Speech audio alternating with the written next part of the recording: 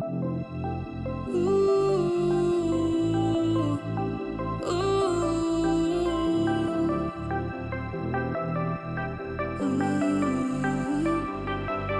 the world seems big and I am feeling low, I think of all the good things in my life and dream of all the places we will go. No matter where we end up, we're gonna have a good time. When I promise forever, so together we're gonna shake off the doubts and have a good time. We'll have a good time. We'll have a good time. We won't take it all for granted. We're gonna live in the moment and have a good time. It's all we ever wanted. So why don't we just live it up, live it up. We're never gonna give it up, give it up. No, the clock won't stop for anyone, so let's just live it up.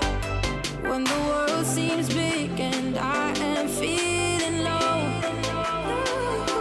I'll think of all the good things in my life and dream of all the places we will go. No matter where we end up, we're gonna have a good time. When I promise forever, so together we're gonna shake off the doubts and have a good time. We'll have a good time. We'll have a good time. We're gonna live it up. We're gonna live it up. We're never gonna give it up. We're never gonna give it up. So why don't we just live it up, live it up. We're never gonna give it up, give it up. No, the clock won't stop for anyone, so let's just live it up. No matter where we end up, we're gonna have a good time.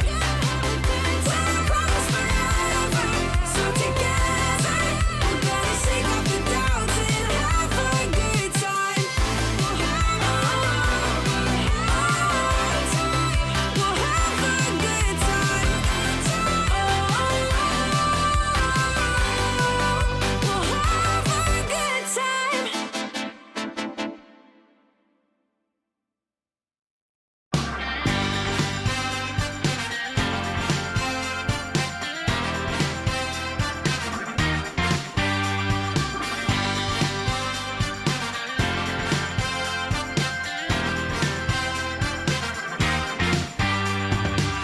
Just got the news that you're still in town, looking for a safe place to hide. Well, you better close your window and lock the door, 'cause I'm gonna get you tonight. And I know where you are, so look sharp, 'cause here I come, I'm close. So get ready and watch out, 'cause here I come.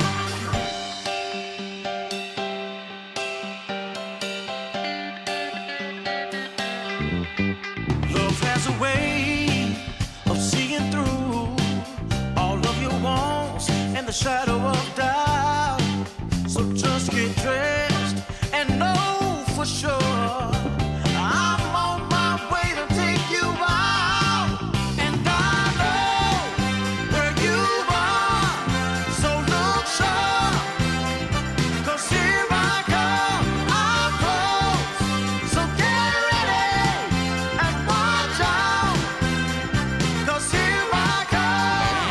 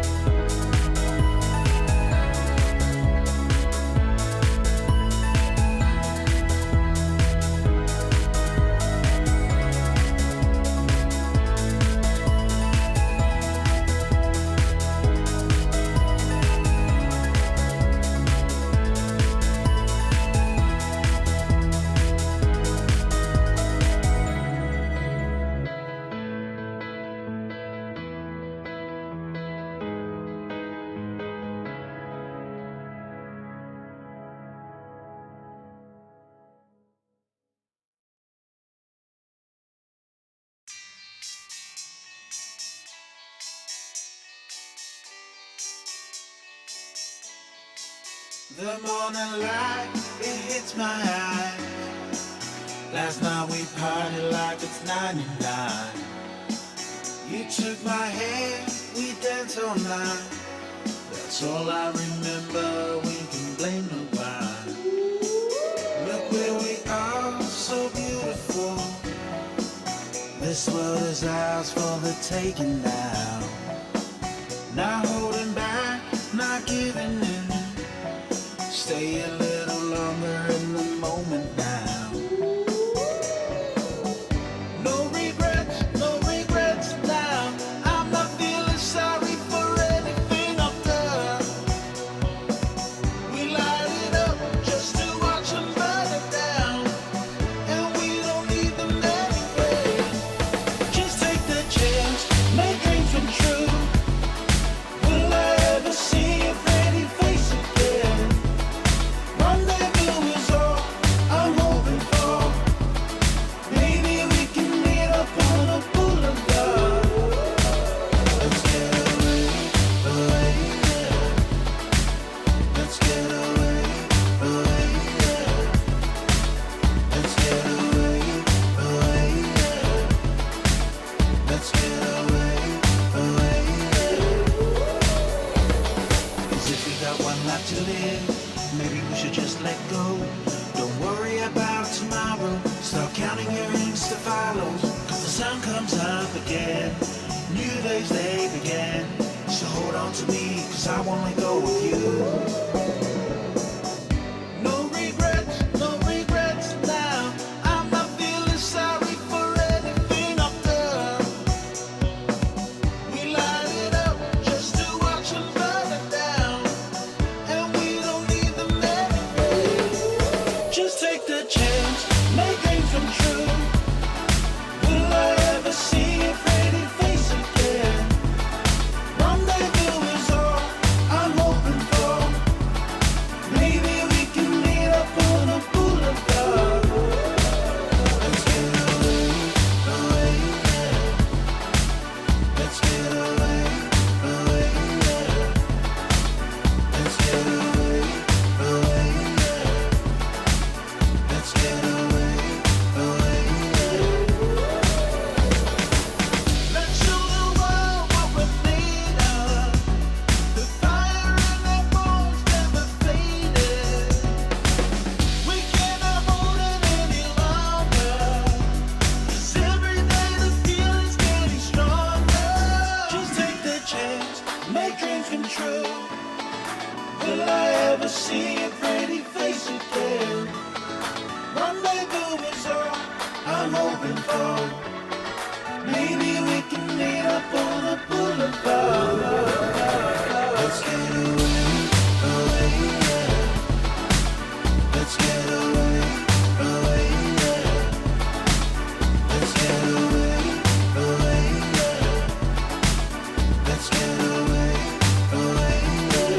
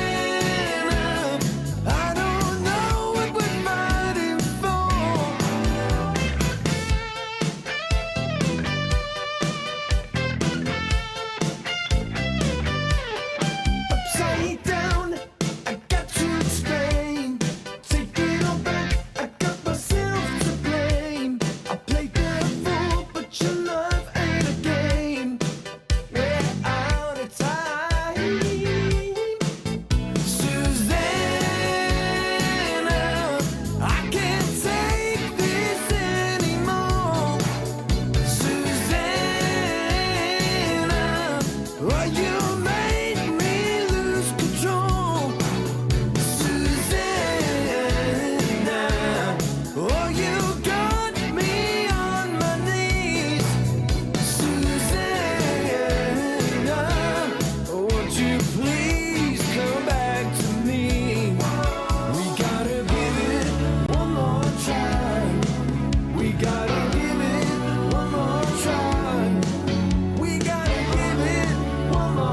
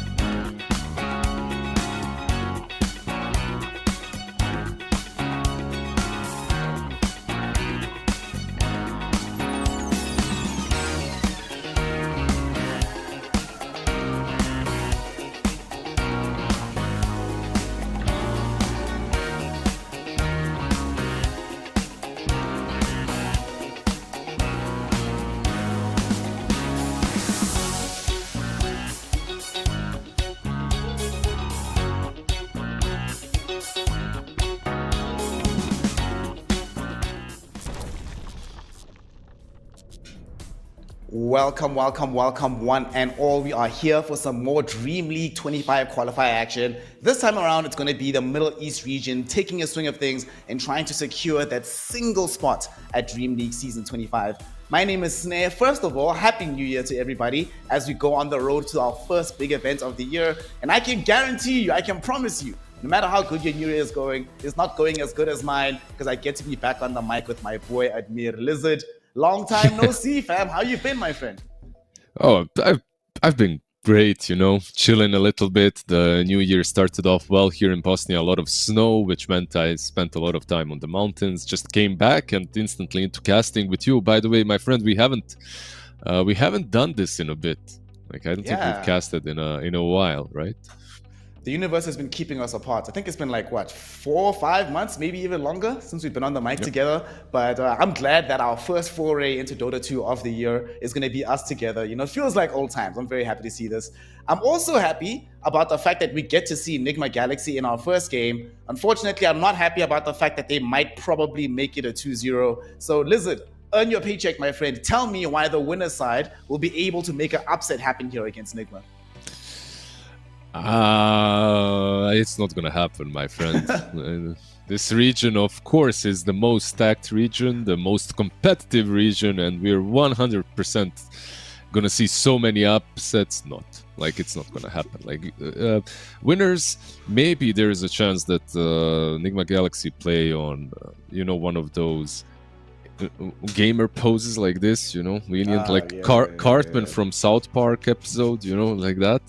Maybe that's a possibility, but I sincerely doubt it. I think this should be this whole region seems like we're just waiting for two teams to meet, right? And that's it. And whoever wins there probably is taking the full qualifier, but we'll see. Upsets do happen. Sometimes you have some shiny stars, some meepos, some brood mothers. Might happen. To be fair, you mentioned that there's two teams that we're probably waiting for to be in the finals, right? Enigma Galaxy, of course, is the one. I imagine you were going to say Chimera Esports for the other one, the new squad that has just entered the region.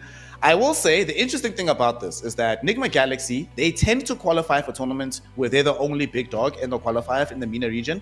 Whenever there's been another contender, whether that contender be Falcons back in the day before they got invited to everything, whether it be PSG Quest 2 years ago, that always seems to make Enigma Galaxy falter a little bit. So do you think this is the year, fam, where they can actually beat a legitimate contender team and not just sweep through an easy qualifier? I think so. I feel like this should be the year where it's a bit different, right? With Kuroki taking the coaching position and everything. Like he's been there for a bit, of course, but I think so. I think this is maybe the right approach.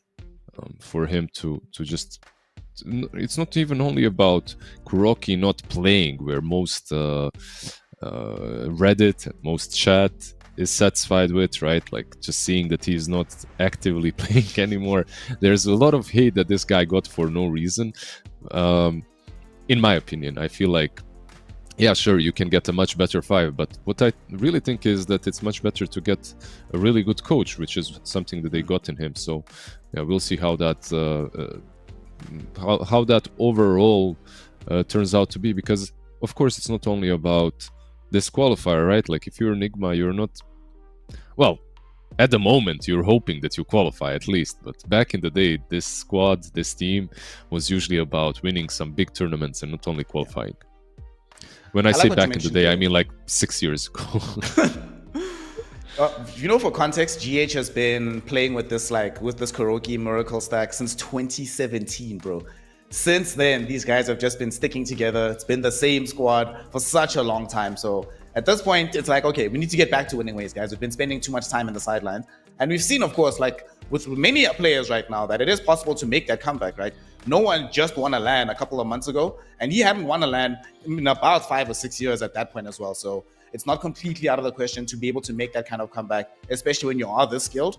And one thing that you were mentioning about like the coaching, when Parivision won just now in Bangkok, that was largely down to, obviously the team played well, but they were able to out-strategize a squad that on paper is better than them. And all of them uniformly said that Astini as the coach made that huge impact. So I can imagine that Kuroki, given that he had that kind of impact as a 5 player, might be able to even excel even more as a coach. Or at least that's the hope. That's the idea going forward. Yeah, of course. Like Kuroki going from the 5 to the coach, I feel like it's not even only about Kuroki going to a 5 from a coach. Like this guy has played a lot of positions through the years, right? Like he's played and impacted many teams in different roles, and I think that he can just continue doing even more so as a coach. And if you think about it, like you mentioned Destiny, sure, a lot of impact. When you think about Kuroki through the years and what he has done to his teams, I feel like it's mostly, sure, he was a good 5, right? He used to be a really good 5 surrounded by really good players, but I feel like he was always one of those dudes that's into a lot of yapping. You know, you just yap a lot about Dota, you yap a lot about what's happening around Dota, and you yap a lot to your teammates, and if the teammates have a resonance with your yapping, you achieve some amazing things, like maybe winning a TI. And what better place to be in to yap than in a coach position? So, yeah. You're making it sound like some of the players will be like, okay, they'll listen to him yapping during the draft, and then afterwards they'll be like, thank God. He really can't say anything to me right now. I'm in the game quietly. I just get to play around and do my thing there. On a more serious note, though, given that they are going to be the heavy favorites here, for the side of winners, right? I know neither of us really think they're going to be able to win, right? But right now, the meta has become a little bit ossified, right? Have you seen anything in your pubs that are sort of like gotcha picks that you feel aren't necessarily being picked as much as they should be? For example, for me, lately I've been becoming very heavily sold that Lifestealer is actually an amazing carry hero. Played a few games with it myself. Has anything emerged for you that you're like, this could be something Nigma's not exactly prepared for draft-wise? I feel like all of these players play a lot of pubs and they're seeing the same things I'm seeing. So I also think that Dota has evolved in such a way that you don't necessarily see many gacha picks coming as like maybe, let's say a month ago Spectre was that, right? Like this hero became very popular in pubs, at least everyone starts spamming her. But I feel like teams should already be able to adapt and pick against her. Maybe a bit more over a month Dragonite was that, right? So, currently I'm not sure that I'm seeing any on that core role, at least that you talked about, like your Lifestealer. I'm not seeing anything that's super strong, but we'll see. It's a new year, it's a new slate. I'm ready to learn what the meta is going to be like after the holidays as well. A lot of these players as well chilled a little bit, right? So we'll see what shape and form Dota takes again. But I've been liking a lot of Spectre, a lot of Lich. I'm still in my Phoenix era. I'm not abandoning that hero. So overall, I feel like there's a lot of valuable assets in the hero list now that you can use. You just said Lich. You said you like Lich right now. Have you been playing it, or just like it's good to have in the game? Oh, I think I played it a little bit actually. Like after not playing it for 8 years or something, I picked Lich a couple of times. The hero looks really, really strong. Like Frost Shield is nice in the lane. Like your facets are good overall. Like mana seems like never an issue. Refresher Shard looks very solid. Overall, I respect the hero a little bit now. Okay, many years of trauma have finally gone away, and now you can play Lich just happily and be like, okay, this is stronger than the meta. I have healed. It took almost a decade, but finally you've healed away from the Lich just freezing your heart all the time. Seriously, I also think one of the reasons why Lich is so good is because of some of the carry heroes that are really good in the meta. Your Alchemists, your Morphlings. These heroes are not ones that want to really be dealing with the Lich. Also, I think one of the things that makes me feel a 5-position hero is really good right now is if your shard is good, it's good enough that you're willing to buy it heads up if you don't get the Tommy, then for me, that's generally an indicator that that's a 5 I want in the game. And that Lich shard is crazy, crazy good. Man, what a... So we'll be seeing if either of these teams will be heading themselves in the Lich direction as we have our first draft of the day. This is the upper bracket, so neither of these teams are in danger of elimination just yet. However, you want to make your road as easy as possible because this region, here in the Middle East, we only have one slot to go to DreamLeague. So you have to bring your A game at every single step of the way. Yeah, like you said, you don't really. I feel like maybe if you're in a different position, maybe you're some sort of a different team than Enigma is, then maybe you can take a chill pill. But I don't think they can allow themselves to do that, and they just instantly pick the Dragonite. I like this. I feel like the hero is still maybe. I'm not sure if you can. Semi-broken, maybe even broken. Definitely one of the most picked heroes in my pubs and in all the pubs that I'm seeing overall. It's just one of those heroes that does too much. For me, the main thing about this hero that makes it so good is it's so impossible to shut him down, and he just has that innate farming tool. So he's always able to recover. Very happy to also itemize into anything that the team might need. You know, if we need some instant initiation, we can just rush in for that Blink Dagger. If I need to scale a little bit more, I can build differently with the SNY armlets. I can go heads up BKB if I need to, given the game state, and I scale great into the late game. What a hero, man. I don't think it's a little bit broken. I think you are being too humble on that one. This hero is nuts, man. It needs a lot of nerfs. Yeah. I feel like just the built-in splash for me does it. You know, just just having that splash for me is kind of too ridiculous. Becomes a bit too hard to play against. He farms too fast, he comes online too fast, he pushes your towers way too fast, and the combo Dragonite plus Lich is really strong too in the lane. It's one of the best at the moment. You don't really lose to a lot of heroes, maybe a Timber or something like that, but overall you're even to him you don't actually. No, almost no matter what the duo is. But on the other side we have something fun at least, right? Like we've got Pudge and we've got Lich. I mean, one of them at least is very fun. And this is a hero also that is gaining steam. Like, I've seen a lot of offlane undyings at the moment.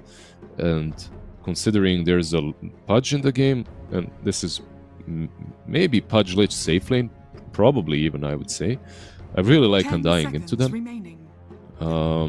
You just mess with Pudge way too hard, stealing his right-click damage, his HP as well. And then they pick the Dark Willow as well, which is a good combo. Like recently we've seen a lot of Dark Willow. It opens things up maybe for some Mars too if you wanted to. Very green on winners. I feel like this is, you know, very we can win these lanes and then just roll the map afterwards. It's actually interesting because this is somewhat reminiscent of a draft that you'd see from old Team Liquid with Matu and Miracle, you know, very green. 5 seconds. Like you say, dominate lanes and then roll you over from there. I do like the Viper. I do think you need some kind of break. You need either break or like massive amounts of burst to play into this DK. So like that. The one thing though is that this still doesn't fully help you against Undying. Like this Undying creates so many problems here. With just Tombstone, they have like 0 attack speed to really deal with it. Okay, there's the attack speed now. From the Ursa, he'll be able to close in the Tombstone, destroy it with the Lich, protecting with the Frost Shield.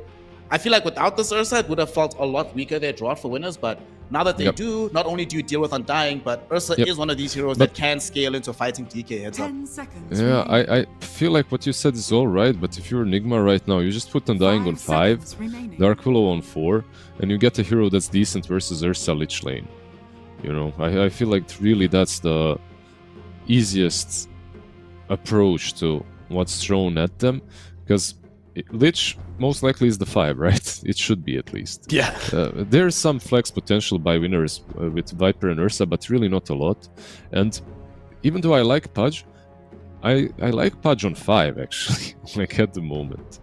I feel like he does so much more if he has that ability to hook people under the tower. We'll see what he can do on a 4, but if I was playing Dragonite Undying versus a Pudge plus anything, I'd be very happy. Like, that's a lane where I really don't care. As Undying, I can literally zone 2 heroes on my own. You get a Tiny for their mid, okay?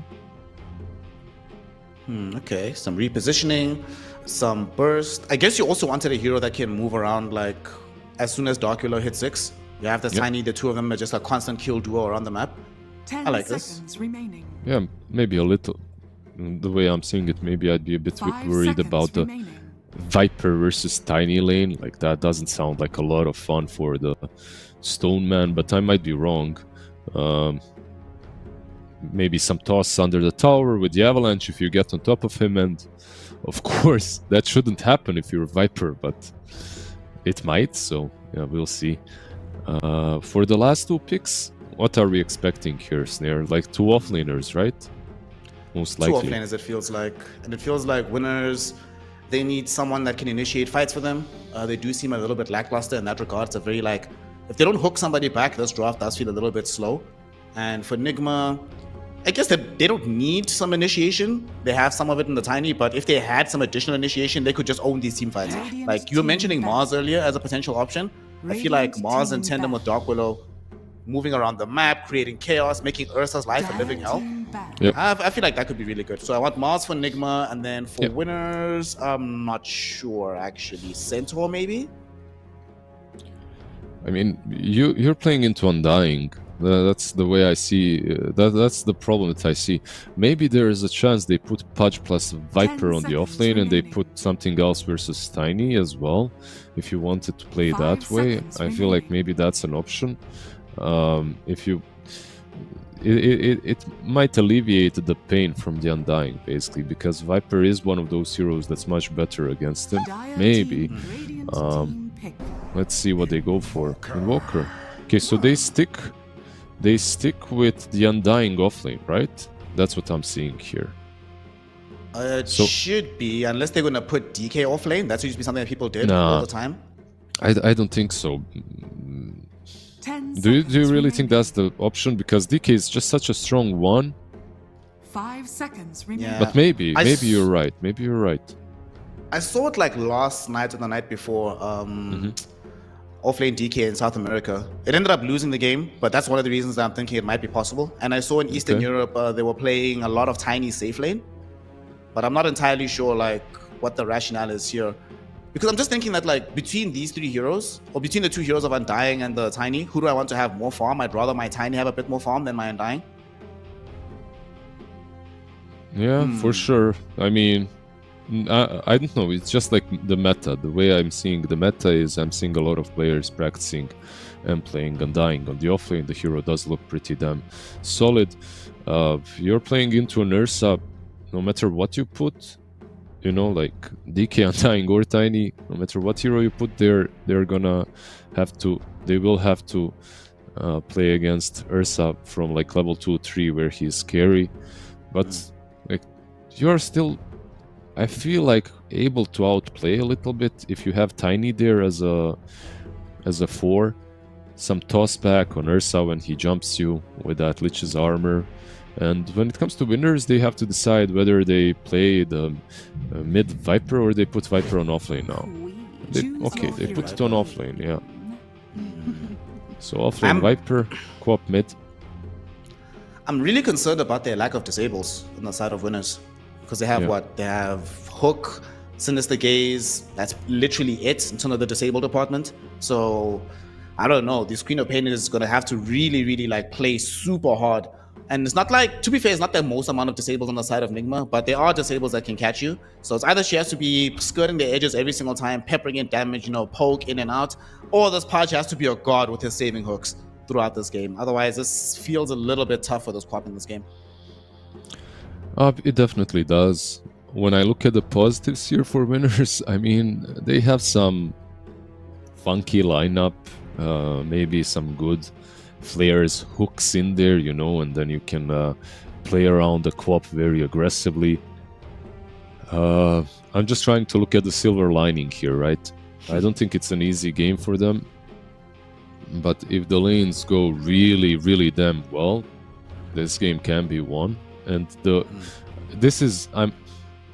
I'm actually sad that it's just some unknown team called winners, because even if it was Falcons, when you're looking at this draft, it looks like a very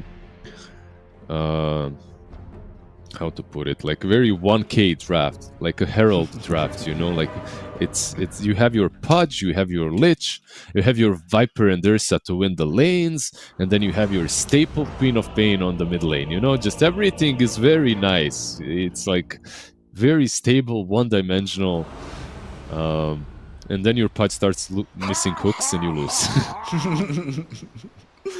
You're like, don't worry, guys. As long as I hit every hook, we should 100% fine, right? And then he misses the first 4, and you're like, well, that's gonna be a tough game. I'm with you in the sense that, like, on individually, like, if we weren't thinking about the team composition, just thinking about this lane, what this hero does into the enemy hero, how good I can be from the early game, it does feel like, oh, this could actually work out. But Yeah. this mid game is gonna be tough, man. Do you like the offlane Tiny, by the way? You do. You talked about it a lot, right? Offlane Tiny instead of the... I was expecting Or- offlane DK. Offlane DK, yeah, sorry, my bad. Yeah. I mean, this does just- feel like a noob hero, right? He used to play this hero a lot when he was playing mid still. So I imagine that he wants to transfer that experience over into the offlane. I don't know how I feel about it overall. I guess, like you mentioned, the lane, no matter what, is not going to be great. You are playing into the Ursa Lich. Not a fun time for you overall. So we're going to have some slowdown of the Tiny's items. I feel like there's a lot more responsibility now on this mid lane Invoker to make sure that they can help this lane and get the early blink. Of course, if they can find this first blood, it'll be a little bit easier. Nigma have the high ground advantage. They're waiting Blind to hook. find a path down. Blind hook not coming. Zigzag Yeah. does have it leveled up, but he's not going to go for it. Well, we'll see. They're 5 strong seconds. level 1. Rune spawning. Here they come. GH will drop down the tombstone. They're zoning them away. And look at this. Bramble Maze onto 2. Manticore's going to end up falling. So Mail draws the first blood. Zigzag gets rid of the tombstone, but that's also going to cost his life. He will end up dead here. They want to make sure that Miracle gets the kill. And this is an amazing start for Nigma Galaxy. And winners, I feel like they knew about that. Like, given their positioning, they had to be aware of where Nigma was at. But they still decide to take the fight, and they get heavily punished for it. Yeah, I'm not sure. Like, looking at both teams, I feel like both teams had really good level 1. I don't think that winners level 1 was that bad, but they lost the fight horribly. They just started running when the tombstone dropped, and like not even decay level 1, you know, from GH. Sometimes you expect maybe a decay. It makes the lane much easier for you. But, okay, the first hook missed on top lane. I hate to be that guy, you know, counting hooks. No, don't worry about it, brother. You missed your first 2 hooks to get the misses out of the way. Then you hit all of them. And to also make them think that they are safe. Is the path to wisdom. Exactly. They think you're trash. They thought mispositioning, and then all of a sudden the hooks are even easier. Makes absolute sense, yes sir. Love it. love the miracle. Also, speaking of Miracle, right? This is the intriguing thing, is that Miracle is playing this Invoker in the safe lane. They're actually going to go on to Manticore here. They have the EMP with the Cold Snap out. The Viper will end up dying underneath the tombstone, and now Zigzag attempting to destroy the tombstone. He will succeed, but this might lead to his death as well. Zigzag will end up giving up another kill. Miracle 2-0-2 before the 2-minute mark on his safe lane Invoker. Yeah, this is like one of the reasons why I dislike a 4 Pudge. I mean, it's much more difficult to get the hook off of on a carry. GH gets hooked though. Nice block even by the TP out. Yeah. It's fine. Yeah. So you saw what happened there. He blocked him kinda into the tower between the trees. If you're position 5, you can literally do that 24/7. If you're a 4, like the lane needs to push in, which it usually doesn't. And there's only one spot you can do it from, so... Yeah. What can we do? We'll see if he's able to at least make more impact with that as he starts to move around. Radiant's courier has been killed. As bottom lane, Omar, he's just chilling, helping out Noob, who is actually doing better than I expected on this Tiny. It seems like they haven't really been able to apply that much pressure. That first blood, I think, made a big difference. Since then, has been Nigma being able to assert themselves, but as you were mentioning in the draft, this Ursa is about to hit level 2, or level 3 rather. He's at level 2 right now. So things should start to change for their fortunes for winners in this bottom lane. Jumping in bottom as well. They got him top, but bottom as well. Omar should be fine. Omar's fine, top is not, as they end up getting the kill onto Manticore. GH will just go on ahead and find a kill on revenge for the Viper, but them losing Invoker, yeah, Invoker is 2-0-2, but he's been struggling to find CS in this lane. Them being able to get that kill, get the experience as well, as the tombstone was dropped too. This is feeling like a nice turn of fortunes in the top lane for winners. Yeah, that's a very good point. Like, Invoker actually has more or less the same amount of net worth as the Viper. So, Miracle not getting the best lane here. And it's all about these hooks, right? Zigzag is now in mid lane as well. Sumail is kinda low. If he does get hooked here, they don't really have the damage. Quap is way too low, so I'm not sure there's a lot he can do. Speaking of Quap, dude, look at the CS. Sumail, King is owning. He's tripling the CS of this Queen of Pain. What? Are you kidding me? There's no way this Yeah. matchup is this lopsided. Well, like DK used to be that guy, right? Like too much regen, you get two bracers, you're melee, Quap can't really zone you out. Ursa can be zoned out though. Oh no. Ursa dying. Ursa's also being massively out Top lane. CS by Noob. Top lane, we're about to have some more action as Miracle able to go in with the help of GH onto Manticore. Another tombstone committed. The moment they realized that this Pudge is not around, that gave them that confidence to just dive onto the Viper. Yeah, another hook miss. Exactly what it is, right? Like Pudge is not really a hero that can that easily be the bodyguard, right? Like Dark Willow can even be a bodyguard. Any sort of like Undying is made for that job, but Pudge isn't. Like Pudge maybe can do this though. Miracle, do they have? Oh, they don't have detection. Detection. Well, to be fair, I can't Bot blame lane? him too much. This has happened to me in many of my pubs. As bottom lane, we've seen him going onto the Ursa. Toss back from Noob into the Dark Willow. Omar finding the vision. He's trying to hide into the trees with Akadash, but there's almost no way out of this. I say that, but he's juking. He's jiving. Jukes. He's out. The My man Yukas. bought those new J's, got them for Christmas, uses them to get out of danger. Enigma will not be able to catch up to him. Oh, he's They toss dead. forward though. Oh no, GH came through the twin gate to ensure that they find the kill. And that got them the Ursa. They might be able to reach for more. Orthodox Prime retreating underneath the tier 1 tower. However, the tombstone will be there to ensure they have the vision, ensure they have the damage, and ensure that GH secures himself a double kill.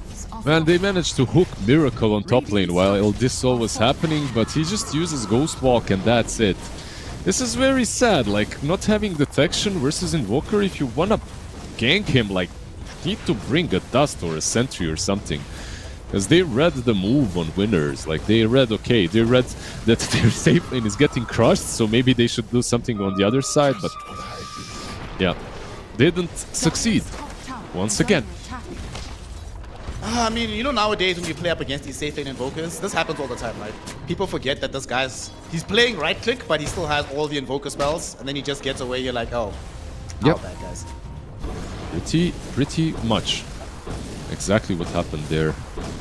But even if you go on him, it's not that simple, right? Like he has some Tornado to work with, some EMP, and Viper doesn't really like to be playing without mana, so it's not an easy kill though, I'm saying.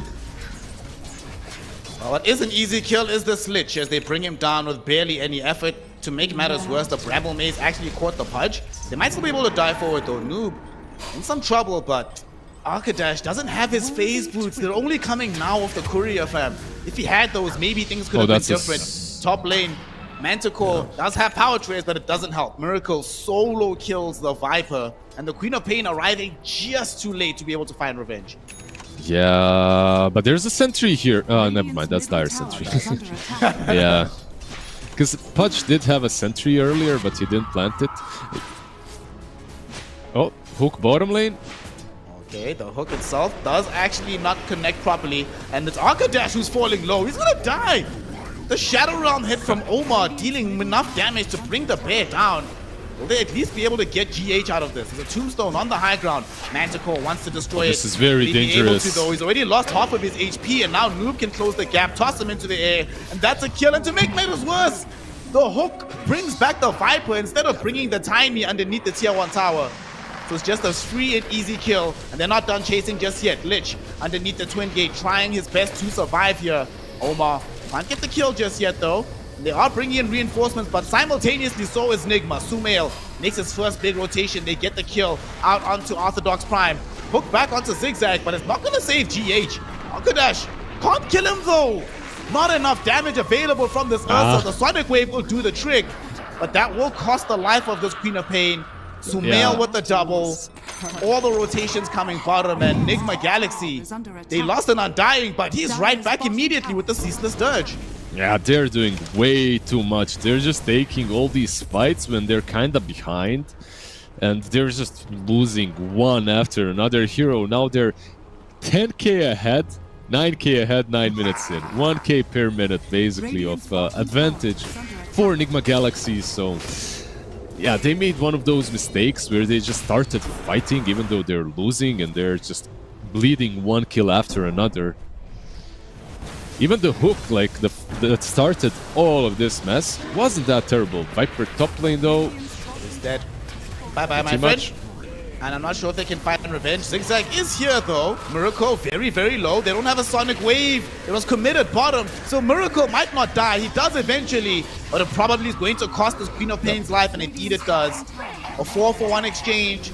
Although if they didn't use that Sonic Wave bottom to kill GH, that's just a straight-up double kill for the Quap, but the knock-on effects of that horrendous fight end up still paying dividends in the top lane as well. the Ursa is still not level 6. Like, he's just gone what? again. Are you Yeah, serious? Oh my god.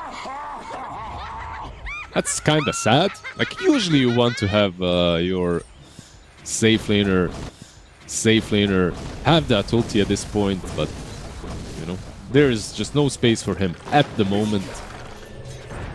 Your Viper as well is Bottom level 3 5. net worth. Yep. Viper, who has been doing okay, at least relative to the Ursa, now dead as well, still also being kept from level 6. Zigzag doing his best to run. Orthodox Prime able to protect him with the Frost Shield. My goodness, Orthodox Nigma. Prime. I like that nickname. For some reason, yeah. You just don't have even ultimates. Like, how do you fight Zigzag? Radiant's top tower is falling. Okay. I thought you said Zigzag. There's no Zigzag. I don't see someone named Zigzag on the map. He tried zigzagging, but he should have zigged when he zagged. Instead of zagged. Yeah, should have zagged when he zigged.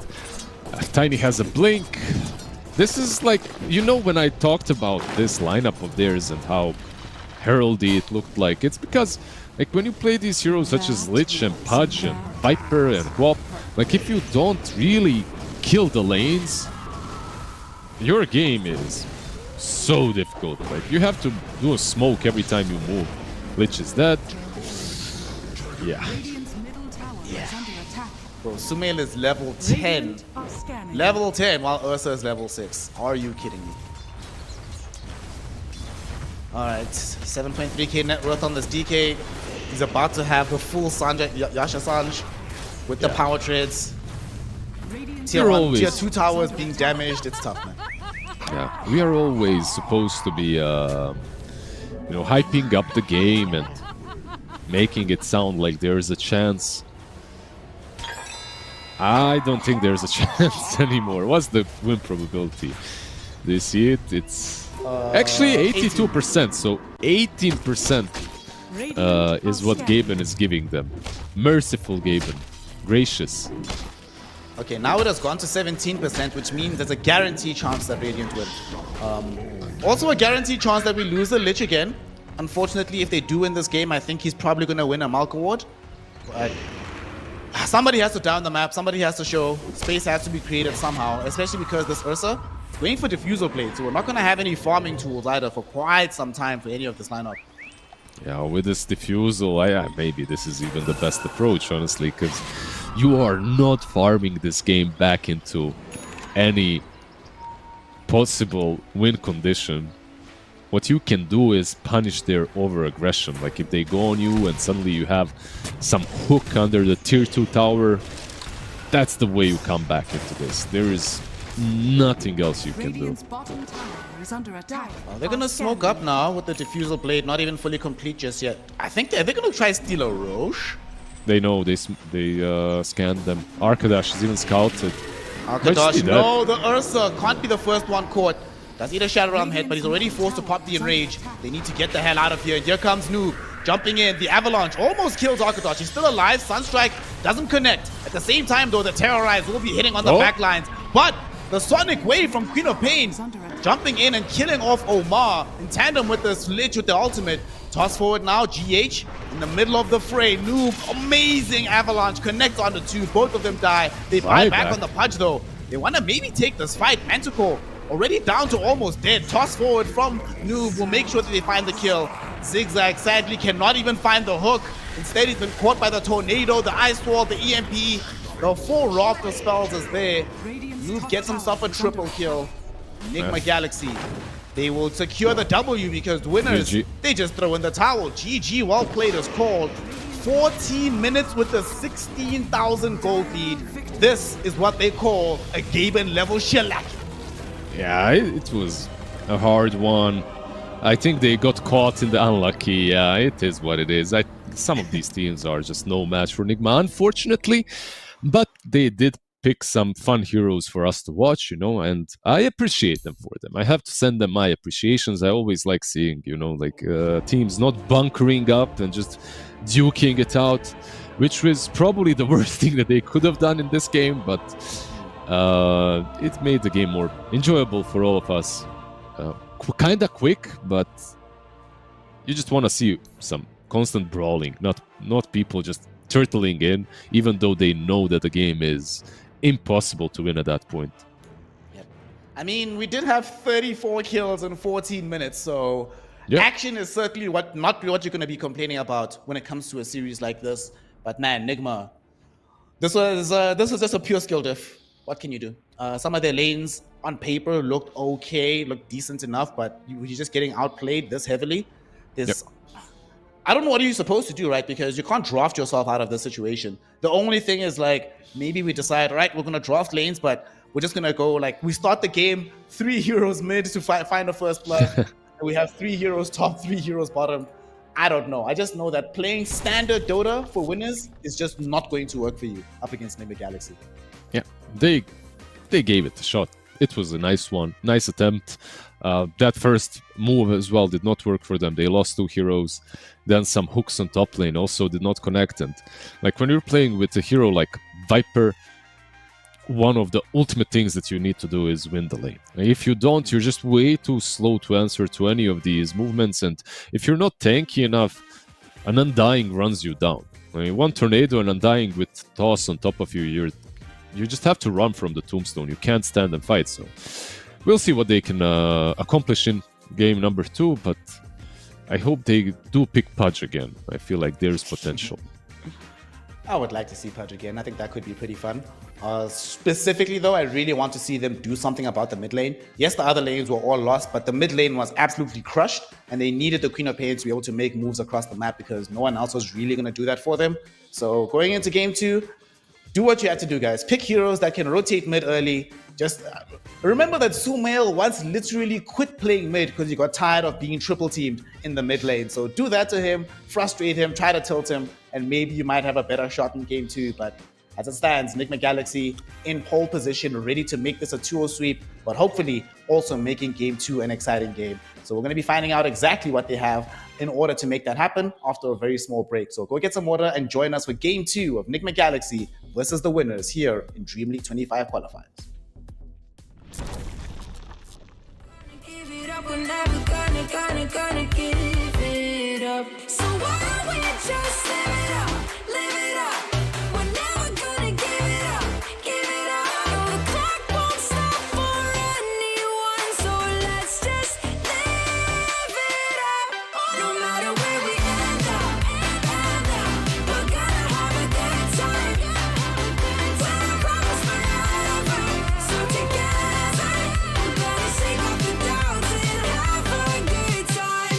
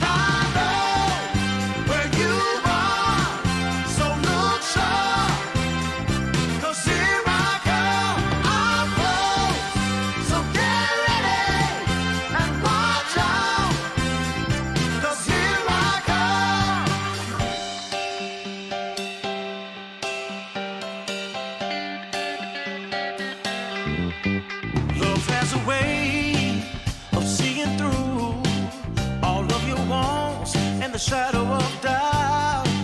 So just get dressed and know for sure I'm on my way to take you out. And I know where you are, so look sharp, 'cause here I come, I'm close.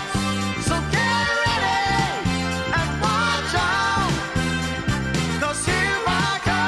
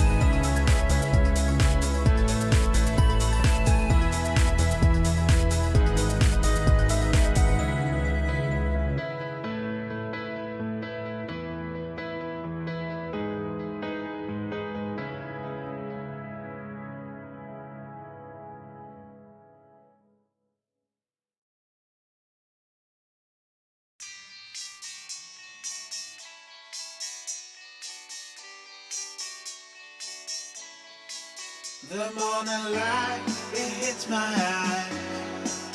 Last night we partied like it's 99. You took my hand, we danced all night. That's all I remember, we can blame nobody. Look where we are, so beautiful. This world is ours for the taking now. Not holding back, not giving in. Stay a little longer in the moment now. No regrets now. I'm not feeling sorry for anything I've done. We light it up just to watch them burn it down.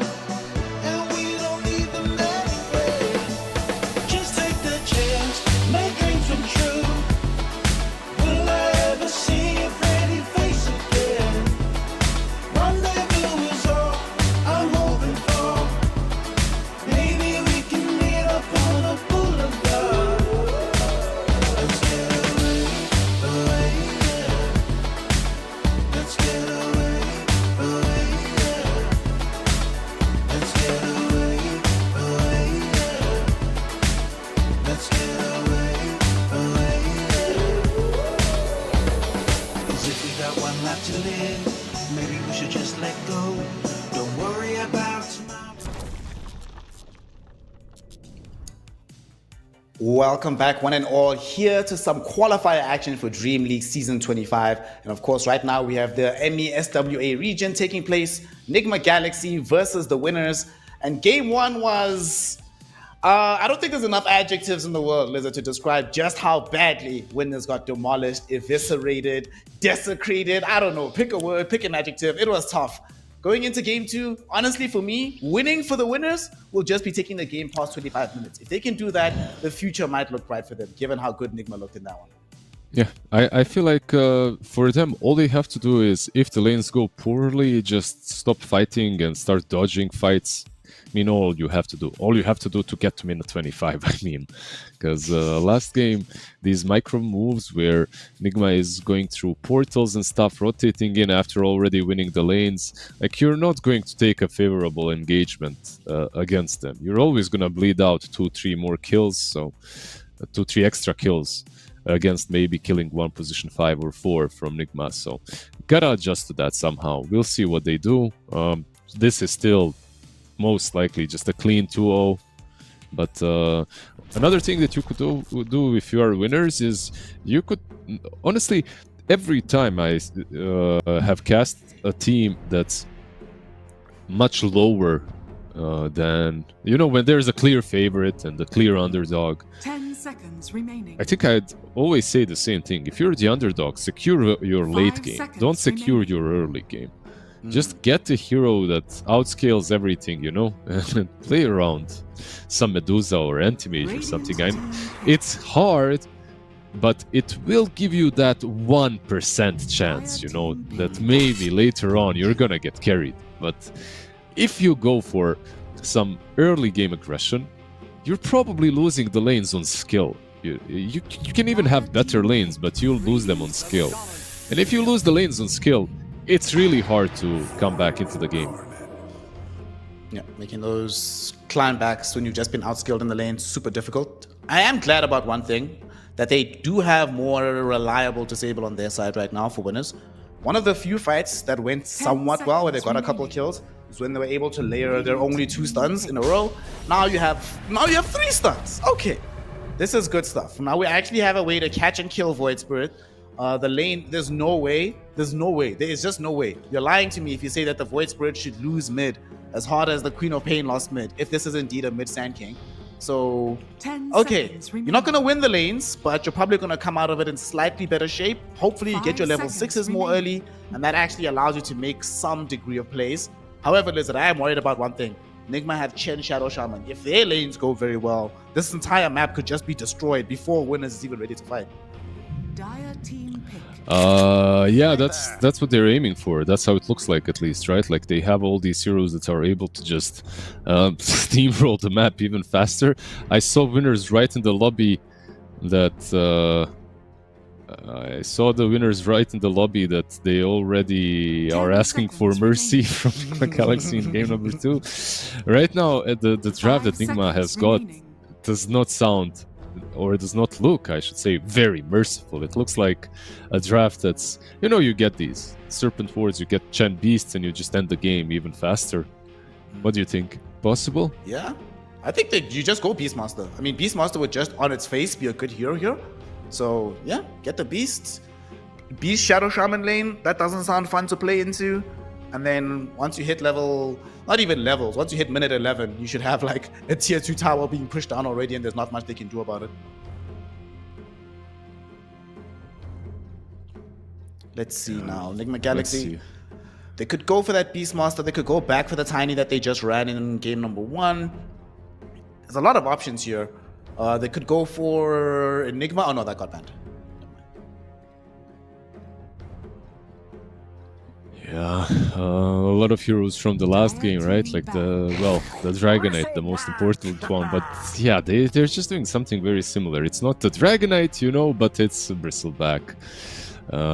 It's kind of a similar approach. You get something very tanky up front together with all of these beasts around you, and 10 you start seconds remaining. rushing down the Team ban. game ASAP. So Bristle is also one of those scary Radiant heroes that if team you, ban. how to put it, like if you play against him recklessly in the lane, you will be punished. Dire And later team on in the ban. game, it's a hero that really punishes. On top of that, they have Chen ulti. If this last game, I was thinking when they first picked Pudge, I thought that it might be some position 1 Pudge. Like some position 1 Pudge with Aghanims versus Dragonite with his overwhelming Dire heal. ban. I thought maybe there's some sort of a play there, but it was a 4 instead. Versus Bristleback, I feel like it's something similar. Versus Chen Bristleback, like if you get that Aghanims, you get very tanky, maybe some armor, maybe there's a play there, you get him out of 10 position. seconds remaining. But I like yeah, that. we'll see. Maybe they'll just go 5 Sand King seconds remaining. and Sniper as cores and pick their last position 1 or offlane or mid even. I'm not even sure what they're gonna do now. I'd especially like that because it also allows you, when you're playing that Pudge, you lead earlier on into the Shiva's God, and just as much heal reduction as possible into Bristleback is always quite nice. I mean, they can buy the Veil or the Spirit Vessel on the Sand King this game, assuming that they get to that gold mark properly. But there are ways to, if they can find that initial stun, you drag the Bristleback out of position. If Lion's able to reposition properly to get them with the full finger damage, there's possibilities to deal with this Bristle, but it is one of those games that's going to be high diff, no matter what. Yeah, let's see. Radiant Last pick team will give a lot of info, and I mean, you know what it is. It's very straightforward now. I think they heard us talking about the role, the opportunity is there for winners to go beyond 25 minutes, and they're like, no, my friends, we want it to be 10 an even seconds faster remaining. game. We felt it took too long in game 1. You may now So we're gonna select get the your heroes. Lycan. Oh god. And there's not really the best wave clear in the world from the side of winners, but they really are with this Monkey King at the very last pick. Okay, so initially I thought that was going to be Sand King mid. Sand King is off lane. Monkey mid, definitely a solid matchup into the Void Spirit. And it also gives them team fight, because before this they didn't really have the best team fight spells, but now you have some Epi with the Wukong's command in tandem with some of the stuns from the Lion Pudge. On paper, if I just ignored the teams that are playing, I like this draft a lot more from the winners.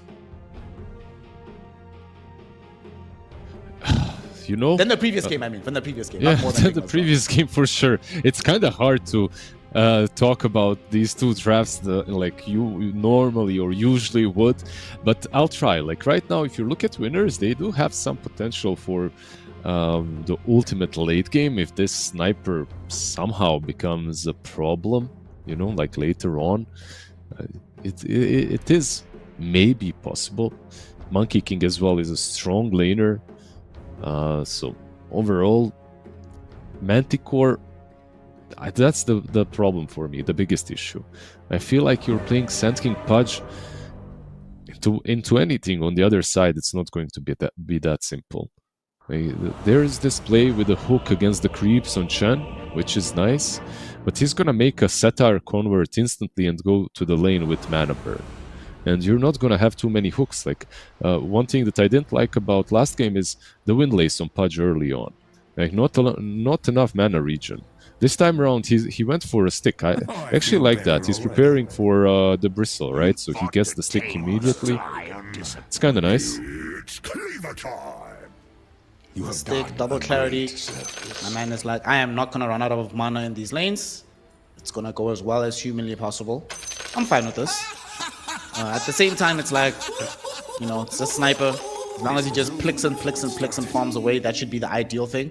Because as much as it is that they will dominate him in the lane portion of things, it's kind of hard for them to completely dive him unless they can find like the dog troll summoner and catch him in an awkward position. So he should still at least be able to farm on the sniper better than he could farm on the Ursa.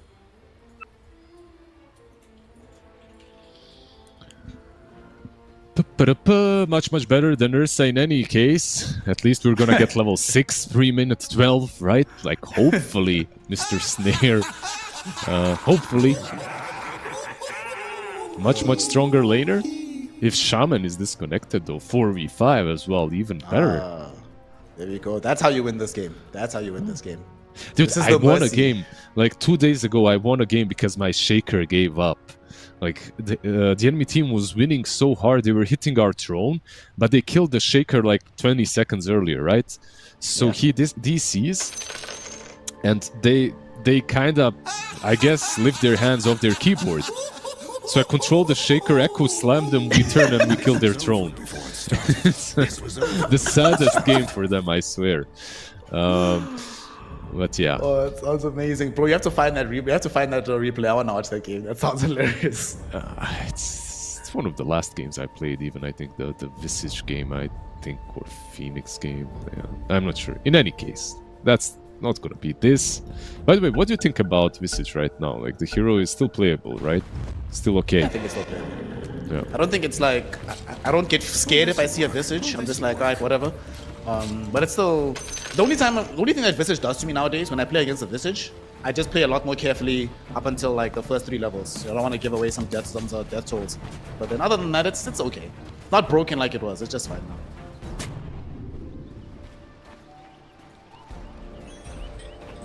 Yeah, at least you're not getting gold from every single soul assumption. You know, it felt like when you're playing that guy, you're just getting one item after every team fight, at least.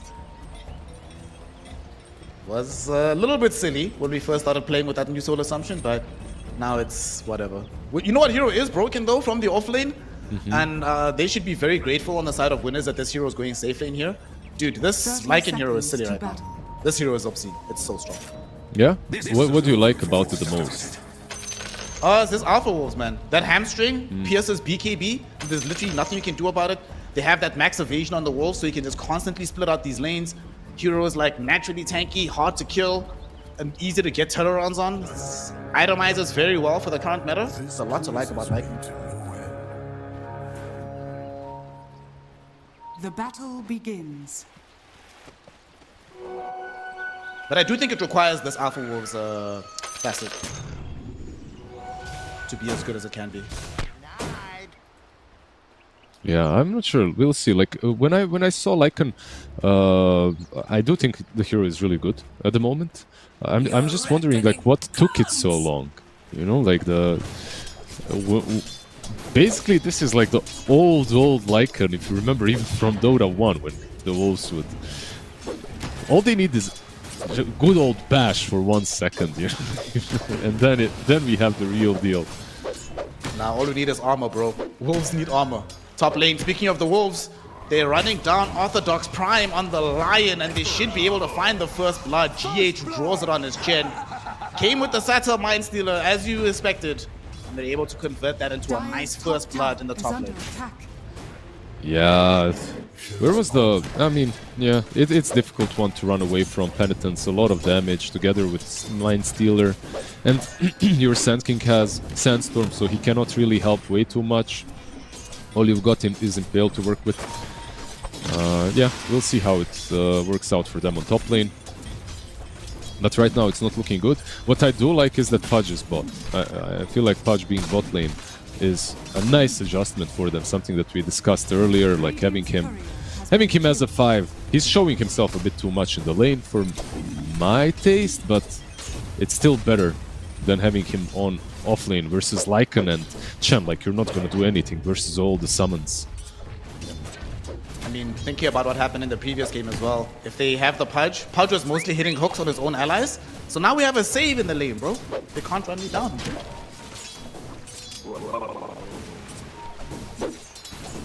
Mid lane.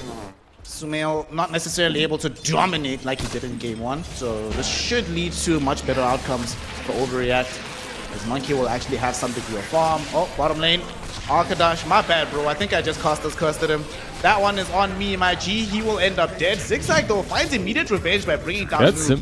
Will still end up dead, though, because Omar will have a double on his Shadow Shaman and pick up all the experience in the process. Yeah, really nice for Omar. I think this is probably... It's not the best case scenario, of course, because you do lose your Bristleback, but it feels so damn good to have a rich Shadow Shaman, rich in experience. Like, the gold, of course, is important for this hero, but experience is even nicer. Zigzag, though, is in a good position to maybe hook him. Nice. He might be dead here, yeah. Finds the hook onto Omar. Shrapnel's dropped down. The Shrapnel misses, but it's not going to be necessary. They will still find the kill. Arkadash with the second attempt. Finding the kill there. Healthy amount of gold, but more importantly, time that he can farm without having to worry about being mega harassed out of lane. Yeah, this is basically why I truly like the safe lane one. You saw that, right? Like, you just block him, you hook him under the trees, and you block him out, the tower starts hitting any hero, and most heroes are dead in that situation. When it comes to mid lane, what's going on here, by the way? It's nice and even. In fact, there's a slight CS lead for Overreact. Having a phenomenal time. I mean, this is one of the reasons why they went for the Monkey King, right? They knew what their lane was going to be, but now Omar, he's respawned, coming to cause some trouble. They're looking towards the Monkey King. He pops his wand, but it's not going to be enough. He should end up dead. And Omar bounces back from his death bottom to deal some damage in the mid lane. Yeah, very nicely done, because bot lane, as we're seeing right now, is pushing in. So there isn't really a lot that they can do to stop this. One thing that I actually... on bot lane that I dislike is the fact that they, on Radiant, they blocked the hard camp. With 2 sentries, by the way. Double blocked it. Probably not something you have to do when you have Pudge, because he can always just hook that creep. And maybe make the lane a bit better when it comes to equilibrium for Radiant. And also, they're trying to rotate. I think Lion, the one that we are seeing right now, he's the one that, if you want to rotate, he's probably the one that should be doing it towards mid lane. Once he gets Hex and Earth Spike, then Void Spirit is maybe killable. Now though, he has gone for the 2 points into the mana drain. So not really going to be in position to make these aggressive moves just yet. And for now, I think they still want to marinate Sumail a little bit. We'll see Overreact trying to do what he can, force him to use out his bottle charges. Still though, this early game, this laning phase, infinitely better for winners. In fact, it's the noob Bristleback that's sitting at the bottom of the CS chart instead of one of these Radiant heroes. Yeah. And they might try to kill him now. They're diving underneath, going beyond him, but they don't have enough. Okay, they just let him go. Yeah, they gave up. I mean, when you don't use those first couple of shrapnels properly, maybe that's when you start going back. But they have to be careful, because he is stacking up these kill sprays, right? Oh, that hook actually. If no creep wave, maybe. Close, but no cigar. The zoom zigzag. Was over before it started. But still has some time to really impact this game. The fact that we're even in net worth at the 5-minute mark, such an improvement over the previous game, and they even TP the Pudge middle. They're gonna try and make a play here. Omar finding himself getting rotted into, but no job coming in from the Monkey. In fact, they brought GH as well. It's gonna be Zigzag that's in danger here. They catch him with the shackles, cancelled out by the Boundless Strike. You see Ned trying to run on Nigma. Nice hook, bringing back Sumail, but he's able to find the Astral Step. Orthodox Prime, he didn't have Mana Lizard. He didn't pop his wand as he TP'd, so he didn't have the mana for the instant disable. Therefore, Sumail gets out. Yeah, he didn't have Hex as well. He's level 3 with 2 mana drain points, so he couldn't really insta-Hex. He had to like pre-plan the Impale. These two Setar Mind Stealers are so annoying from GH. He's literally just stealing people's mana, basically. He has the better mana drain spell, and he's going to actually use it now onto Orthodox Prime. Look at this Lion. Lion's in danger, and so is the Pudge. Pudge will get safe for now, as Arkadash zones back some heroes. Top lane though, Orthodox Prime will not be so lucky, as not only does he end up dead, GH also takes his courier. Bro, you killed me and you killed my pet. What the hell, bro? Yeah, and it's minute 7, by the way. This means Sumail will snatch that Wisdom rune, and this is where game basically this is where the game becomes very difficult for winners. The two supports are very happy on the side of Dire. Both Chen, GH, of course, and Omar on Shadow Shaman, both level 5. That's a feels good man. Dude, Omar has almost as much farm as Noob on his Bristleback. Yeah. Oh. I mean, that's kind of good for Omar, kind of bad for Noob as well, right? Like, it's a bit of both, I would say. Top lane. Looks like Manticore is about to get caught and killed in the trees here. Sumail and GH right around him. And that's going to be a very nice death. They attempted the body blocks. Not going to make it happen, but it doesn't matter. Sumail finds the kill regardless. And Overreact is in the area as well on the Monkey King. This is a peculiar place to be. Does have the Wukongs though, so they really don't want to just have to full commit. But now they found the shackles. They forced the Wukongs out of him, but this might not save his life. Does pop the wand. Haste. He's alive for now. Zigzag able to get him out with the hook. Very nicely done. But yet again, Orthodox Prime, he's the one that suffers the bad luck. He will end up going down. Manticore coming into the fray. Has a Burrow Strike connected onto Sumail, but Sumail has an Astral Step as well as having access to the Dissimulate. So there's no way that they kill him here. Omar now has a Haste Rune, so they can't kill him either. So it'll just be a nice little grab for Nigma and they get out scot-free. Yeah, and meanwhile, while all of this was happening, your Lycan is pushing top, and now they have Manticore again. Maybe they have him. They don't have a stun on the Centaur. Radiant's top tower No stun available. Orthodox Prime comes in, finds the Earth Spike only onto one, and the rest of his team is also coming through, but I'm not sure if they can save his life. Orthodox Prime still alive for now. They will be able to kill him, but at the same time, there's a potential turnaround here. They have lost Manticore though, so there are fewer cores than they need. Overreact, running from Sumail, trying to get away from Omar before the stun comes in. Omar's out of mana though, so he can't find the full catch-up. Zigzag will get brought down by Miracle as the Wolf chases him down.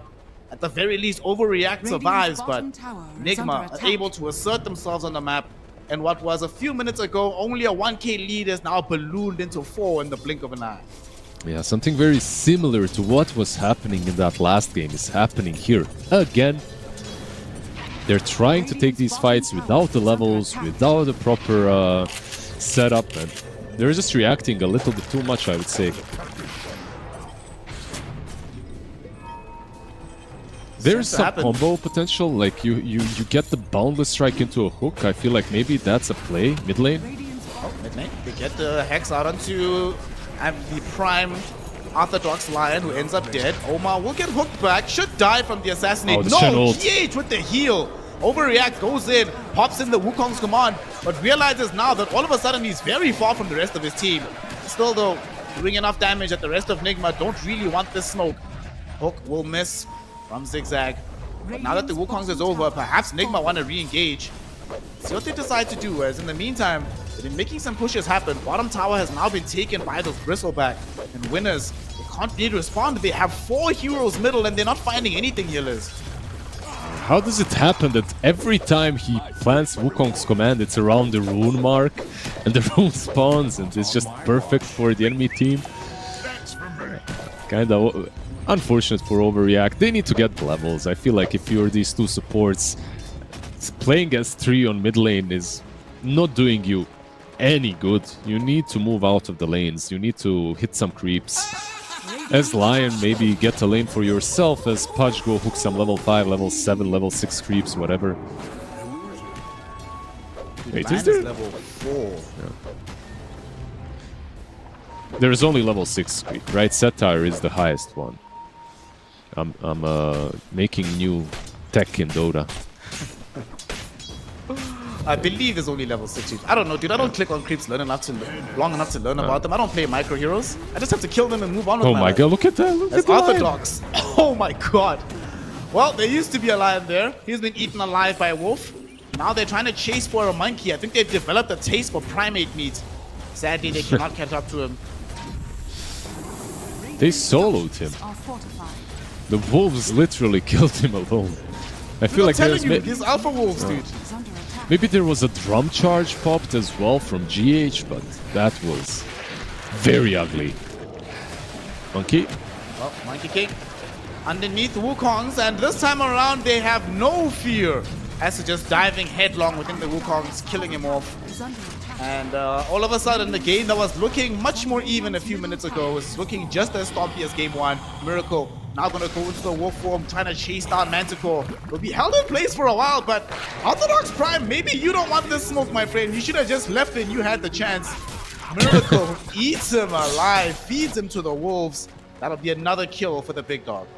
Yeah, very similar thing happened just a moment ago. Bot lane. Oh, the hook does not connect. Doesn't, but now maybe Nu might be the one that's in trouble. He's surrounded by multiple heroes, but this is a bristleback. Doesn't have any big items just yet, but they do have enough to kill off the sniper. Arkadosh is gone.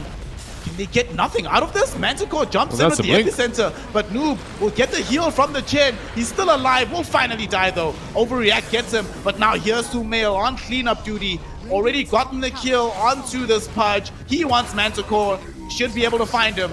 Can anybody escape on the Radiant lineup? You see Overreact trying to put pressure onto Omar, at least get one of these two supports. He knows his life is forfeit, but he doesn't want to go down alone. Sadly, he heals. might not have a choice as he's been surrounded. They've healed up Omar. And of course, it's Omar himself who gets the kill back onto the Monkey King. It's 19-4, it's a 12k gold lead, and I'm feeling a very strong sense of deja vu. Yeah, definitely a deja vu. We've been here before. That Omar Shadow Shaman just healed up full HP from like 10-15% just with the shackles, I believe, and Divine Favor, of course, from Chen. Very nice, very interesting interaction. They have Orchid on Lycan, they have Dagon on Void Spirit. They've got also a Vanguard moving towards the pipe on Bristle. Meanwhile, on the other side, all you've got to work with is a Blink on Sand King. Oh, That's it. there's that Dagon that you're talking about. Dude, poor Lion. Orthodox Prime has just been catching the hardest series of his life, dude. He was getting completely chain killed on Lich. Now here he is suffering the same fate as a Lion. What can you do? I don't think these guys are that sad, by the way, to not paint a grim picture. Like, they're playing most likely versus players that they've been watching their whole life, you know. It is what it is. Just enjoy the process. If it's possible. Trust the process, bro. It's a painful process, but it'll be okay. Yeah. 20-4 is the scoreline right now. It is a 14k gold lead. That being said, the game was already over at this point in game 1. So for winners, they've already passed the Rubicon, which should make them feel a lot better. Sadly though, they are dealing with some major challenges because not only do they have tanky heroes to deal with, they have no solution for this Lycan Orchid. Like, this item on this hero, he's even going straight for Bloodthorn before the AC. Like, what do you do? All of your heroes are extremely susceptible to dying underneath a single soul burn charge. Yeah, sometimes this item is a Radiant's must. top tower I is feel like under this attack. game, I mean, it's still very damn good. Maybe isn't as big of a must as in some other games, but it's still way too good. Like you said, Soul Burn. Also, Lycan has one issue. Sometimes you cannot catch a hero properly, hunt them down with your ult. And you definitely can't do that here with your Orchid. You can't run away, you can't get stunned. There's no built-in movement abilities anyway, and Roshan is not gonna escape this attempt as well. Vlad's completed on GH. Helps a lot. Well, GH officially has more farm than everybody on the Radiant lineup except for the Sniper. So that is ostensibly your position 5 Chen, ladies and gentlemen. And he's out here. That's the good old Chen experience right there. The game's going well. This hero is farming the jungle, he's sending his creeps to himself after and pushing the lanes. Especially if it's GH, like you mentioned. Radiant's top tower is under attack. Look at the wolves. Mid lane, they attempted for a play out to Sumail, and now they actually might end up dead. They need to run. Sumail does not connect with the Aether Remnant, thankfully for them. And Omar was catching up. He is on the way to his Blink Dagger. If he had the Blink, he'd probably be staring at least 2 dead heroes. Radiant's top tower. Even if they don't get these kills, the fact is, Liz, look what they've Oh, done nice to them. hook. All of them are back in the base, but they found Sumail. They busted him. He doesn't have the Aegis. I love the tip. I love the tip. You know, when you're 15k behind, 17 minutes in, you get that one. Oh, another one. Ah, no, they won. It's an Aegis Bristleback. I don't know if you're going to jump that one. That one you're going to let him go. They didn't have Dismember as well. And you let him go anyway, right? Like, there's Chen ult. Oh, but you don't let him go. They get Omar. That is a killing spree ended on the Shadow Shaman. Winners. Showing us that they still got some fight left in them. Getting 2 kills for the price of nothing and 2 high value kills as well. Yeah, 1,000 suddenly, gold a piece each time. yeah, suddenly Sand King is actually above the Chen. Who could have guessed? Who could have Wait, imagined? dude, what did you do? You just cursed them. Manticore's about to... Oh, no, he didn't. Oh, very close. They have reveal. Sumail has a reveal. Okay, bro, Lizard, this one's on you, bro. This one's on you. If Jukes, he man, dies, the it's your jukes. fault. You have to believe in the my jukes. God. Oh, that's not the joke. Oh, it is. It is. Radiant's It is. turret has been killed. Is it? We need to hide though. Dire are scanning. Oh, he No, knows. he pinged. Sumail knows. Sumail No, knows. he Wait, doesn't. he doesn't. No, he's pinging himself. It was a yellow ping. It's Dude, Manticore. if he had used Resonant Pulse, he'd be dead right now. But Yeah. Aether Remnant is the only way he survives this. And he's gonna steal a Lotus on the way out. What a player. God level sub. You say I didn't curse him. You cursed. No, I counter Vice versa. Counter curse, yeah. Arcadash though. Top lane. Miracle though, he's under no curse because he wants to inflict the curses upon his opponents. So they run down the sniper, they kill him. Zigzag falling super low as well. Dies to Miracle. And inside the Wukongs, they still feel no fear. Overreact is the one that's forced to flee away. And Miracle just will not be stopped. The triple kill from the Lycan, 4 heroes dead overall. And yeah, sure, Yeah. you managed to keep your Sand King alive, but can you do the same for your Rax in the top lane? Yeah, that same Sand King, he did not have a TP, so yeah, he's kind of stuck in no man's land. I'm even looking at him while the fight is happening, and he's standing still, right? Like he's watching the team fight the same way we are watching it. There's not a lot that he could have accomplished there. The You know, it's pipe, tough when your Sand King has to take a twin gate back to get to his Rax. the pipe is completed too now. Noob with his pipe rushing forward. Pipe, Vanguard, Aegis, Power Treads. You are not killing this Bristleback. And they will instead just destroy the sniper. Radiant's middle tower. Holy base. He has a Gleipnir, but no defensive items. So as soon as Omar gets a beat on him and finds the Hex, it's a super easy kill onto the sniper. It's a level 4 Dagon on Sumail. Going for level 5. This guy has Aegis, by the way, guys. Okay, guys. I don't know about that one. That was Epi, that was Finger. And now Noob is back. Completely fine. He's like, alright, you wanna try that again, boys? They will have Sniper in 7 seconds, so maybe with Cardell's Sharp Eye, they can hold, because the tier 2 bottom is still standing. Oh, the insta-hex. Oh no, Manticore was hoping for the instant stun, but Omar had faster fingers. Got the Hex saw on him. the Sand King. They had the vision. He doesn't have buyback either to return into this one. Manticore dead and just watching his team try to do something to Noob, but this is a Bristleback and he's just standing there tanking the damage. Sumail now jumps in, eviscerates the Lion. No buyback available for him either. Enigma Galaxy, like you mentioned, there is still a tier 2 bottom, so they can't get the full megas right now. And they might not feel strong enough to go for the straight Ancient without an Aegis. And indeed, that's the case. They'll back off, steal the Tormi, and control the map before trying again in a few minutes. Yeah, just wait for the ultis, right? Or maybe wait for the Dagon 5, which is now there for Sumail. If you can jump in and get one hero eliminated, oh, the hook. Oh, they got Miracle! Miracle's dead!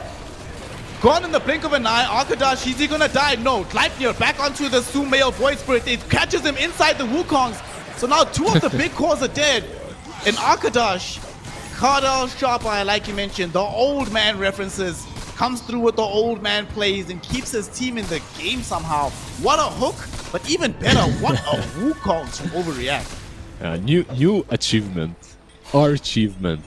Yeah, very nicely done by the Pudge.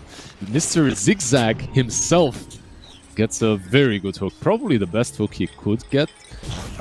Once again, there was no shapeshift, so that fight was kind of hard. Pudge is very gone very fast.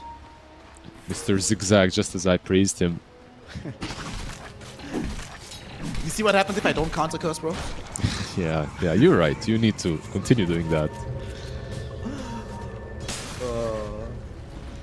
Still though, Enigma Galaxy in an incredibly comfortable position. 25k net worth in their favor, more than 1,000 GPM a minute. They have many more kills. Gaben is also giving them a 99% win probability as they also find this quick assassination onto Manticore. Yeah, you can see that they're moving down bottom. The Wolves might start hitting the monkey. Now he can't jump. Oh, dude, Alpha Wolves, dude. I'm telling you. Alpha Wolves. Okay, while that's happening, though, we do have Noob getting hooked into the base. They do not have the Monkey King here, but with the sniper, maybe they have the damage. Noob falling lower and lower and lower, but Omar helping out. He dropped the Mass Serpent Wards, got the Ether Shock out that gave enough damage, and they bought back online, and the Finger of Death is not enough to get the kill. Kata dashes Pipe of Insight, too strong, baby. Katagar's Pipe of Insight, sorry. Yeah. They're even taking it safe, right? Like, they're not going for the throne because they know they're playing versus Pudge. Even though this game is very over. They're going down bottom first. I mean, we are at this point where they're training discipline for the more difficult matchups down the stretch. So they need to make sure they don't get overconfident. Hook back. The Pudge, he wants the Bristleback kill, but this is Noob who's so tanky, and now Omar, long-range shackles onto the Pudge, holds him in position, and they're able to kill him off. There will be dual buybacks from the Pudge and the Sand King. Let's see if they can return into the fray in time. Wukong's was already dropped down right now, but it's going to be expiring. However, BKB will be popped by Overreact, but where is the damage? Manticore found a 3-hero Borrow Strike, but there's no hurt. There's no epicenter, there's no Wukongs, there's nothing to hurt them with. Sand King will eventually die. Omar, though, got hooked into the fountain. He will die, and so will Sumail. Noob, though, running bodyguard duties, just standing at the foot of the base, foot of the fountain, preventing winners from leaving, enabling Nigma to win the game. That'll be the GG. Well played. 24 minutes in, 32k gold lead, but it's a 2-0 victory for the side of Nigma Galaxy. Yep. 24 minutes, game number 2. 10 more minutes for Radiant. So total of 38 minutes for this best of 3. Kind of to be expected really in this region overall. You do expect Nigma to roll through most of their games until they match up versus someone like Ooredoo Thunder or something like that, which obviously isn't the case here, but they do have that one team that they might have to struggle against later on. When it comes to this game, it was fun. I think a bit more fun because some of these hooks were crucial. They connected, they defended a little bit better, a little bit more. Then again, I feel like it's not even that they drafted to finish the game quickly on Nigma. I feel like they had a lot of synergy on their side. Like this Penitence plus Lycan. So much attack speed from all of these annoying summons and controlled creeps that someone like a Lion, you can't play this game without a dagger. And he was level 4 for like 15-16 minutes, I feel like. So or level 5 at least. So yeah, if you don't find any farm, you're just stuck in the base waiting for those hooks. On the bright side, they did manage to more than double the amount of kills that they were able to achieve in game 1. They were able to play a substantially longer game than they were capable of in game 1. And crucially, they did look better overall, right? The lanes didn't go nearly as poorly. Some of their moves actually connected this time around when they went for the few smoke moves that they wanted to try and accomplish. They were actually able to connect all their big spells at once every now and then. So I feel like for winners, this is a loss, yes, but you knew you were going to lose to Enigma Galaxy. So this probably counts as a little bit of a win. They demonstrated that they aren't just complete scrubs. They were able to come out decently in the lanes. I think it's that thing that you mentioned about how they were reacting way too much in the early game after the laning phase broke down. If they hadn't reacted that much, actually sat back, got their levels onto the Lion, got the earlier blink onto the Sand King, made sure that there's also more items onto the Sniper, this could be a very, very, very different game. So for winners, I think if this game happens a year from now, not today, but next year today, if they play again, I think we'll have probably a much closer series. Yeah, I think as well. Maybe we'll have a much closer. Probably not, but maybe after a year of hard work, it might happen. What's the problem here? Like, I've been in these situations. It's like your mid is screaming for help, your offlane is screaming for help, and instead of just taking it slowly and making the right moves, you're making all the moves. And if you're losing and you're making all the moves, 80% of them are going to be some feed fest, one after another. Unfortunately, 2 games in a row, that's something that happened to them. They lost the wisdom runes once again, and they couldn't find the footing in the game. Later on, you could see some potential, right? Like, there's this Pudge hook into Gleipnir, into Wukong's command. It's kind of nice, not a bad idea, but too far behind at that point. Yeah, too far behind, and unfortunately, Enigma just too far ahead in terms of their skill, in terms of their understanding of the game, but more importantly, in terms of their journey as a team. They're just further along, they've had more time to develop high-level chemistry and had a bit of experience in that regard. So it was always going to be a very uphill climb for the winners, and that leads them into the lower bracket now, where they have another shot at continuing their run in the DreamLeague 25 qualifiers. That is going to be taking us to a break, and afterwards, we are going to be having another somewhat mismatched series, Wolf Warriors versus Chimera Esports, or as Lizard is calling them, the old man himself is saying, the Oradu Thunders lineup. Do you think that series will last longer than this one? What do you think Chimera is capable of at this point? Are they as dominant in the region as Enigma, or do you think they still need to figure some things out before they get to that level? Nah, I think they're dominant. I feel like maybe they're even they can make their games even faster. We'll see how it goes, but these are the 2 teams that we all expect to face each other, and these are the 2 teams that we're waiting for, basically the one real best of 3, but you never know. Maybe we'll get something different in the next series already. I highly doubt it, though. Well, unfortunately, you mentioned the word waiting there. We're going to have to wait a quite substantial amount of time before we head on over into our next series. This one was a pretty quick 2-0, so you have 2.5 hours before the next series will begin here. What are you going to be spending your time doing in between then, Liz? I'm going to go swim. You wanna go swim? Easy, That sounds easy. Yeah, I'm gonna go hit my daily gym, because you never know. 3 best of 3s. The next 2 might go a bit too long. So yeah, probably won't, but better safe than sorry. You never know. Well, we're doing somewhat similar, because I'm gonna go take a jog in the park right behind my house. So all of you at home, if you have time, if you're not gonna be just sitting around watching some of the other qualifier regions, because we still do have Dota happening all across the world right now, in China, in Southeast Asia. Go check out those games, go take a quick jog, get a little bit of exercise, get some food, and join us for some more Dota 2 action. So if you're a bit more of a lazy person, watch a movie, and we'll see you soon. Chimera Esports will be taking on the Wolf Warriors in about 2 hours. See you then. It's Snare and Lizard signing out for now. Peace. 2 miles.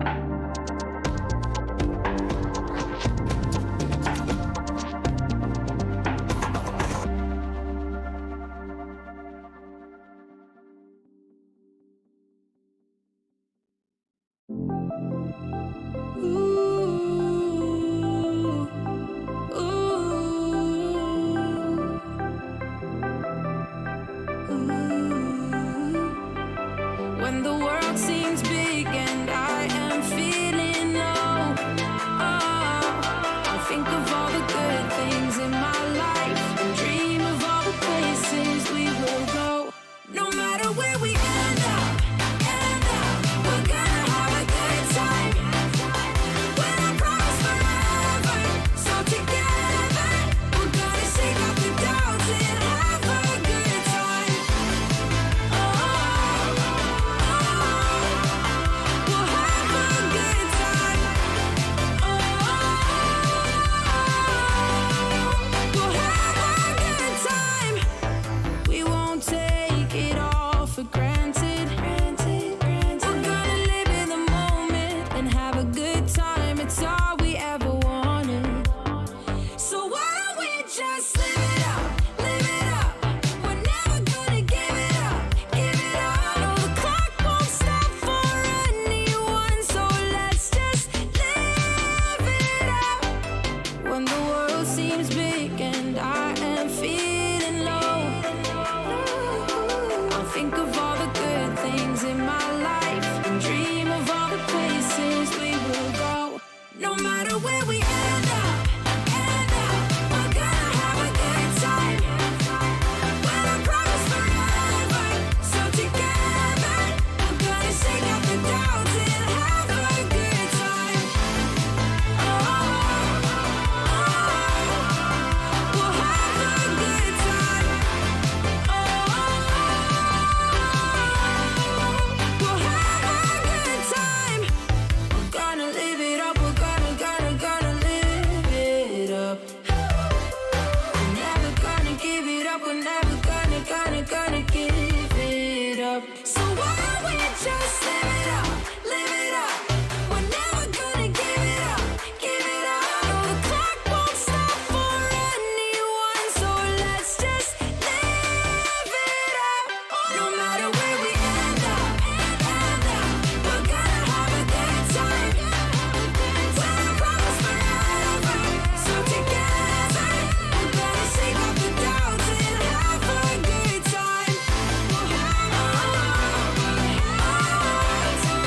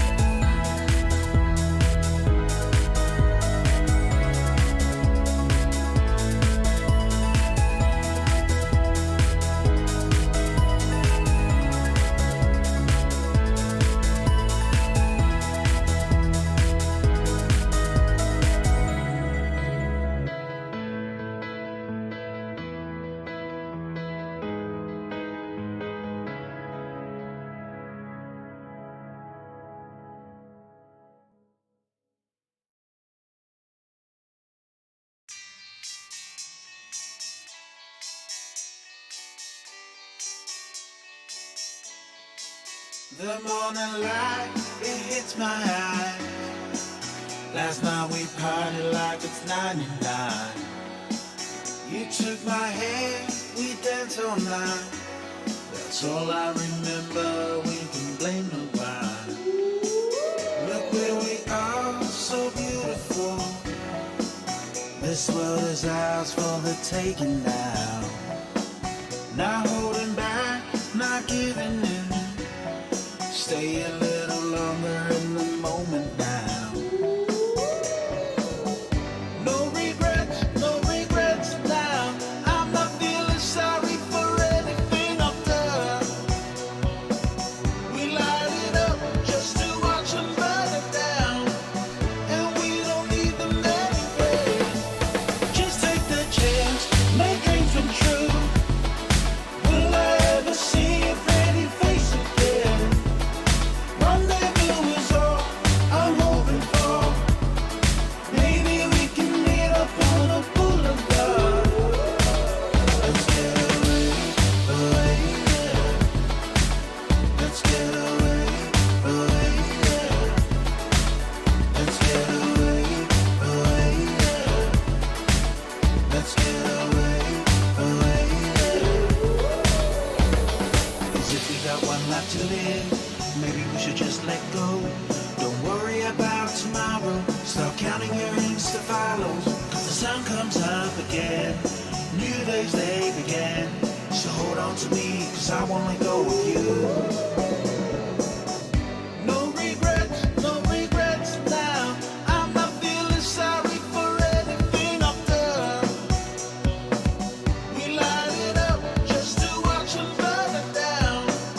And we don't need them anyway. Just take the chance, make dreams come true. Will I ever see your pretty face again? Rendezvous is all I'm hoping for. Maybe we can meet up on a boulevard. Let's get away, away, yeah. Let's get away, away, yeah. Let's get away, away, yeah. Let's get away, away, yeah. Let's show the world what we're made of. The fire in our bones never faded. We cannot hold it any longer. 'Cause every day the feeling's getting stronger. Just take the chance, make dreams come true. Will I ever see your pretty face again? Rendezvous is all I'm hoping for. Maybe we can meet up on a boulevard. Let's get away, away, yeah. Let's get away, away, yeah. Let's get away, away, yeah. Let's get away, away, yeah.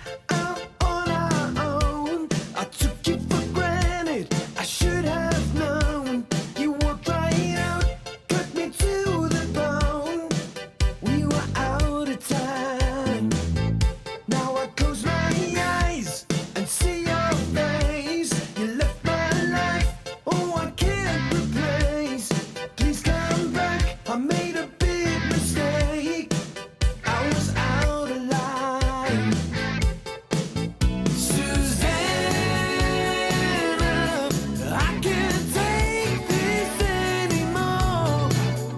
Susanna, I don't know what we're fighting for.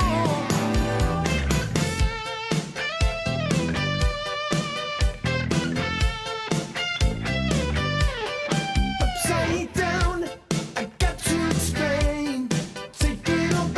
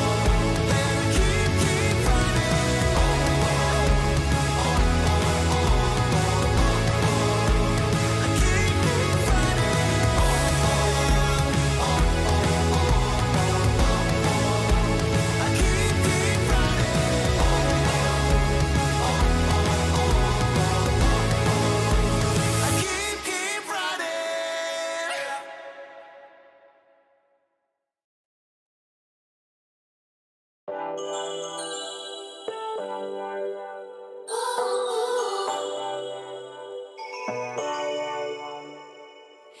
me up, dark brown with body McFly. The future's back, DeLorean style. This is my time.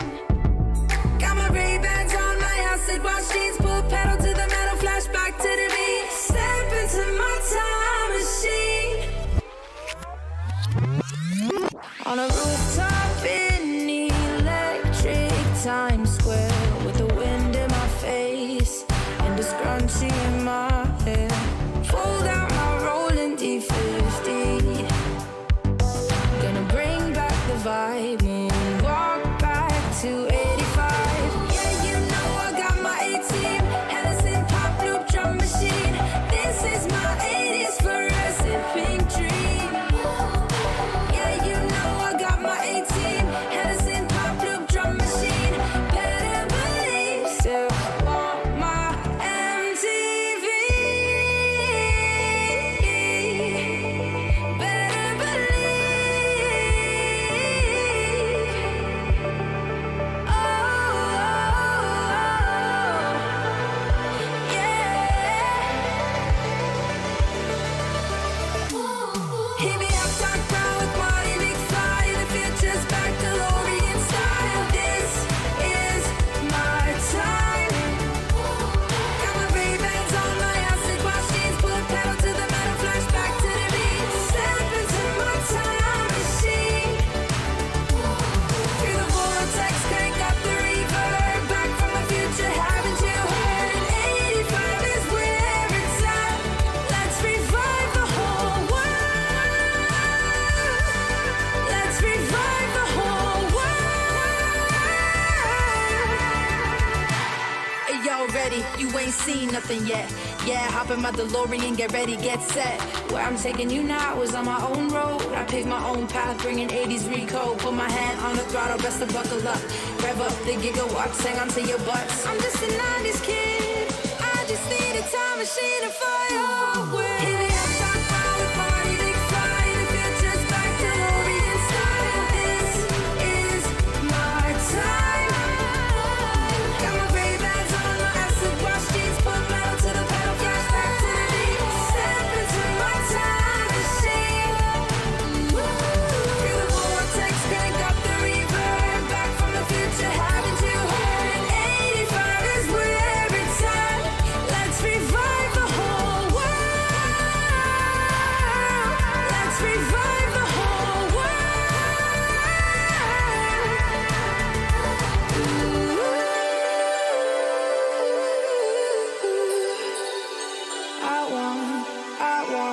Still want my MTV.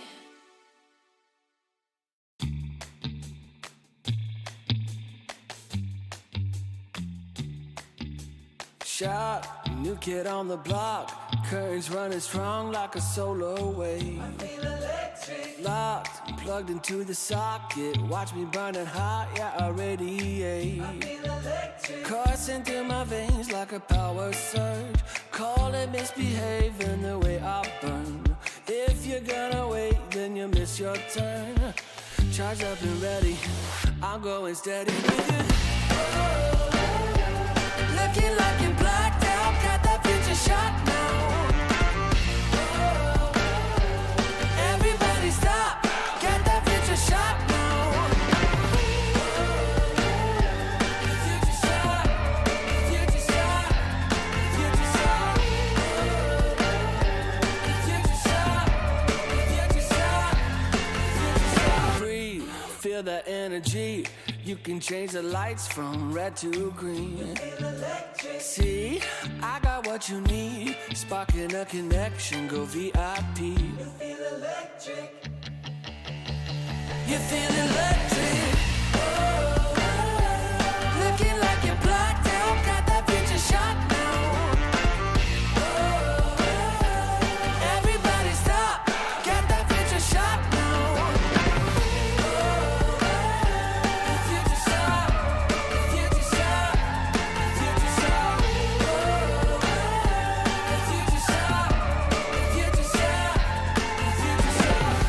The future shock. The future shock. Once we started, there's no way to stop us. Like a rocket, not for static-hearted. Once you got it, your girl supersonic. You know you want it. You know you want it. You know you want it. You know you want it. Looking like you're blacked out, got that future shot now.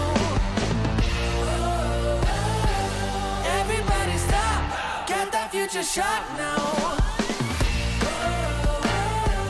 Looking like you're blacked out, got that future shot now. Everybody stop, got that future shot now. The future shot, the future shot, you know you want it. The future shot, the future shot, you know you want it. Everybody stop, got that future shot now.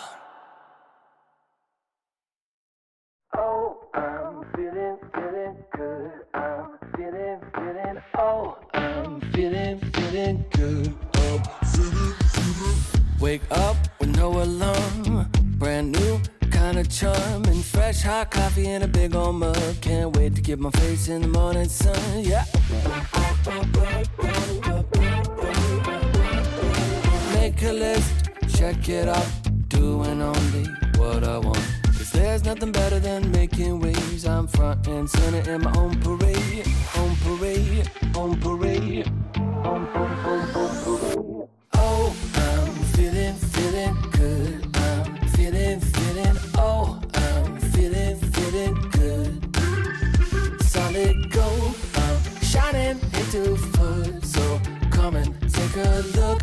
I'm feeling good. I'm feeling.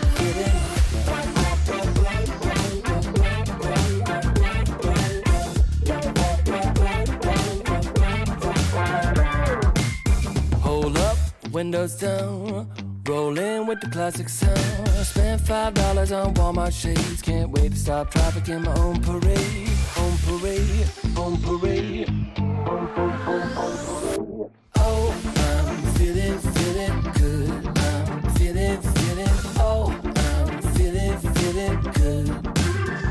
Solid gold, I'm shining into foot. So come and take a look. I'm feeling good. I'm feeling.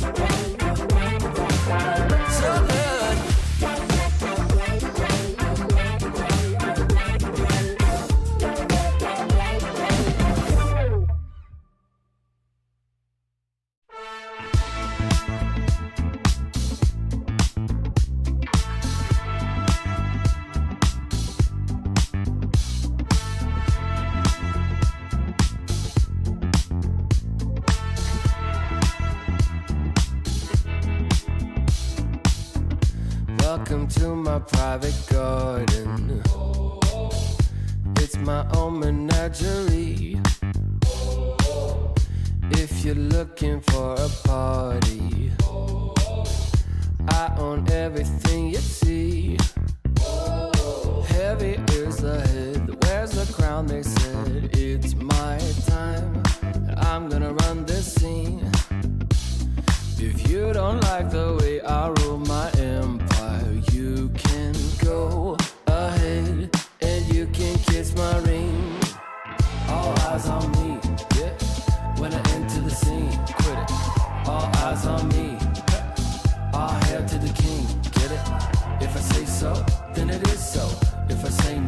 better get low on bended knee.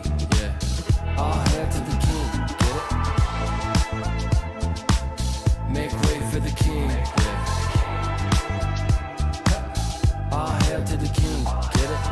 If I say so, then it is so. If I say no, you better get low on bended knee. Yeah, all hail to the king. Get it?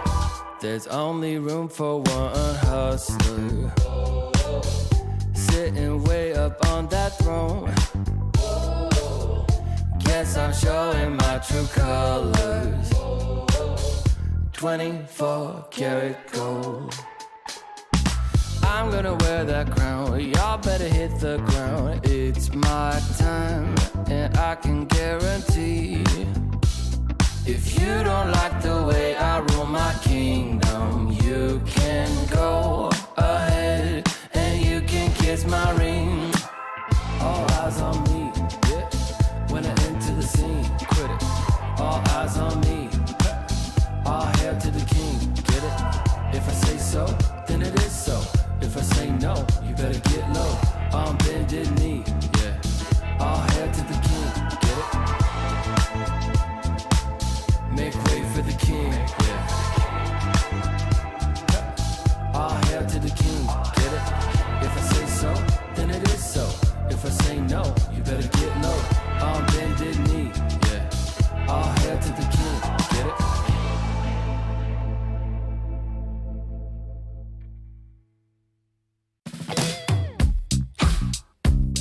Yeah. It's Q-Head. It's been love since we met. Right from the bar to the bed, all night long, roller coaster. A 5-inch scar on my shoulder. You smile, I'm high. I put my heart on the line. I'm addicted to you, I can't lie. It's whenever you kiss me goodbye. I'm high in your love, high in your love, high in your love, high. It's never enough, never enough, never enough. I'm so high in your love, high in your love, high in your love. I'm so high, I can't stop thinking of you. When the world is going down, I won't be there, won't be there. I'm in heaven with you, I'm in heaven with you. We'll be up and losing ground into the air, to the air. I'm in heaven with you, I'm in heaven with you.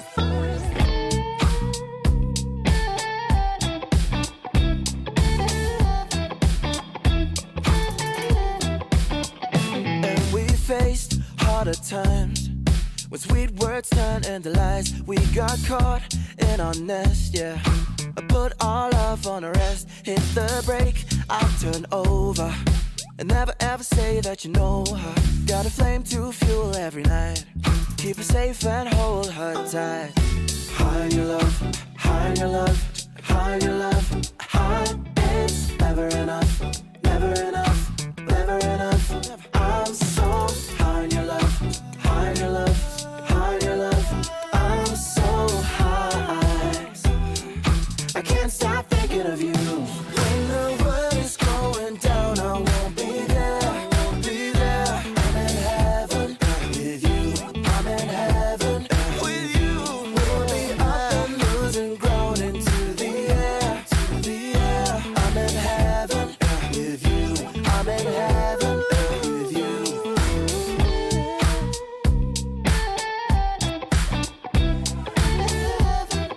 With you.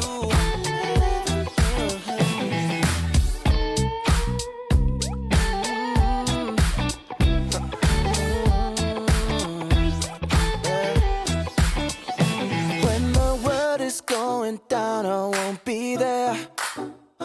I'm in heaven with you, I'm in heaven with you. We'll be up and losing ground into the air. I'm in heaven with you, I'm in heaven with you.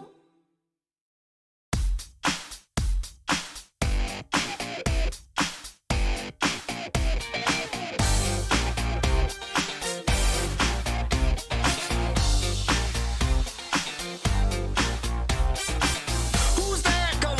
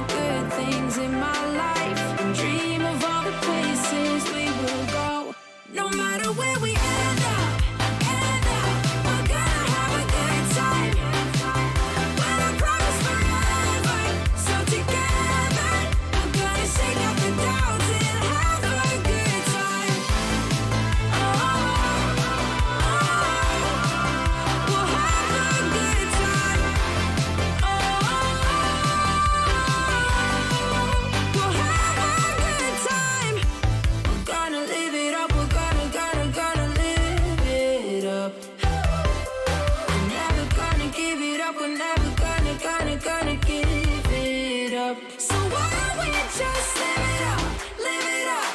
We're never gonna give it up, give it up. No, the clock won't stop for anyone, so let's just live it up.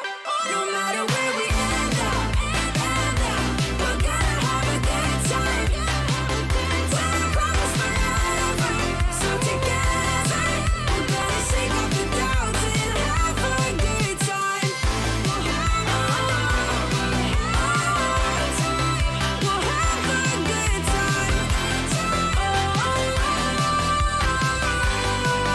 We'll have a good time.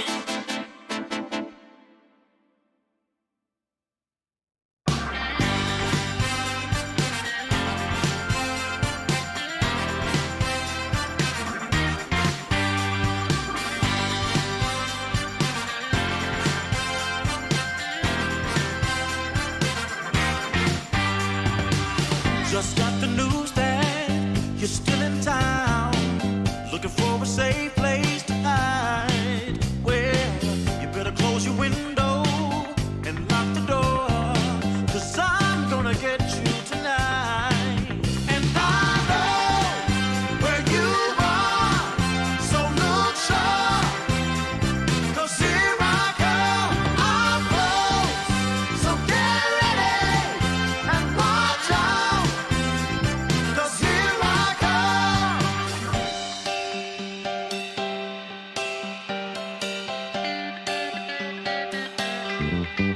Love has a way of seeing through all of your wants and the shadow of doubt.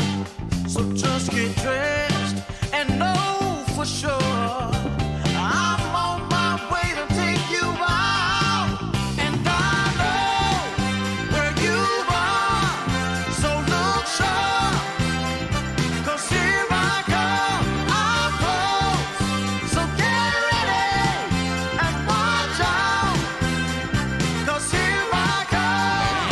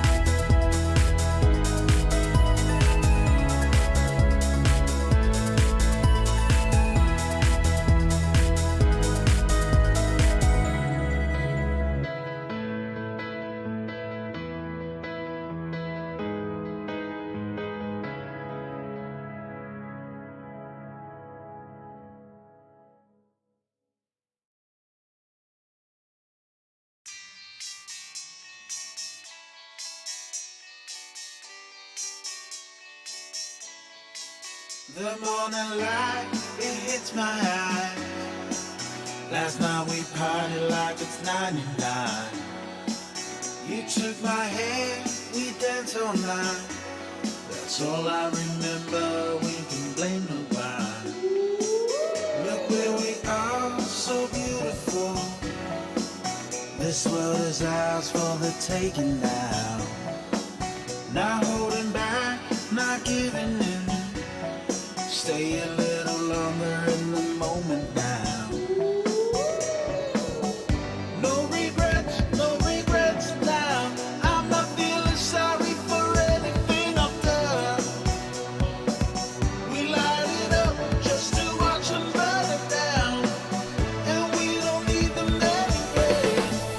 Just take the chance, make dreams come true. Will I ever see your pretty face again? Rendezvous is all I'm hoping for. Maybe we can meet up on a boulevard. Let's get away, yeah. Let's get away, yeah. Let's get away, yeah. Let's get away, yeah. 'Cause if we got one life to live, maybe we should just let go. Don't worry about tomorrow. Start counting your Insta follows. 'Cause the sun comes up again. New days they begin. So hold on to me, 'cause I won't let go of you. No regrets now. I'm not feeling sorry for anything I've done. We light it up just to watch them burn it down. And we don't need them anyway. Just take the chance, make dreams come true. Will I ever see your pretty face again? Rendezvous is all I'm hoping for. Maybe we can meet up on a boulevard. Let's get away, yeah. Let's get away, yeah. Let's get away, yeah. Let's get away, yeah. Let's show the world what we're made of. The fire in their bones never faded. We cannot hold it any longer. 'Cause every day the feeling's getting stronger. Just take the chance, make dreams come true. Will I ever see your pretty face again? Rendezvous is all I'm hoping for. Maybe we can meet up on a boulevard. Let's get away, yeah. Let's get away, yeah. Let's get away, yeah. Let's get away, yeah.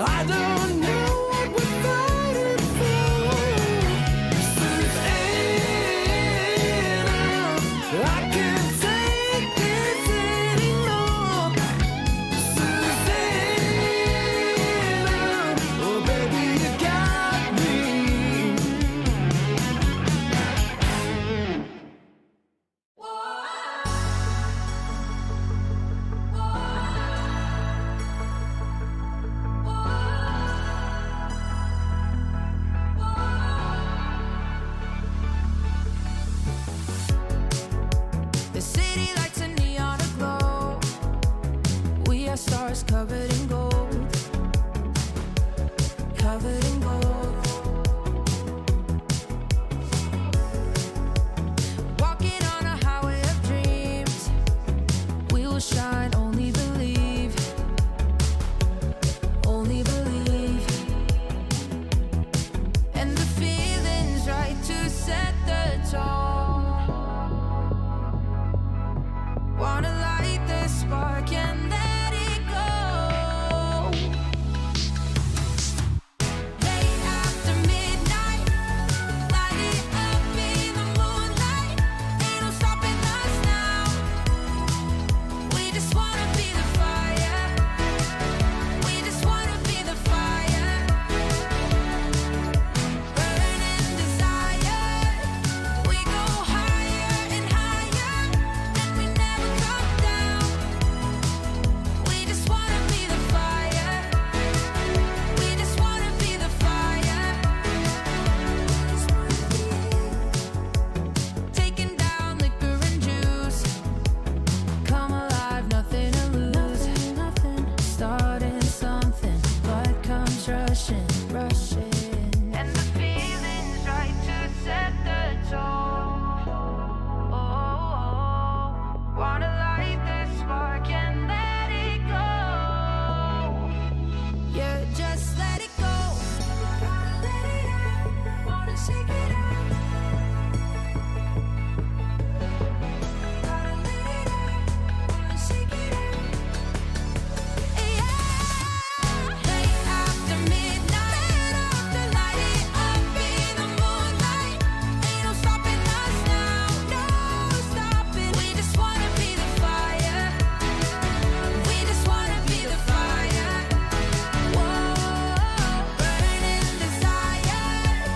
We go higher and higher, and we never come down.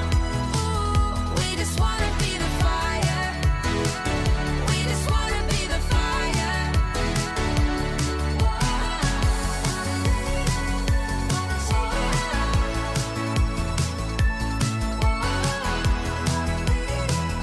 We just wanna be the fire.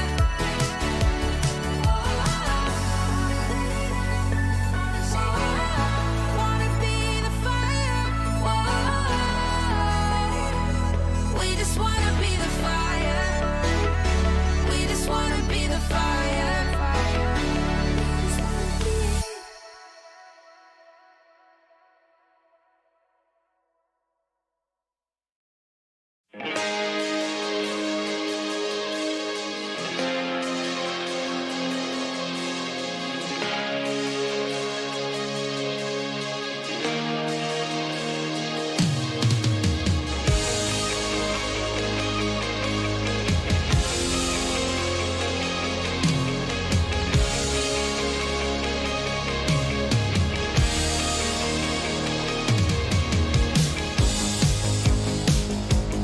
I'm so alive. I can still fly. I can still fly away. Yeah. You lift me so high.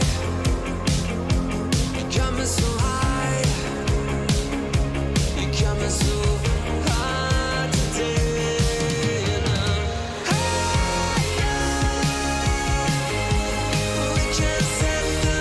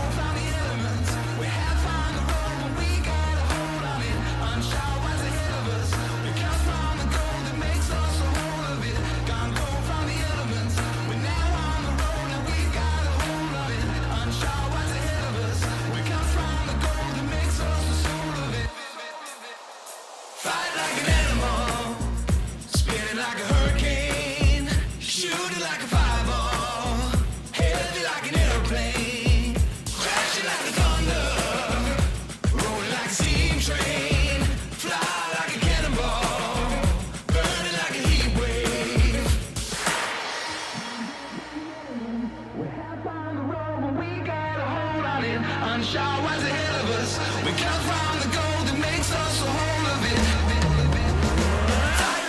Can't go from the elements. We have found the road, but we got a hold on it. Unsure what's ahead of us. We come from the gold that makes us a whole of it. Can't go from the elements. We're now on the road, and we got a hold of it. Unsure what's ahead of us. We come from the gold that makes us a whole of it.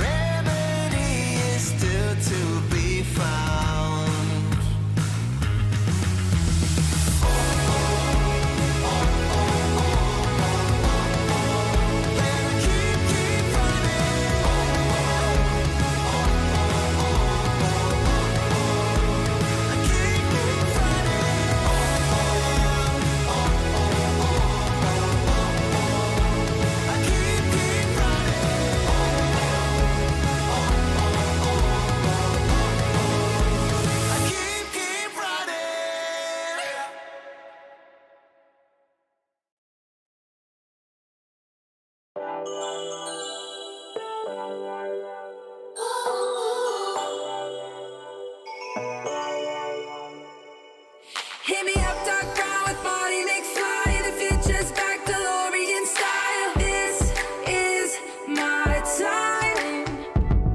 Got my Ray-Bans on, my acid wash jeans, pull pedal to the metal, flashback to the beat. Step into my time machine.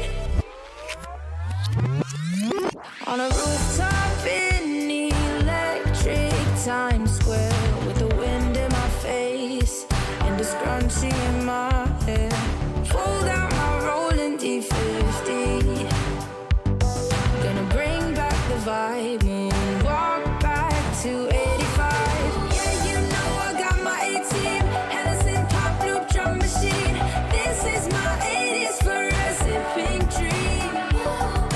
Yeah, you know I got my A-team, Hennessy pop loop drum machine. Better believe, still want my MTV. Better believe. Oh, yeah. Hit me up, dark brown with body McFly. The future's back, DeLorean style. This is my time. Got my Ray-Bans on, my acid wash jeans, pull pedal to the metal, flashback to the beat. Step into my time machine. Through the vortex, crank up the reverb. Back from the future, haven't you heard? 85 is where it's at. Let's revive the whole world. Let's revive the whole world. Hey, y'all ready? You ain't seen nothing yet. Yeah, hop in my DeLorean, get ready, get set. Where I'm taking you now is on my own road. I pick my own path, bringing 80s recode. Put my hand on the throttle, best to buckle up. Rev up the gigawatts, hang on to your butts. I'm just a 90s kid. I just need a time machine to fire with. Hit me up, top brown with body McFly. The future's back, DeLorean style. This is my time. Got my Ray-Bans on, my acid wash jeans, put metal to the pedal, flashback to the beat. Step into my time machine. Through the vortex, crank up the reverb. Back from the future, haven't you heard? 85 is where it's at. Let's revive the whole world. Let's revive the whole world.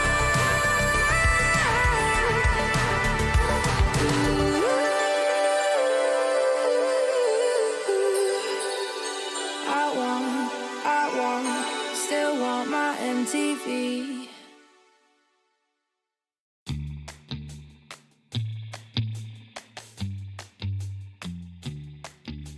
Shot, new kid on the block. Currents running strong like a solar wave. Locked, plugged into the socket. Watch me burning hot, yeah, I radiate. Coursing through my veins like a power surge. Call it misbehaving the way I burn. If you're gonna wait, then you miss your turn. Charged up and ready, I'm going steady with you. Looking like you're blacked out, got that future shot now. Everybody stop, get that future shot now. Future shot, future shot, future shot.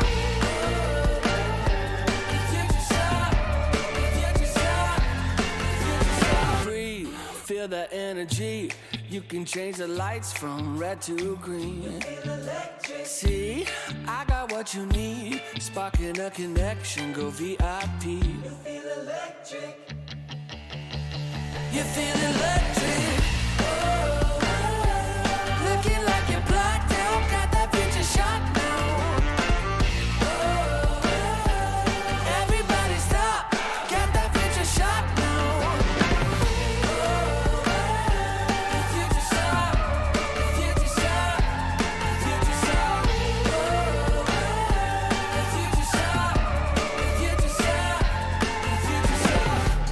Future shock, the future shock. Once we started, there's no way to stop us.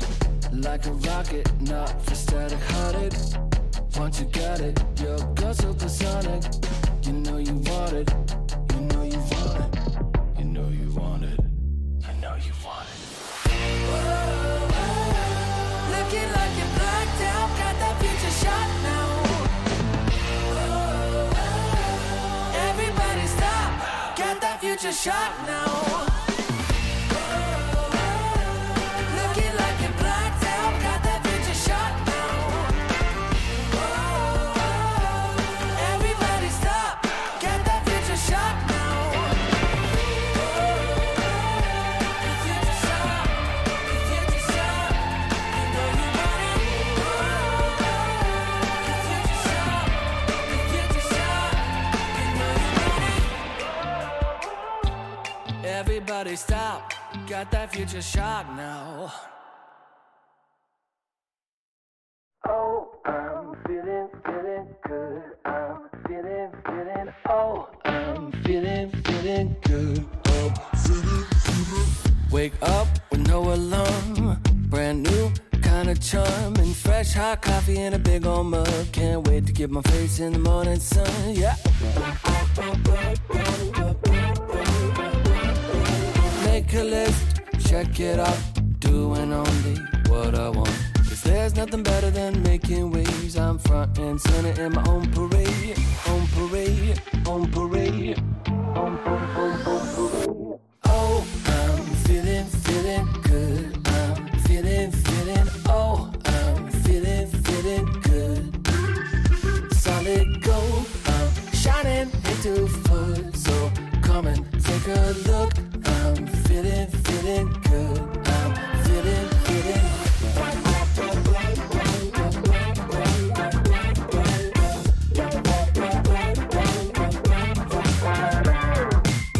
Hold up, windows down, rolling with the classic sound. Spent $5 on Walmart shades. Can't wait to stop traffic in my own parade. On parade, on parade, on parade. Oh, I'm feeling good. I'm feeling, oh, I'm feeling good.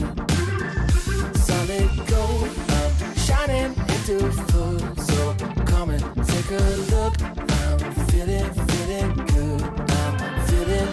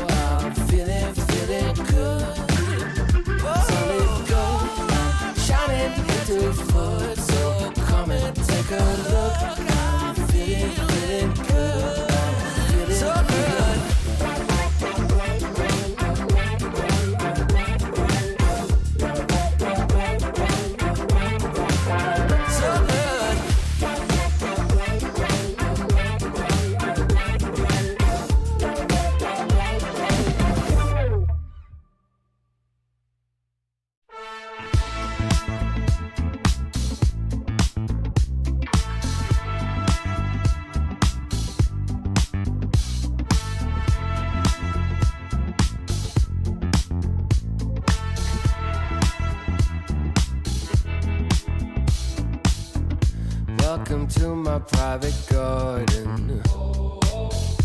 It's my own menagerie. If you're looking for a party, I own everything you see. Heavy is the head that wears the crown. They said it's my time, and I'm gonna run this scene. If you don't like the way I rule my empire, you can go ahead and you can kiss my ring.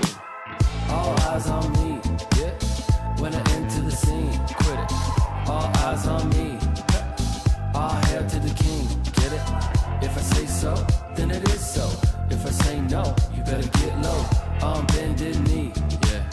All hail to the king, get it? Make way for the king, yeah. All hail to the king, get it? If I say so, then it is so. If I say no, you better get low. On bended knee, yeah. All hail to the king, get it? There's only room for one hustler, sitting way up on that throne. Guess I'm showing my true colors. 24 karat gold.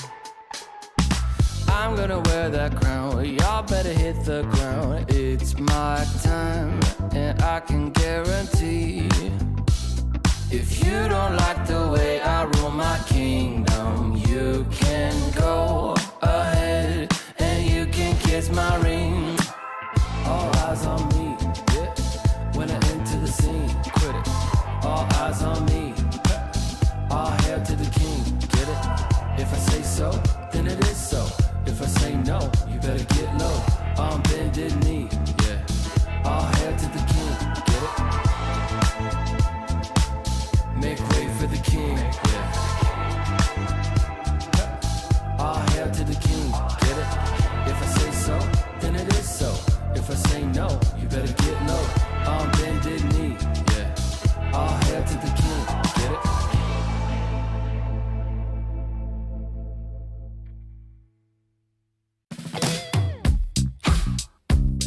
Yeah. It's Q-Head. It's been love since we met. Right from the bar to the bed, all night long, roller coaster. A 5-inch scar on my shoulder. You smile, I'm high. I put my heart on the line. I'm addicted to you, I can't lie. It's whenever you kiss me goodbye. I'm high in your love, high in your love, high in your love, high. It's never enough, never enough, never enough. I'm so high in your love, high in your love, high in your love. I'm so high, I can't stop thinking of you. When the world is going down, I won't be there, be there. I'm in heaven with you, I'm in heaven with you. We'll be up and losing ground into the air, the air. I'm in heaven with you, I'm in heaven with you.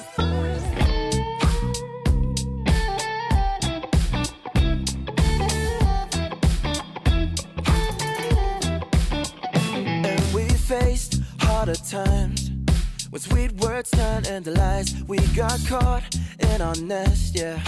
I put our love on a rest. Hit the brake, I'll turn over. And never ever say that you know her. Got a flame to fuel every night. Keep her safe and hold her tight. High in your love, high in your love, high in your love, high. It's never enough, never enough, never enough. I'm so high in your love, high in your love, high in your love. I'm so high, I can't stop thinking of you. When the world is going down, I won't be there, won't be there. I'm in heaven with you, I'm in heaven with you. We'll be up and losing ground into the air, the air. I'm in heaven with you, I'm in heaven with you.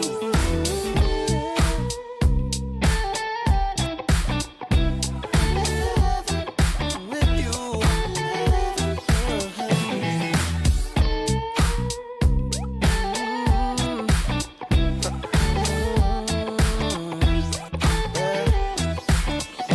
When the world is going down, I won't be there. I'm in heaven with you, I'm in heaven with you. We'll be up and losing ground into the air. I'm in heaven with you, I'm in heaven with you.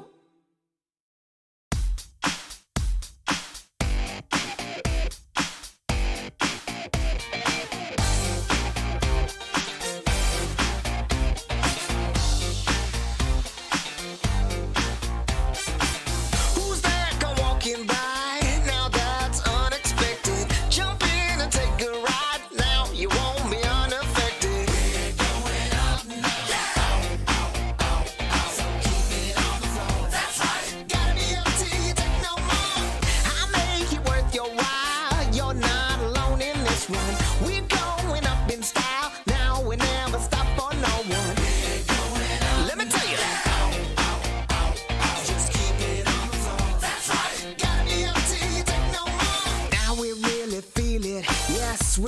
really know it. I got to really hold it. Whoa. We're gonna get. Who am I? This dude can't fly. Who am I? And who cares why? Keep it going up now. You do what you do. That's right. Keeping it up, wanna do some more. We're going up now. Just keep it on the floor. That's right. Gotta be up till you take no more. Get your satisfaction.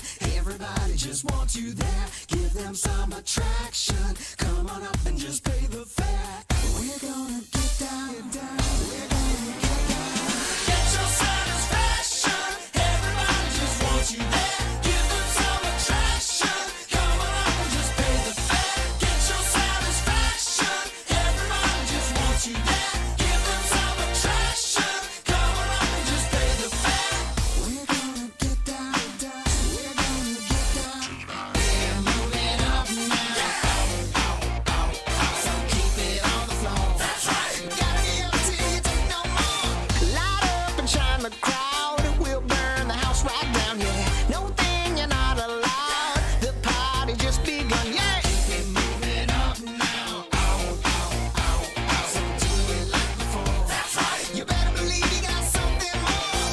So now you're number one. You feel the satisfaction. And when the night is done, you like that interaction. We're going up now. Just keep it on the floor. That's right. Gotta be up till you take no more. We're gonna get down. We're gonna get down. Get your satisfaction. Everybody just wants you there. Give them some attraction. Come on up and just pay the fare. Come on down, let's pay the fare. 1, 2, 3, 4. Get your satisfaction. Everybody just wants you there. Give them some attraction. Come on up and just pay the fare. Get your satisfaction. Everybody just wants you there. Give them some attraction. Come on up and just pay the fare. We're gonna get down.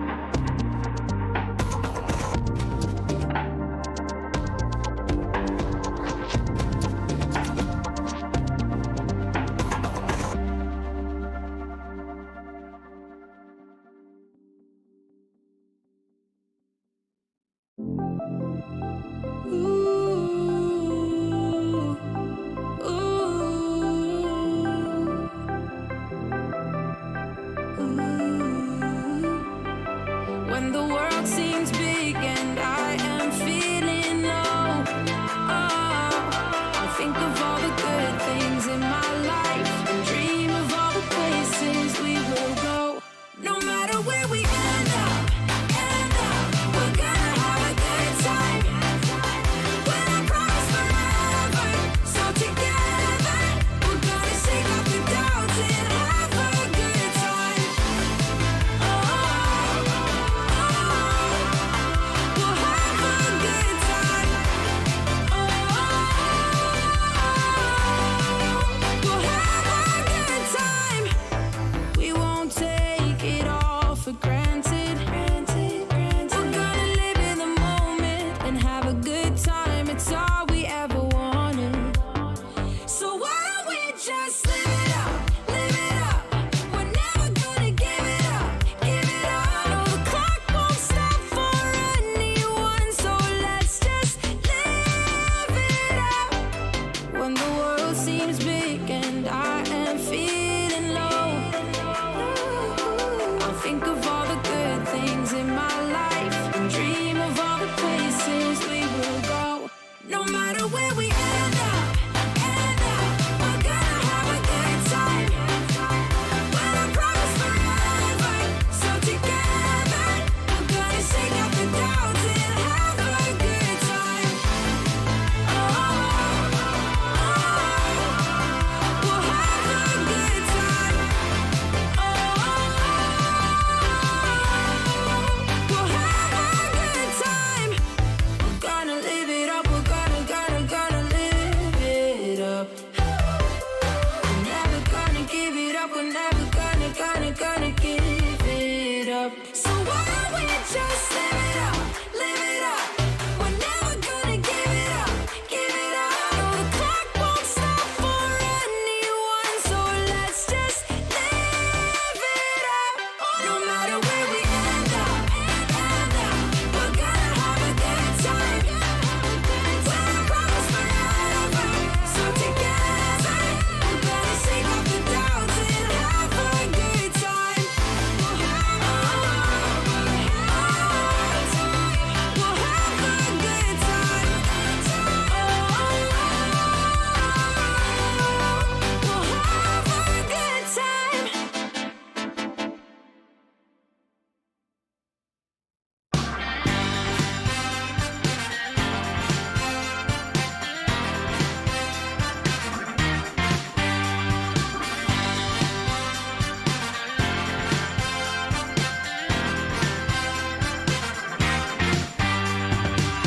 Just got the news that you're still in town, looking for a safe place to hide. Well, you better close your window and lock the door, 'cause I'm gonna get you tonight. And I know where you are, so look sharp, 'cause here I come, I'm close. So get ready and watch out, 'cause here I come.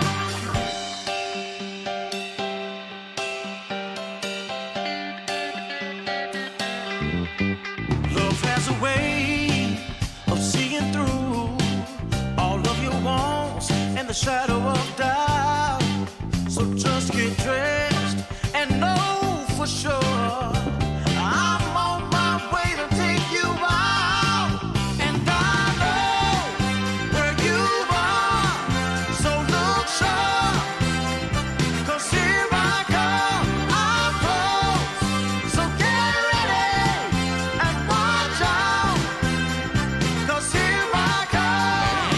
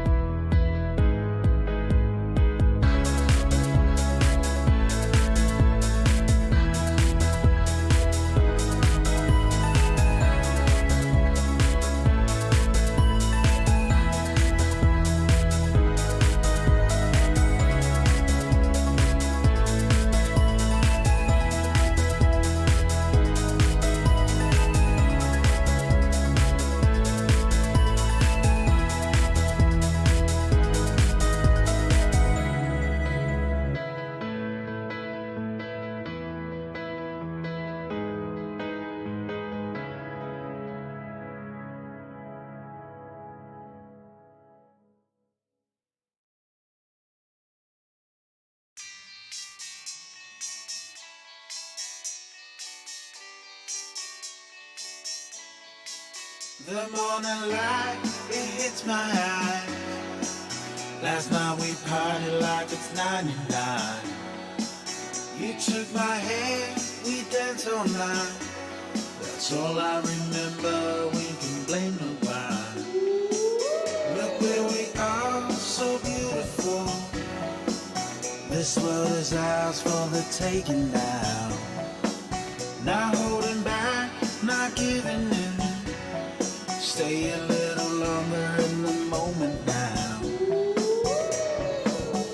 No regrets now. I'm not feeling sorry for anything I've done. We light it up just to watch them burn it down. And we don't need them anyway. Just take the chance, make dreams come true. Will I ever see your pretty face again? Rendezvous is all I'm hoping for. Maybe we can meet up on a boulevard. Let's get away, yeah. Let's get away, yeah. Let's get away, yeah. Let's get away, yeah. 'Cause if we got one life to live, maybe we should just let go. Don't worry about tomorrow. Start counting your Insta follows. 'Cause the sun comes up again. New days they begin. So hold on to me, 'cause I wanna go with you. No regrets now. I'm not feeling sorry for anything I've done. We light it up just to watch them burn it down. And we don't need them anyway. Just take the chance, make dreams come true. Will I ever see your pretty face again? Rendezvous is all I'm hoping for. Maybe we can meet up on a boulevard. Let's get away, yeah. Let's get away, yeah. Let's get away, yeah. Let's get away, yeah. Let's show the world what we're made of. The fire in our bones never faded. We cannot hold it any longer. 'Cause every day the feeling's getting stronger. Just take the chance, make dreams come true. Will I ever see your pretty face again? Rendezvous is all I'm hoping for. Maybe we can meet up on a boulevard. Let's get away, yeah. Let's get away, yeah. Let's get away, yeah. Let's get away, yeah.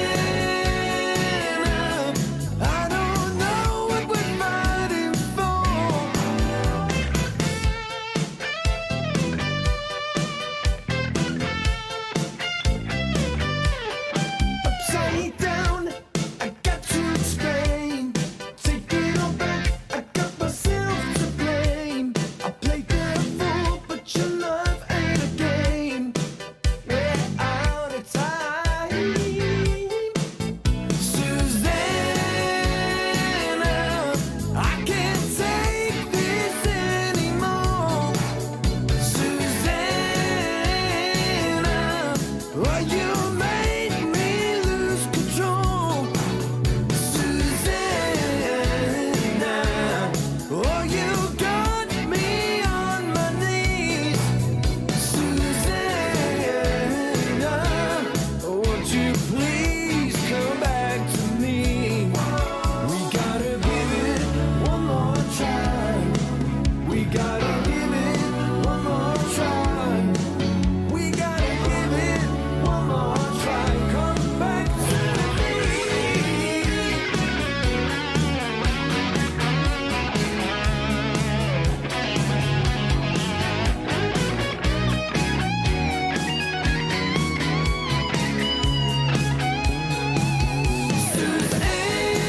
Susanna, I can't take this anymore. Susanna,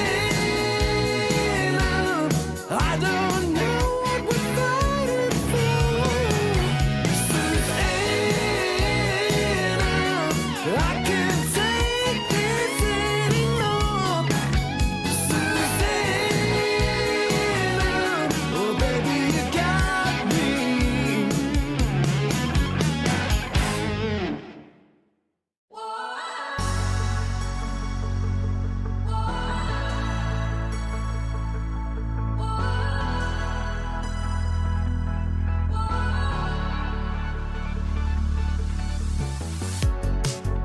The city lights a neon aglow. We are stars covered in gold. Covered in gold. Walking on a highway of dreams. We will shine, only believe. Only believe. And the feeling's right to set the tone. Wanna light the spark and let it go. Late after midnight, light it up in the moonlight. Ain't no stopping us now. We just wanna be the fire. We just wanna be the fire. Burning desire. We go higher and higher, and we never come down. We just wanna be the fire. We just wanna be the fire. Taking down liquor and juice. Come alive, nothing to lose. Starting something, blood comes rushing, rushing. And the feeling's right to set the tone. Oh, wanna light the spark and let it go. Yeah, just let it go. Gotta let it out. Wanna shake it out. Gotta let it out. Wanna shake it out. Yeah. Late after midnight.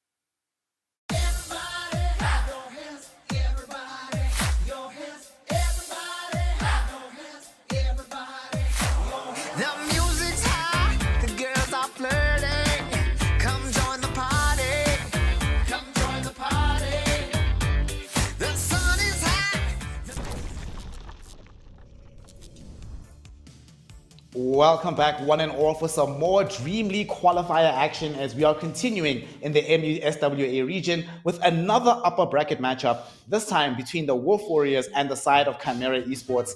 Now, a lot of you might be like, oh, you're going to deride Chimera Esports. These guys are just entering into the region to get an easy qualifier slot. But it would behoove all of you to remember that when they first started as Ooredoo Thunders, this team was a MENA team, happened to be playing in Western Europe, but always was based within this region. So at this moment in time, it's kind of like a coming home party for this particular squad. And I imagine they're going to get some pretty decent results. The question is, Lizard, can they win a 2-game series in less than 40 minutes in the same way that Enigma Galaxy did earlier?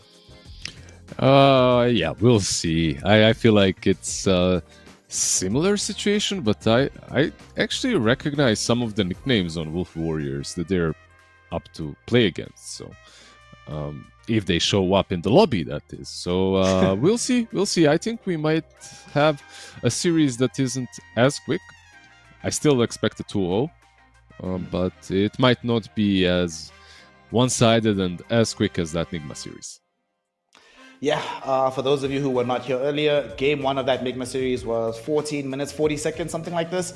The second game was 24 minutes, so it's very, very difficult to try and end the series faster than what Enigma Galaxy was able to accomplish. But like we said, there's 2 things that I think the Wolf Warriors have in their favor. There's some of these names that you do recognize. I'm sure you've seen some of them in some of these qualifier runs. I'm sure you've seen definitely some of them in your pubs. But also, this team of Chimera Esports, very, very new, brand spanking new, right? They pretty much have 0 official games together. And we've seen in previous iterations of not just Dream League qualifiers, but just in the landscape of Dota, that sometimes being the better players doesn't always translate into being the better team. So just on terms of like Chimera Esports, what would you want to see from them to give you confidence that, yeah, this is not just a stack of good players, but actually a good team going forward?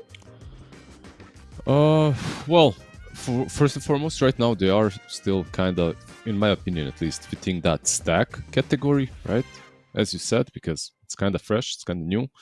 And they do have players that played before with one another. They've got players that have been very experienced in the region, right? Like they get that Kazakhstani position 1, which is the secret sauce that everyone needs to succeed. They've got Lorenov, of course, a lot of experience from him, the Hack as well, and then they have the double Belarus support that have been around quite a bit, and together they have played, right? So they've played, the last time I think I cast them was in Betboom Dacha.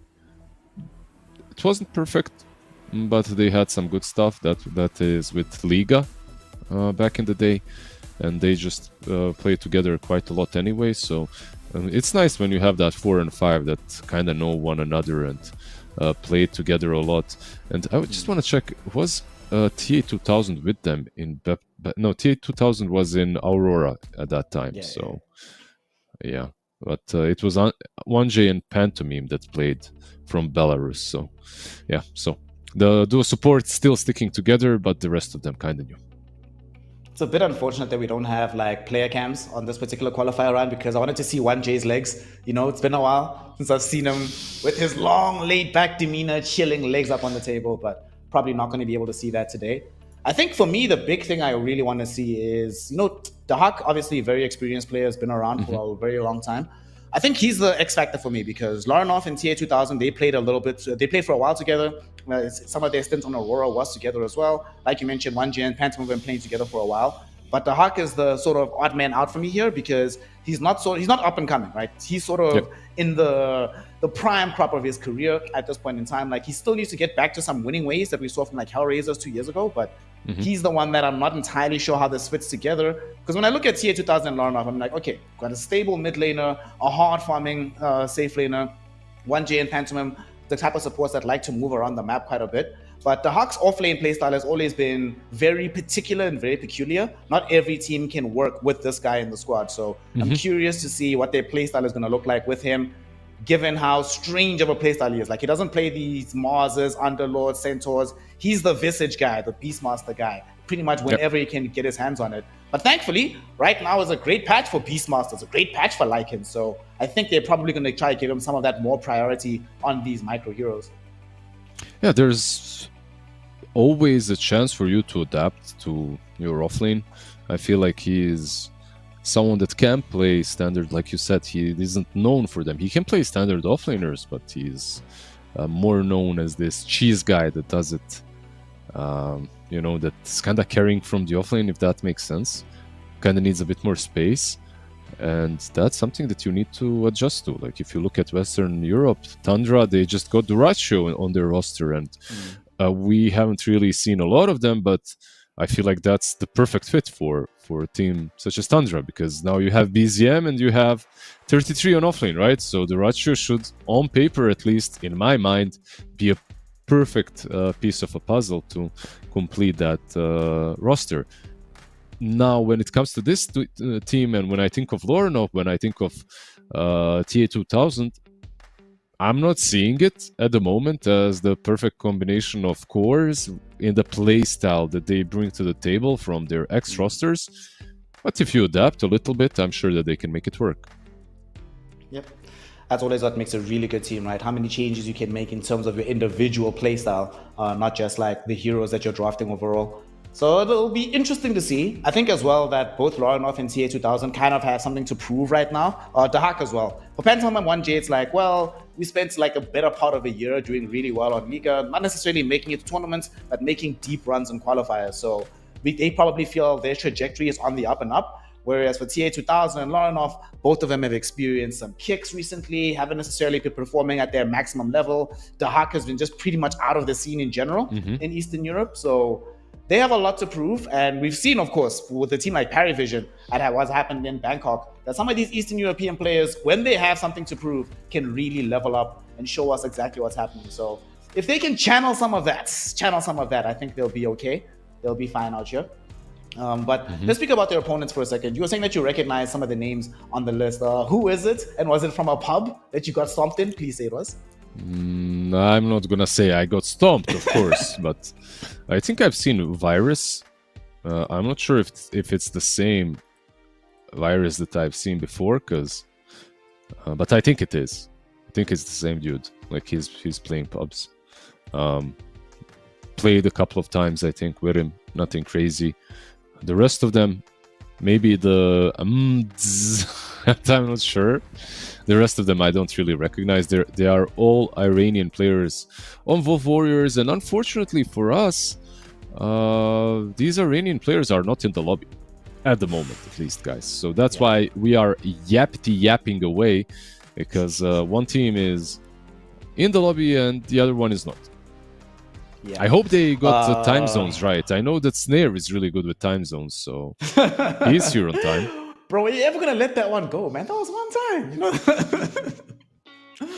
know. We do still have about 10 minutes for the Iranian players to show up. So the Wolf Warriors still have a bit of an opportunity to get here. And if they do not get here, in the small event that they have to forfeit, the game is not going to be a series forfeit. It's only going to be a game forfeit. They still have an opportunity to claw their way back. Let's hope that's not the case, though. We want them to show up. We want them to be here. Also, as a former player, Lizard, I'm sure you agree that winning by forfeit is no fun. Right? It actually feels like it drains you. You don't get the positive momentum of stomping a worse opponent. You don't get the learning opportunity of getting to take out a tough opponent. You just sit there not playing. This is actually one of the worst things, the worst ways to go forward in the tournament for me. Yeah. No, overall, I feel like in many things in life, the wait is worse than the actual thing happening, right? Like if you have some anxiety about an exam, that time, the longer it is, goddamn, the more it pains you, right? If you're waiting for someone to confirm if you have a job or not as well, Snare, you know, if you wait for a month or two, you know, that kind of a thing as well can get to you. So, but if you're kind of just chilling there and you know that you're going to win the game 99% no matter what, then you can do the thing that my cat is doing right now. That's just snooze. Just snooze away. Just snooze, chilling. Go into lying your on chair. the unicorn blankets, just like, yeah. Mm-hmm. That's it. You know, just chill. Back when I used to play, we had our best player on the team was this guy called Unk, right? And Unk had this really bad habit where what we always do is that we'd have like a practice game before like one of our main matches or a scrim or whatever, just like a practice pub. And if the pub went well, only if it went well. If it went badly, he'd still be like, I'm still fired up, I want to play the next game. If it went well, this guy would just fall asleep immediately. I don't know how he did it reliably. He's just like, I'm taking a nap, wake me up when we have to actually play or when the practice is happening. And you'd be like, dude, stay warm, stay hot. He's like, nah, that game was too easy, man. I need to go think about something more interesting. So honestly, I've always felt that in Dota, hard games are better for you. Like if you have an easy run at a tournament, especially at the beginning, it's not good for you. You want to have as tough games as humanly possible. It keeps you focused as well, stops you from making some stupid mistakes. I mean, the lower bracket run is basically that, right? Like you're having the hardest opponent that kicks you out immediately, and then you have to grind with that elimination on the line all the time. So if it doesn't drain you, like Dota isn't the same for everyone. It depends on what kind of a person you are, what kind of a player you are. I know players that hated lower bracket, that just fall under pressure, you know, crack under pressure. I've seen players that love it, that just can't be arsed to play when nothing is on the line. So, you know, just like your friend, he hits that snooze button. The game's too easy, make it a bit harder for himself, wake up groggy. You know, it depends how long you have to wait. Oof, like I had to work really hard. Like when I was a player, I had to. I kind of have this tendency to be anxious anyway in life, so that was something that I really had to work really hard on when it comes to tournaments, when it comes to scrims, playing versus good teams. You know, let's just say I never lacked motivation. Maybe I had a bit too much of it, which would be a detriment at some point in games. For me, I'm like, I'm an adversity player. Like, one of the reasons I actually stopped playing, I can actually tell you, did I ever tell you the story of the day I quit playing esports in general professionally?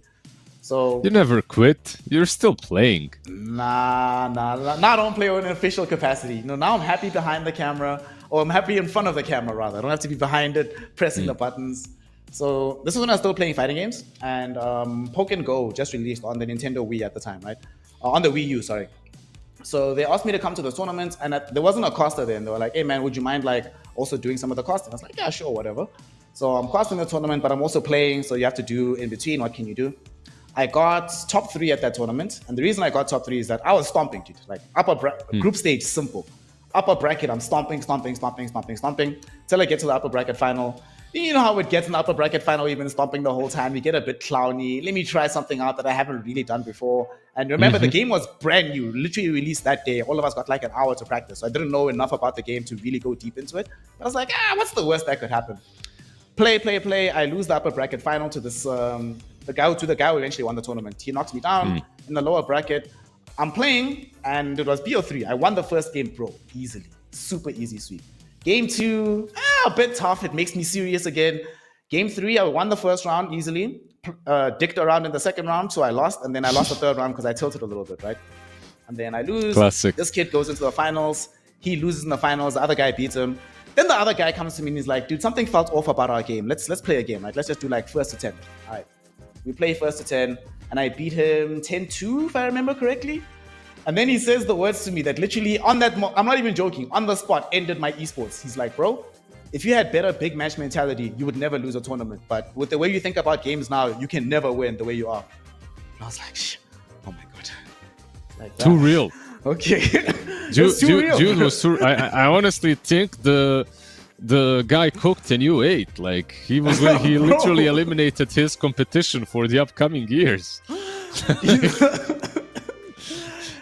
Listen, I might have won that final battle, but he won the war, hands down. I was cooked. I was like, I'm finished, I'm done, I'm washed. I've never been a player since, bro. It crushed my spirits. Feels bad, man. But yeah, it gets tough. It gets tough. The mentality gets tough, and I hope that the mentality is not the problem for our boys of the Wolf Pack, the Wolf Squad, the Wolf Warriors, Mr. Safe, MMZ, Panalysis, Virus, and ZX76. These are the players that are making us yap and making you wait for no reason. Well, they must have a reason, as they're not showing up. Maybe the reason is the time zone. Maybe the reason is that they got scared like Snare gets scared versus good opponents. You never know. Hopefully they do show up and grant us at least one game. But if they do not, it looks like Nigma will not be the champions of the quickest series today. After all, it seems like Snare.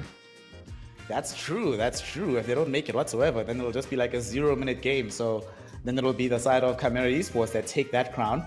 Fortunately, it's only game one. How many minutes do they have right now? They should have about 2 minutes left. So if in 2 minutes, none of the Iranian players show up, game one automatically goes to Chimera Esports. But then obviously we'll take some time to try and figure out exactly what's happening with the Iranian squad, get the Wolf Warriors in this. Because honestly, not just for like the players side of things where we just get forfeits, right? But as viewers, we want to see this region grow. We want to see as many teams as possible competing in this region. And sometimes you do have to get your ass kicked, get spanked a little bit, but you have to be in the game. You have to be there. So we want to not just have passing familiarity with these names. I want to be sitting here a year from now and saying, oh yeah, Virus, remember that time he got stomped by Chimera? Now here he is winning a qualifier. But you have to be here to make that happen.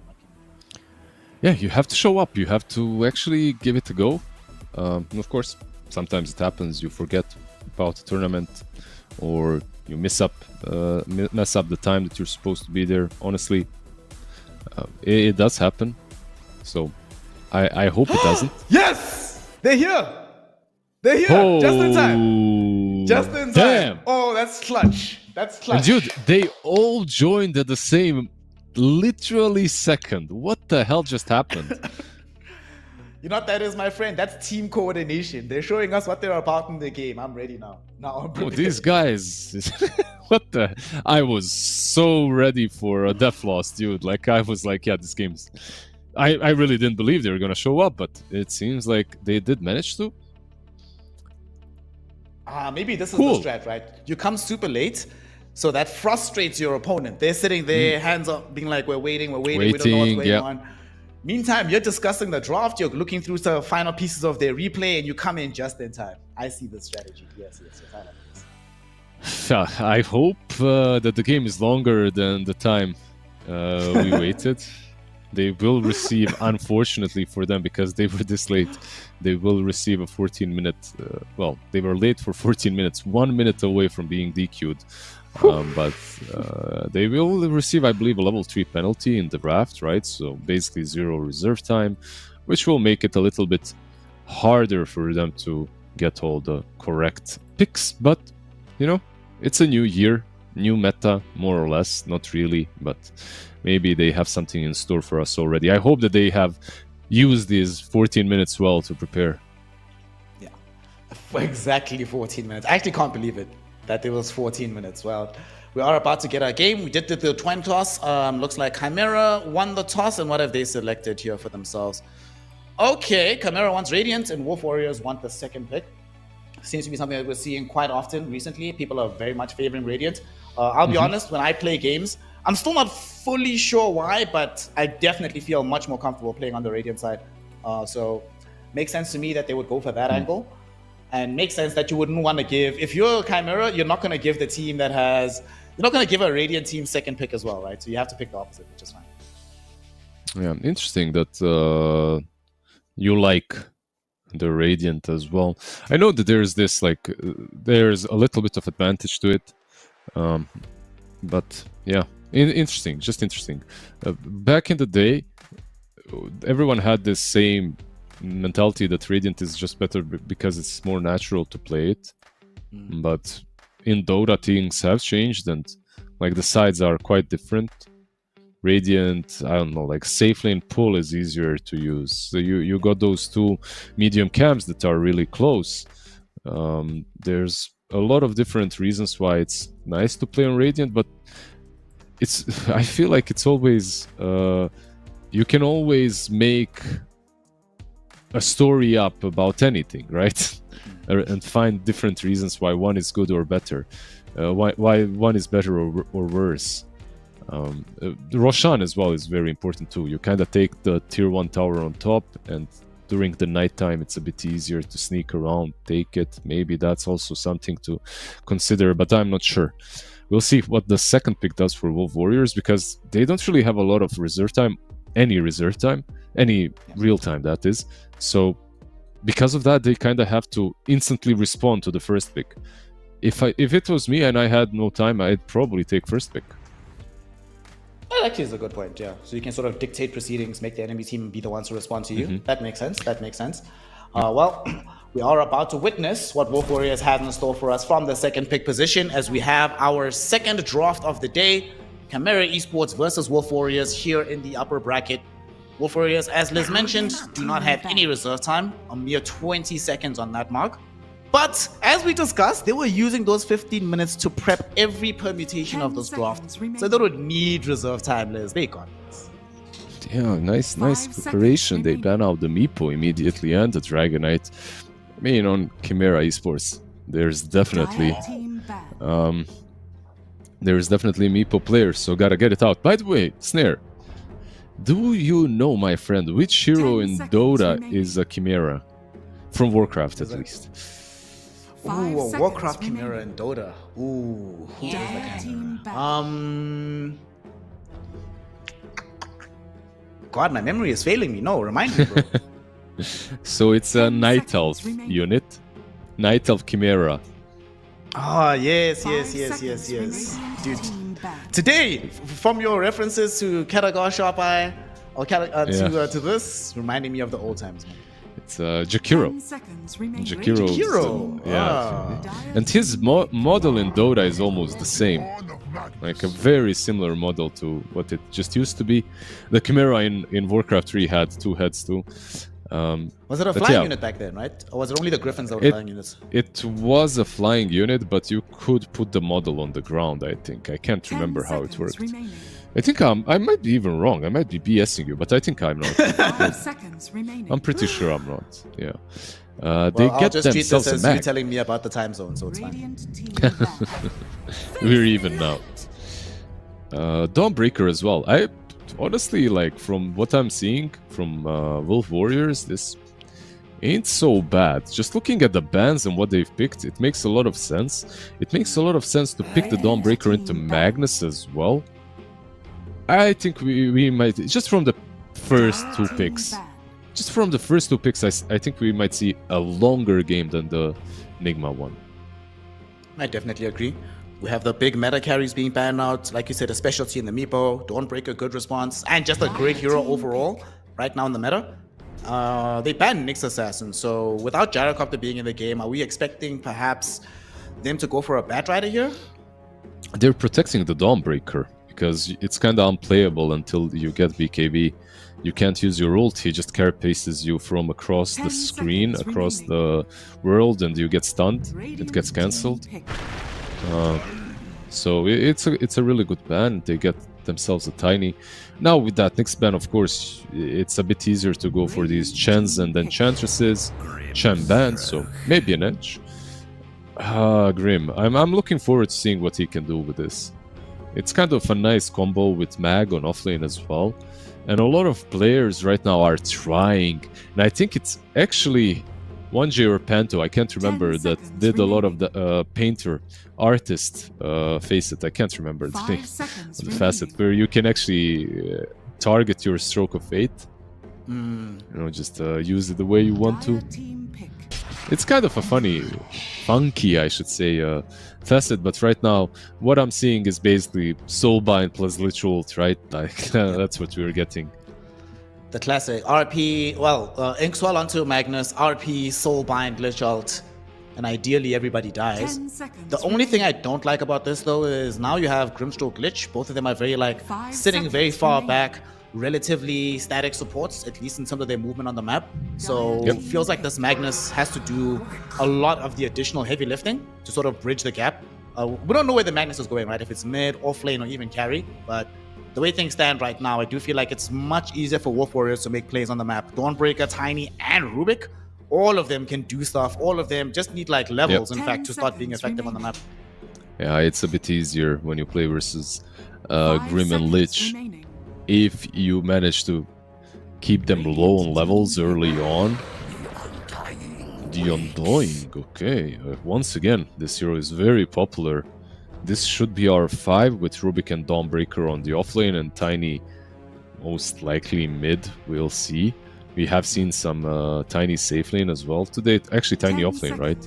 That we have seen, so probably not gonna happen in this one, but I like looking at Grim and Lich, I like Tiny. Like, you jump them, you blow them up. Like, these are easy targets, and also a lot of spells for Rubik to steal, right? It's not only about the RP. Anything basically that you steal from Lich or Grimstroke is valuable. Any single spell. Especially that Stroke of Fate. Stroke of Fate without cost points is actually a ridiculous spell. So when Rubik has it, super, super solid. Also Inkswell, I don't know why the bonus from the Inkswell still gets amplified by the spell lamp of the Rubik. That shouldn't be in the game, but it is. But for me, the big thing is going to be making this game frustrating for the Magnus. If Magnus is not the first one into the fight, if Undying drops a Tombstone, all of a sudden it's really hard to find a good entryway. You could find your Blink Dagger getting disabled. You can find yourself RPing directly on top of a Tombstone, and that doesn't necessarily help you out. And the lane, if this is an offlane Magnus, being constantly decayed by this Undying, doesn't seem like a lot of fun. Yeah, and they don't really have good heroes to kill the Tombstone at the moment. I'm not saying that's something that they have to go for next, but I wouldn't mind having a carry or a mid laner with an ease of destroying that Tombstone, because you can't fight into it with Grim and Lich. The zombies on their own just slow you and you're too weak.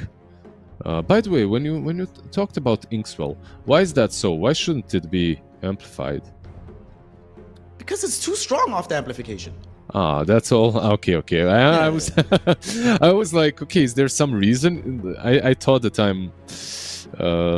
Radiant team Yeah, I was like, wait, is Inkswell some certain type that shouldn't get increased by Rubik? No, But no, okay, just too good, just too good. Yeah, that makes sense. Bat, though, okay, so now you have double lasso as well.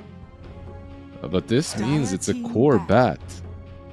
Interesting. So let's see how they lane this. They could put Mag Grim off still. You could also put like some Grim Bat off lane.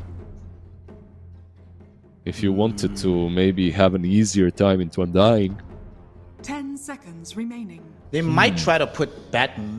Could be Bat mid, Mag mid. Most I don't know. likely, yeah. Remaining. I think it's most likely mid. I think you are correct. Dire And what they team need back. right now is a position 1. Probably their Something- thinking is that if you put this Bat Rider mid, you can match the rotations of the Tiny without too much difficulty. And you're not as like. The Blink Dagger will come eventually, but it's not going to be as big a deal, just given how many obscene levels you'll get from the mid lane. One thing 10 from Wolf seconds Warriors, remaining. though, that I have to say is, like, of course, Chimera are definitely 5 favorites, seconds right? But right now, I like Dire's drafts. Radiant And they team have back. no reserve time. And I like their Radiant draft. I feel team like pick. their draft is very solid. That's a good ban on Slar. Void Spirit. Void Okay, so Spirit. safe lane Void Spirit. TA 2000 used to do this like quite a lot. Yep. That Echo Saber, Manta, or something build, right? Like maybe something different. This game we'll see.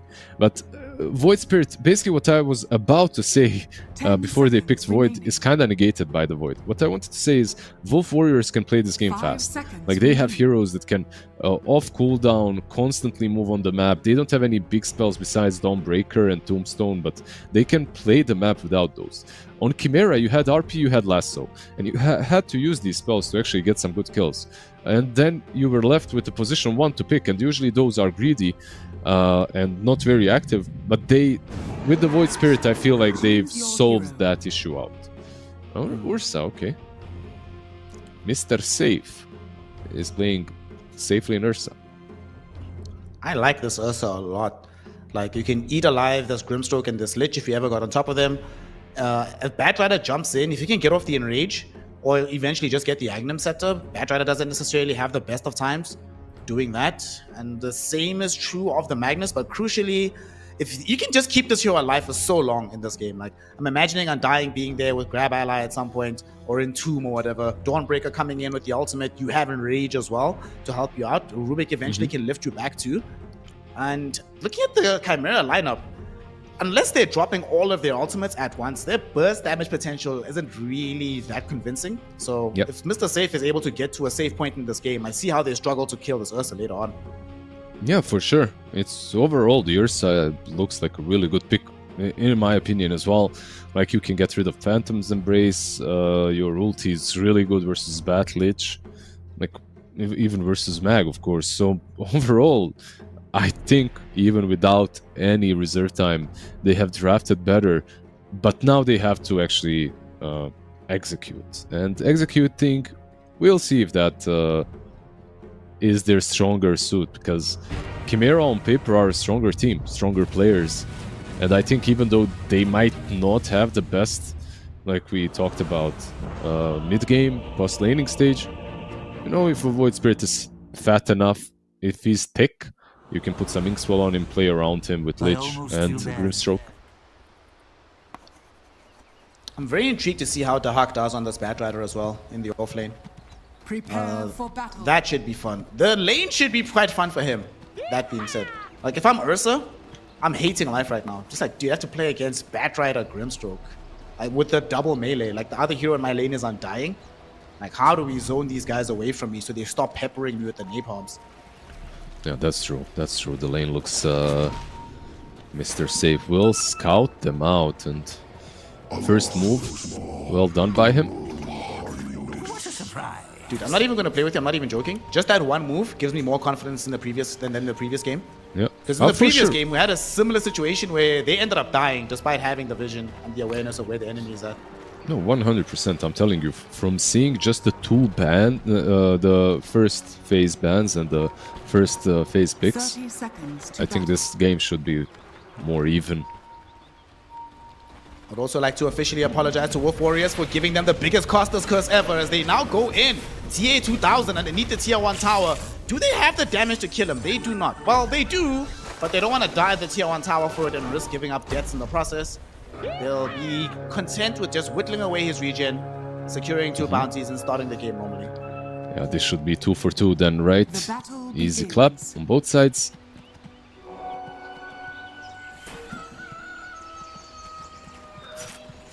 Okay. So 2-2, nobody died. TA 2000 did have to ferry in some additional regen, but you know, what can you do? Kind of sucks. Yep. Have to say I love this. Okay, TA 2000 might have a harder time a little bit on the safe lane. I love this Lich though. This hero, you know how much I hate Lich, but right now the hero is just in a really good spot. Somebody sign Lizard to your team. Trust me, he's happy to play Lich every game. No, please. I've lived through that nightmare once. Back in the day when all you did was eat creeps. Right now, Lich is kind of fun. Like you go into the lane and you're bully. You're actually pretty damn No strong. longer have to go sacrifice level 2. Exactly. You don't have. What do you mean level 2? Level 1. You chill at the tier 2 and you eat ranged creeps. That's what Dota was about. Thank God it's no longer that way. But yeah, we'll see how much Panto and TA2000 can do here. So far the lane is very chill. They're chilling. Dawn's gonna just try to get her farm. It is a Void Spirit, so not necessarily the hero that is renowned for dominating you in the laning phase from the safe lane. So should be A-okay for the die lineup here. On top. This is not gonna be fun. Mr. Safe, my friend, I hope you have some positive words of affirmation for yourself in your heart because you're not going to enjoy this lane. Yeah, maybe... I feel like you still have to be careful here as Bat and Grim. Look, you're definitely supposed to be bullying. But if they get like some level 2 with Tombstone and then they drop Blood Grenade on top of them with Earth Shock, I feel like you can maybe even turn Dawnbreaker bot lane. Dawnbreaker about to fall. TA 2000 rushing forward. One more right click should secure it, but Virus in with the final body blocks. If he doesn't do that, that is literally first blood. Amazing play from the Rubik. Keeps the Dawnbreaker alive and prevents Chimera from grabbing the first blood. Yeah, top lane kinda literally what we just discussed happened. They dove the tier 1 tower and they dropped the Tombstone, so they had to run. Almost Now they actually getting might kill one that. Jade. It's Grimstroke falling fairly low, but he's gonna be fine. And unfortunately, that play that happened bottom, as you were talking about how they can recover things for Wolf Warriors top, I was thinking it would be great if they could do a twin gate rotation with this Rubik. But if you're being pressed all the way up until the tier 1 tower, there's absolutely no space for the Rubik to make that move and recover this top lane. Yeah, they need to play on their own on top. It's basically the way it is at the moment. Bot lane again. They almost get him. Top. Mr. Safe, he's dead. The Hawk got him. Yeah, finds the first blood on this Batrider, and they do eventually chase down this Ursa. As dangerous as the Tombstone is, they knew it's only on level 1, so the cooldown is too long. Can't worry about it right now. Yeah, they baited the Tombstone the first time so damn fast. Like, they just dove the tower with the first two creep waves pushing. They baited the Tombstone and instantly just backed. They didn't even try fighting. The moment Tombstone was dropped, they backed out. And it's like you said, a really long cooldown, and they played the lane very nicely. Mid lane. One of the only places in the map where it's going okay for Wolf Warriors right now. MMDAZ, he's chilling, matching up with the Magnus, but unfortunately there's a lot more pressure onto him. He's gonna have to get out of this lane ASAP. Like, as soon as 6 minutes hits, he's gonna be having to hoping and praying for a great rune. And top lane, Another dive, top. there's no rune to help and save this Undying, and he is not gonna end up dead just yet. They focus their efforts onto the Tombstone, and honestly, with the additional gold, if they can also get a kill out of this, this is just as good as a double. This is the save, 4 napalm stacks on top of him.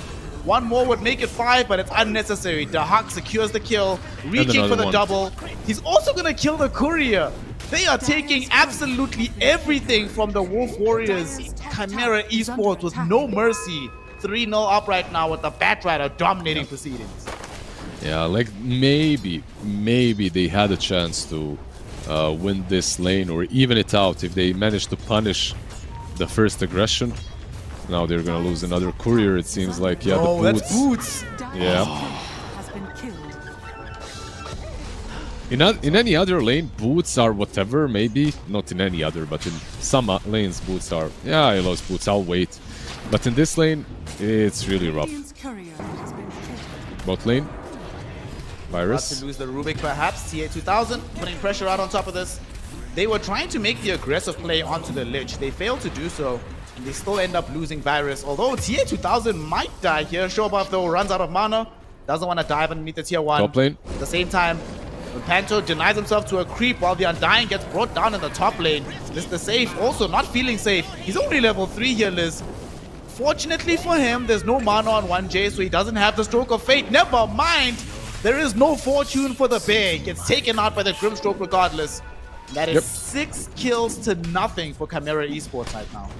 It was basically just a right click in the end from 1J. And yeah, I think I've seen him do the fine art before on Grim, so he's taken that Stroke of Fate facet. He's also maxed it out, so we'll see how much he can do with it.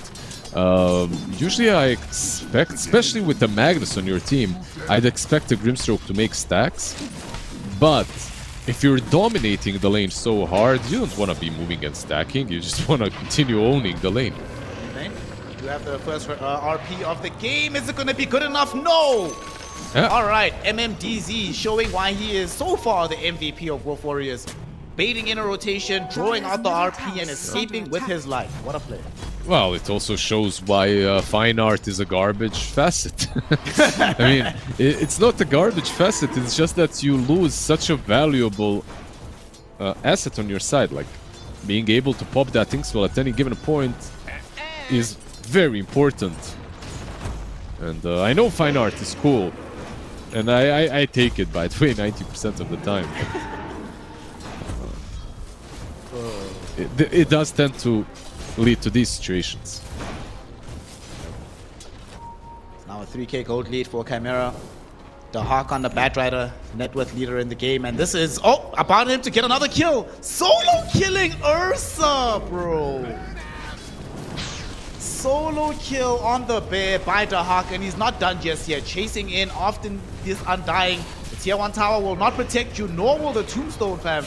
He's trying his best to survive here. One more right click though, the Hawk with the double. Might be another one. Iris came in to help, but all of a sudden he realizes that all he's helping is the bank account of the Hawk. Undying, really? Gets a triple kill. One more for the road. No. Tiny comes in. All right, the real heavy hitter is here. MMDZ finds himself a double kill, punishes both of these supports. And yeah, they managed to claw back 2 of those kills, but nonetheless, this Batrider is increasingly looking like he was playing from the mid lane all of a sudden. Yeah, he's just, I mean, nothing. He's top of the net worth charts by a huge margin, like 1.3k ahead of his mag from the mid lane, so having a great time going for that right click on bat with the Witchblade. In trouble. Oh, they don't have reveal. Radiant's Okay, bottom okay. tower is under attack. Lich This is had- what happens sometimes. The team is doing too well. Cores don't carry reveal right now. It's too late. They have a sentry down, but he's already gone. I mean, in this kind of a game, you generally don't purchase dusts, right? Like, there is nothing, no glimmer capes yet. Lich was around and they considered RPing. He had a sentry, but decided not to. Oh, it's lag. Yeah, I get it. Maybe they just lagged overall. Maybe that's the reason why they were so late to the game. We're rebooting routers. Yeah, Especially if they're cafe. yeah, especially if they're on LAN, because that would kind of explain everything. If they're on LAN, it would explain why they all logged in like the same second, basically. Gonna have a little bit of time for them to rejoin. Mr. Safe in question is playing this Ursa. What are we thinking build-wise for the bear? Are we going Diffu for this game? Do you want him to go for the Insta Blink? Are we going Battle Fury? What's your feeling? I feel like this should be a Battle Fury game. This is a game in which Ursa needs a lot of items.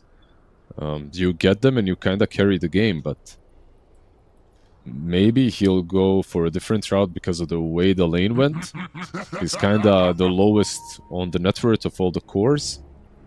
Has almost as much farm as his own Undying, which generally isn't a good thing. Undying isn't the best farmer.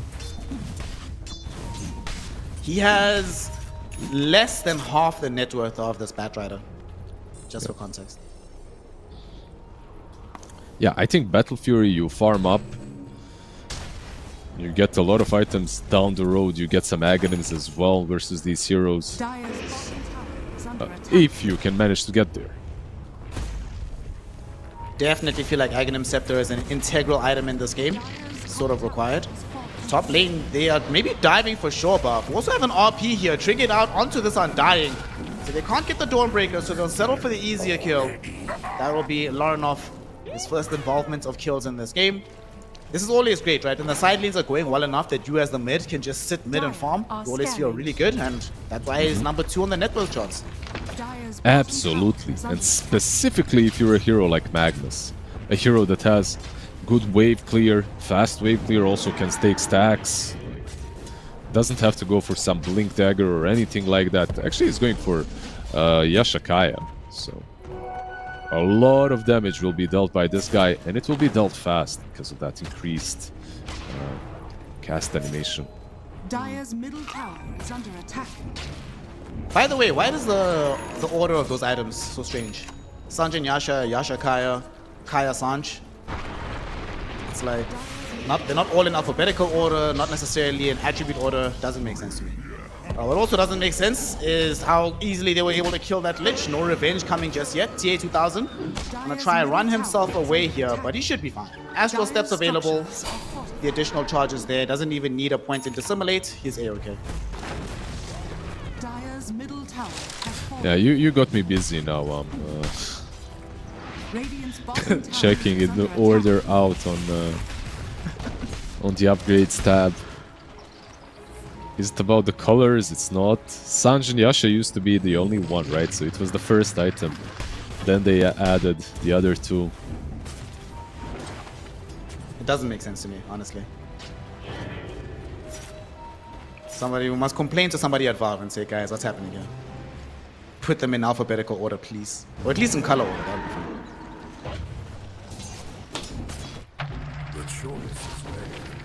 So despite this game not necessarily looking that great for Wolf Warriors, as they're about to lose, perhaps they're Undying here, almost certainly, yeah. Dawnbreaker's coming in though, elongating this, and there's an RP committed. Dude, if you die, you're worth, bro. Worth, that's the best death ever, but unfortunately the Ursa's death is not so hot. Without the Ursa dying, that would have been honestly a phenomenal moment for Wolf Warriors. Yep, unfortunately, they do lose their carry. And the map is just getting smaller and smaller here. Usually when you're playing the Dawnbreaker, you want to be as far away from your teammates, you know, so you can use your ulti to come and help out. But when the map becomes this shrink, there isn't really a lot you can do. You just... there isn't really a lot of space for you to be far away, that's what I meant. And unfortunately, no way to help your Ursa out as he's feeding.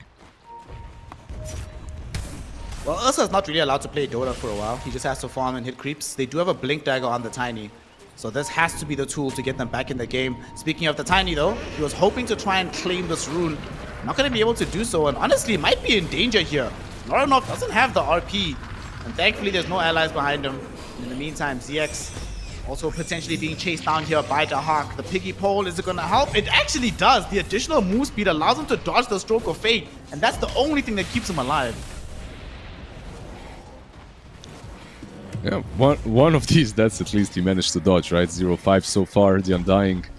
I feel like these kind of heroes, right? Like the Undying, last series we were talking about Viper, I feel like Undying is very similar. Early on in the game, you really want to be doing well, and if your game doesn't go well, you just go 0-5, 0-6, 0-7 very quickly. You want to be the bully, the one that runs in, pops that tombstone, baits a couple of spells.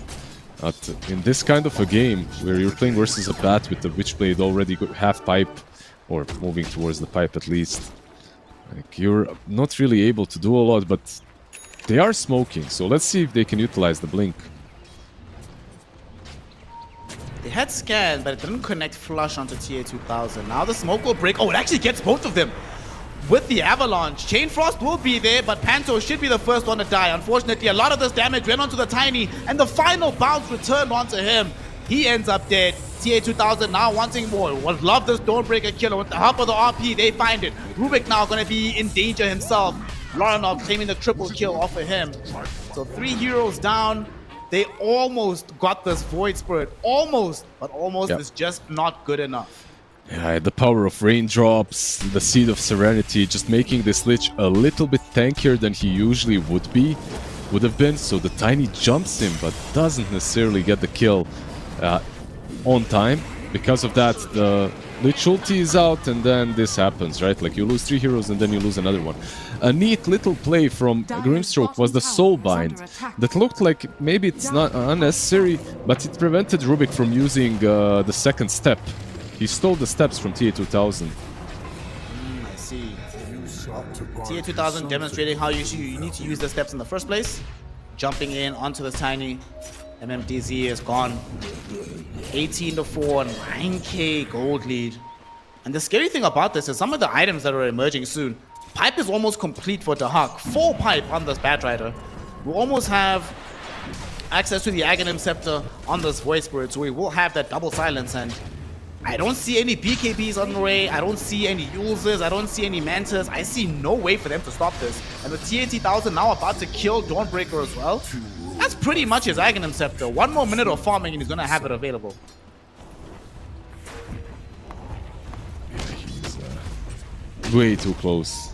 Way too close to it. After this creeps, like basically he's gonna go to the secret shop and purchase it. Let's see. I mean, I like this, at least from Wolf Warriors, you know, they're attempting to make another move. There isn't really a lot of space on the map for this Ursa to farm, so they have to. Another smoke is happening. That would be a really good kill. He doesn't have a pipe yet. They know where he is because of the Firefly, right? But Tiny can't really approach. Know where he's at, but they don't know who's behind him. And now, oh my goodness, 1J also reveals the fact that they were smoked up in the area. Both of them just immediately bail. And that's more wasted time by the Wolf Warriors. Yeah, very nicely done from Chimera. Just there, the game is way closer than the last series, but they're still outplaying them. DD on Mag, RP is there. DD, RP with the Soulbind onto 2. The Chain Frost, there it is. That's the combination we wanted. And Dawnbreaker now desperately wishing she had stayed on the other side of the map, because there is nothing here but pain and suffering. 2 cores down for the count. TA2000 already putting pressure onto the tier 2 mid.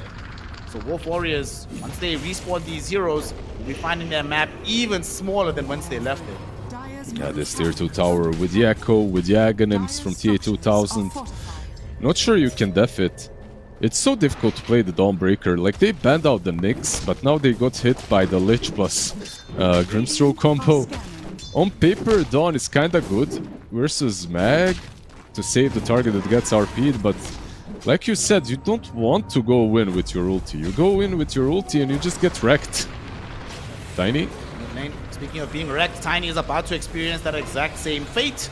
Easily killed off, and now TA2000 finds the Inkswell skill. They find the stun onto the Rubik, they kill him off. Undying follows into the chambers as well. They even take his tombstone down for good measure. Another 3 kills going the way of Chimera Esports. 24-4 here in game number 1 at the 17-minute mark. Yeah, this is Has fallen. really rough for Wolf Warriors. Not sure what happened and why they were 14 minutes late, but this game might not last way longer. Is under attack.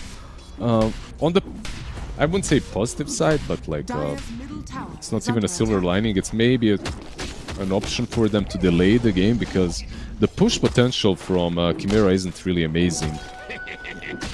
Right, like they need to take fights, they need to kill heroes, and then they can take objectives. Albeit they do have Arsonist on Batrider, so that kind of helps a little bit at least. No, you're definitely right that it requires them to fight a lot. And speaking of fights, another one happening in onto this Tiny. They will be able to find some spells back onto this Void Spirit instead, and they thought they were turning the fight, but Inkswell Chainfrost decimates the Wolf Warriors lineup. They're trying to get out with this Dawnbreaker, but she is going absolutely nowhere. One final Starbreaker just for control, but she ends up dead. At the same time, they also managed to go and kill this Ursa. Just 2 heroes killing your core without any difficulty. And with all 5 heroes dead, you were saying they need to win a fight if they want to go high ground. Well, my friend, that's the fight that you need. And here they are, pressing your tier 3 tower. Yeah, and keep in mind that they still didn't use RP, they still have it. So you kind of have to be careful if you're Wolf Warriors. You can still get RP'd in this match, in this particular fight, that is. Man, that Dahak is doing more than enough damage, I was wrong. Yeah. Holy based. They're gonna try and fight into the Hulk right now. Starbreaker will be silenced up, it doesn't complete. And now he gets the lasso out onto the Tiny. RP on the 3 heroes! They skewer them all onto the low ground, and now they decimate them all. TA2000 stepped through 3 of them with a massive astral step, huge resonant pulse. The rest of his team finishes up, and with Chimera demolishing that fight, the GG has been called. They throw in the towel. Chimera Esports, with absolute dominance, take game number 1. Yeah, absolutely dominating. 19 minutes game. Top lane, I believe, was probably the hardest thing that happened to them. Like, if your top lane wasn't bleeding that hard, this Batrider isn't as big, and he isn't controlling the pace of the game and everything on the map so hard. Yeah, overall, unfortunate for Wolf Warriors. Hopefully in the next game they won't have as big of a penalty. They'll join the lobby a little bit faster, and then they'll be able to maybe get a draft that suits their playstyle a bit more, because I really don't think the draft was bad. I still think their draft was okayish. The Batrider definitely posed a lot of problems on the top lane, and that's something that they have to respect. Maybe respecting the Dahak's playstyle and his hero pool a bit more. Yep. I mean, that was my greatest fear once we exited the draft, right? What's going to happen in that top lane, Batrider Grim? I thought it was going to be really tough. I've played against this Batrider lane as Ursa, it's awful, but I didn't think it was going to be this difficult. This was absolutely out of this world. I mean, look at the 10-minute mark, just how far ahead Dahak is of everyone on the map, literally doubling the Ursa CS, and it doesn't stop. His lead just keeps increasing and increasing, and the scary thing for me about all of this is that Dahak ends the game as not even the most farmed hero on his own team. The fact that he's making this much damage, creating this much space, without necessarily needing to exploit that many resources on the map, just makes it so much easier for Chimera, because he can dedicate all of his time. It's him, the Grimstroke, every now and then Magnus joins in, every now and then Voice Spirit joins in, but those 2 heroes, constant rotations, Liz. They end the game, him and the Void Spirit, the Void and the Grimstroke, both of them were involved in 25 kills. That's a lot. That's a lot. These guys were doing everything in their power. 23 kills for the bad 25 kill involvement for this Grimstroke. Tells you everything you need to know, that from moment 0, from when they got that first blood, it was just all downhill from there, it feels like. Yeah, Lich was also very involved as well in most of these kills, right? Like 21 kills to his name, or 19 assists, 2 kills. So overall, this trio worked. So basically, I thought that Void Spirit would be the active one, but the Bat had such a good game that the Lich was the Grimstroke, could just play around him. They managed to do that very nicely, and I didn't see a single point in this game in which Wolf Warriors found the solution to the Soulbind plus Lich ulti. It just always connected. They needed to find some ways in which they bait one of the spells out, they move back, they go back in, but they couldn't really do that, and that's mostly on skill. Like skill issue, a little bit of outplay by Chimera Esports Victory. Chimera Esports, I was reading the team name, but I still think that Wolf Warriors are much closer to Chimera than Winners were to Enigma Galaxy. Winners, they looked like some 4K MMR players, maybe 5K. Wolf Warriors to me look like rank 2000 to rank 3000 Immortals. So there's still a possible chance for them to win, but it's a very uphill, like they're climbing a very steep mountain. Well, fortunately for all of us, right? These are the MESWA qualifiers, and across this entire region, well, some parts of like South Asia, we're not that far from Nepal in this region, which means there's a long mountain range. People can practice their climbing. They got this point. Don't worry about it. They've been out here. Wolf Warriors are not gonna let me down. They're gonna bring it in game 2 and take us to a deciding game 3. Despite the skepticism that I can feel radiating from Lizard, I am sure we're gonna get a lot more entertaining Dota today. Well, let the teams go and get ready for their second game. Of course, Wolf Warriors actually having full reserve time this time around. So we'll see if that impacts how they draft, impacts how they strategize, but more importantly, impacts how they play. And we're going to be finding that out in just a few minutes. So don't go anywhere. Snare and Lizard back again for some Dream League 25 action. We'll see you in just a few minutes.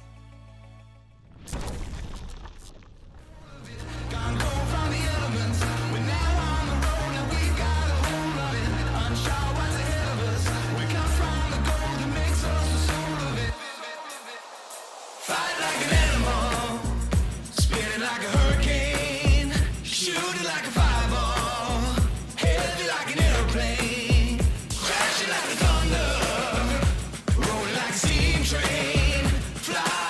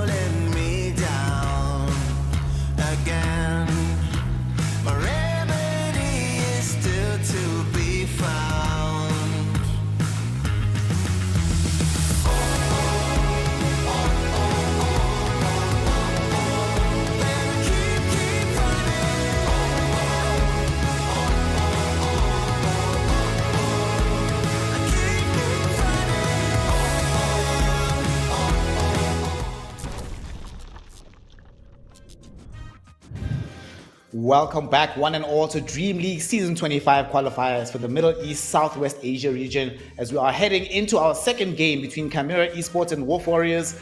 And Wolf Warriors, to their credit, did make this game much more competitive than we expected, did draft in a much better fashion than anticipated. But unfortunately, they did get skill diff. What can you do up against a side here of Chimera Esports? However, Lizard, many times in our careers, we've watched worse teams beat better teams, and many times in your playing career, you've been in those situations. So it's not over just yet for the side here of Wolf Warriors. What do you think is the main thing they need to change in their approach to the game to have a better shot in game 2? It's kind of rough. Like, they got picked apart in every lane, kind of defeated off of that top lane going horribly wrong for them. They need to make sure that something like that does not happen again. Like, you need to have one lane that evens out, and one you win, one you lose. Just make sure that you have at least one solid winning lane. Don't go for, you know, like this Undying and Ursa. Sure, it can work, but you have to cover a lot of your bases to make that a plausible duo on that safe lane, which I think maybe could have been even executed a bit better in that last game, but still, you can make your life easier. A Lich +1 is always nice. They snatched that Lich. Getting Lich plus some other carry, I feel like, is Dragonite, of course, banned out, but something like that, you know, something staple that's not gonna lose almost no matter what. Prophet? Is this the Hawk Prophet we're seeing? I think it's the Hawk Prophet. I don't remember ever seeing Larnov play Prophet, so I doubt it's going to be mid. I've seen like 1 or 2 games of TA 2000 on this hero, but it was just like so whatever. That being said, I've seen a lot of games of the Hawk playing Nature's Prophet, so I would not be surprised whatsoever if this is going to be his pick. I imagine maybe the rationale is that, like, if you pick a decent enough lane, even if you don't necessarily just beat the safe lane of Lich +1 heads up, you still should be able to, like, by the time you hit level 5, level 6, put enough pressure on the tower that you force the hero out of the lane anyway, even without having to kill them heads up. Yeah, I feel like that might be correct. I'm not completely sold on the Prophet overall as a hero at the moment. Like, I've had some games against him. It's still like that good old, I'm gonna get tanky, TP behind, you know, make a difference. I don't mind the mid Prophet. I don't mind the offlane Prophet as well. The mid may be a bit more active, of course. We'll see what they decide to go for. Shadow Demon, by the way, so far, I don't think we've seen him in these games of ours, and this guy is a different kind of a beast. Yeah, I feel like he's very good at the moment. I think it's a S tier hero, in my opinion as well. Now that you mentioned him, I think what probably happened is, you know, sometimes you get accustomed to certain heroes just being S tier.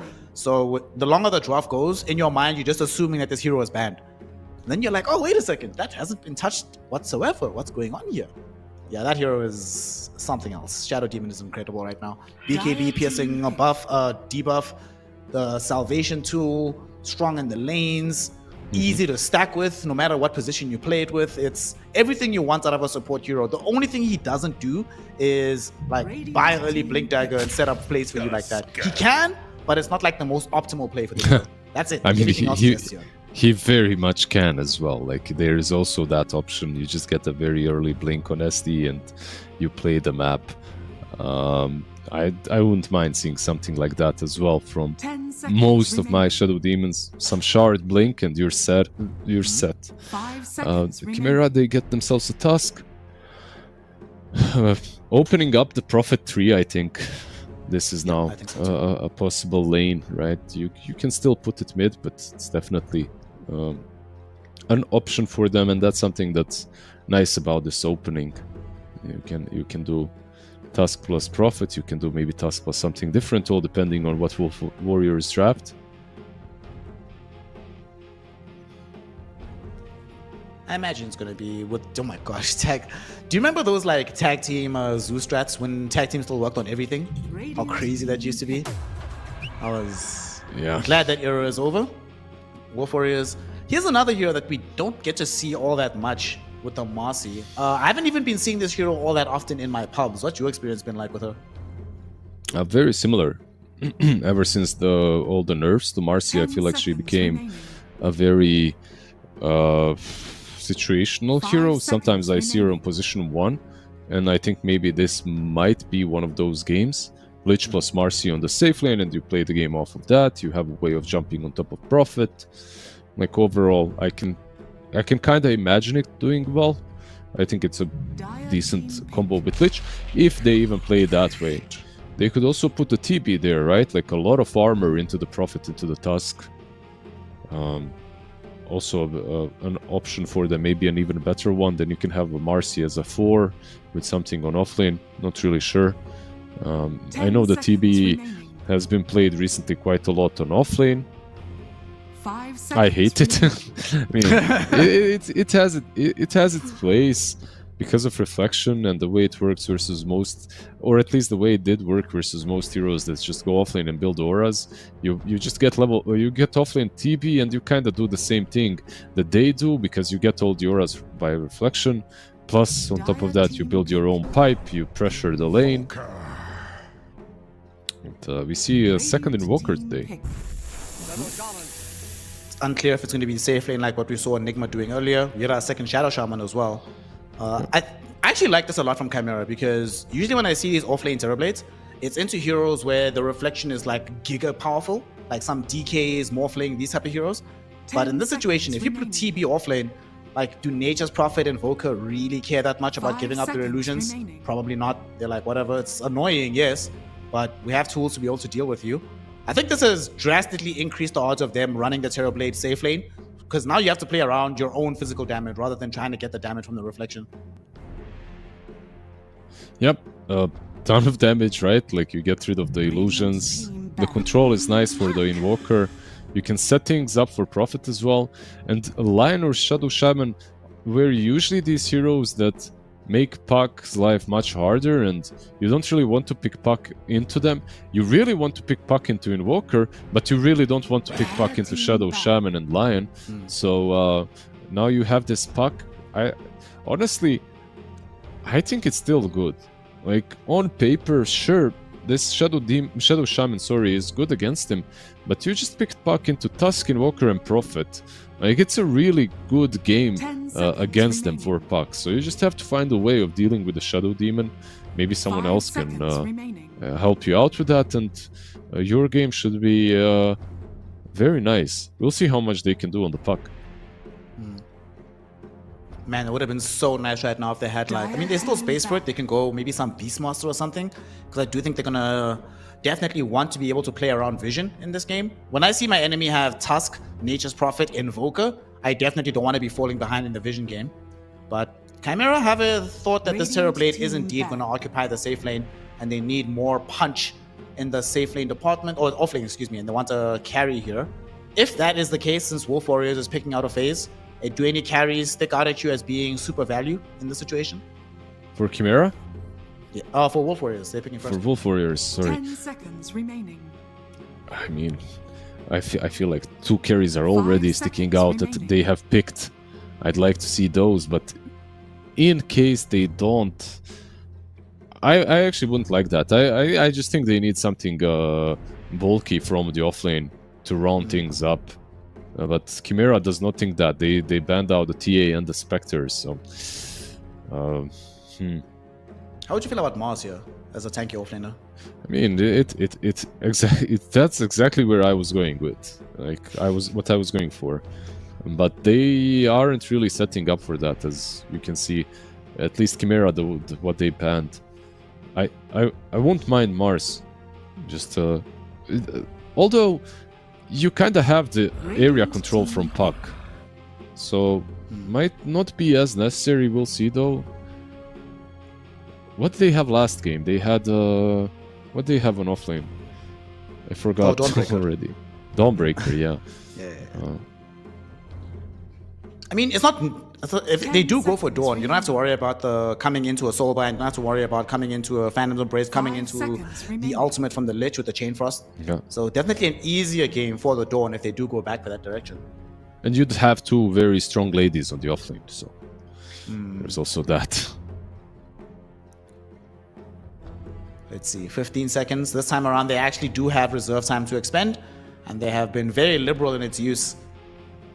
So now you gotta make a decision. Where is Terrorblade and Marcy going? A lot of versatility left in the draft, and the choice is gonna be that we put the Terrorblade into the off lane. You know, when I first saw the Lich, I was thinking potentially Drow Lich, because I've played a lot of this lane lately, and it's very, very strong. I feel very unkillable playing this matchup. The only concern I have right now, though, is that because they went for the Tusk 10 afterwards, seconds your remaining. positioning in the lane has to be impeccable. At any given time, the Tusk can take the twin gate rotation, now select come your through, heroes. close in on the other side as a Shadow Shaman leashes you up, and then all of a sudden you find yourself dead.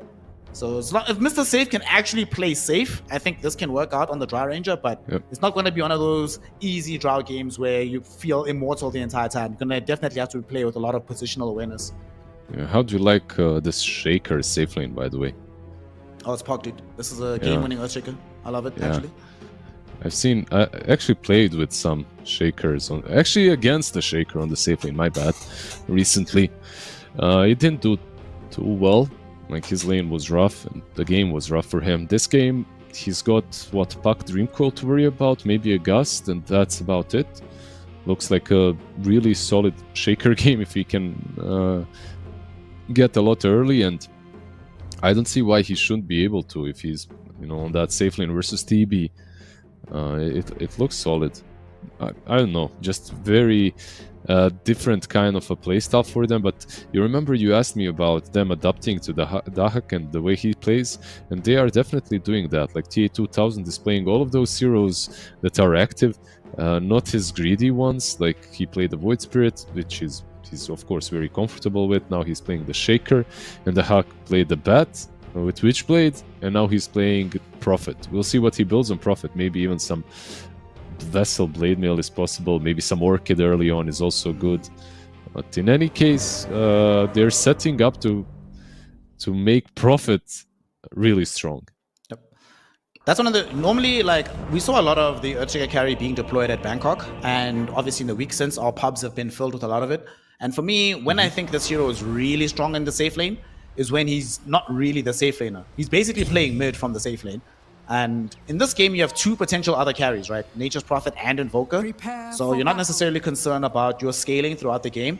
So there's in some of these carry Earthshaker games where the guy will be moving around the map once he has his like blink ags, looking really strong, but then sort of slows down, trying to like just keep scaling, keep farming, not necessarily just moving with his team all the time. This time around, doesn't have to worry about that. Him and the two supports can keep going anywhere, and then Dahak and Larinoff have global potential. Sunstrikes can come through, TPs can come through from Nature's Prophet, Wrath of Natures will be there. It just feels like, honestly, if I'm any of these other heroes, I think my priority right now is shutting down TA2000 and shutting down 1J. If this Tusk and this Earthshaker have good early games, this mid game is going to be just so chaotic for the Wolf Warriors. Yeah, I can see that. Do you rush the Axe on Shaker, by the way, or do you 30 go seconds Blink to battle. first? Usually Blink first. Okay. I've only played this one safe lane. I lost though, so my build was Okay. safe. Yeah, I've seen different things. I've seen a Axe rush, I've seen a Blink rush. I'm thinking if you're playing it safe, maybe Axe rush should be the way. I'm not quite sure. We'll see I think what he maybe goes against. for. It depends on the Shadow Shaman. If Shadow Shaman Heroes, can get an yeah. early blink, then you don't have to The get your battle blink. begins. But if Shadow Shaman is struggling, you have to get the blink first, so you have a way to kill the puck. Yep. Just to be able to initiate instantly. I can see that. I can imagine it. Can you imagine? All right, here we go. We are in game Beautiful 2, voice, ladies and beautiful. gentlemen. As always. You always say that. You're just gassing me up. You're just gassing. I am, but it doesn't mean that I don't mean it. Ah, yes. I mean, gas can be true as well, right? Doesn't have to be fake. Gas. Exactly. Maybe it's a little fake. Just a tiny little bit. Yeah, this lane started bottom kind of bad for Drow. She already just took... She tried blocking, so she took half of her HP. Has damage already. Mid lane, Puck, Invoker. This is... Like, overall, it should be nice for Puck. If you get a hero that can hunt down Invoker through the game, you don't really care too much about him in the mid lane. Usually you see the Puck banned if you're picking Invoker.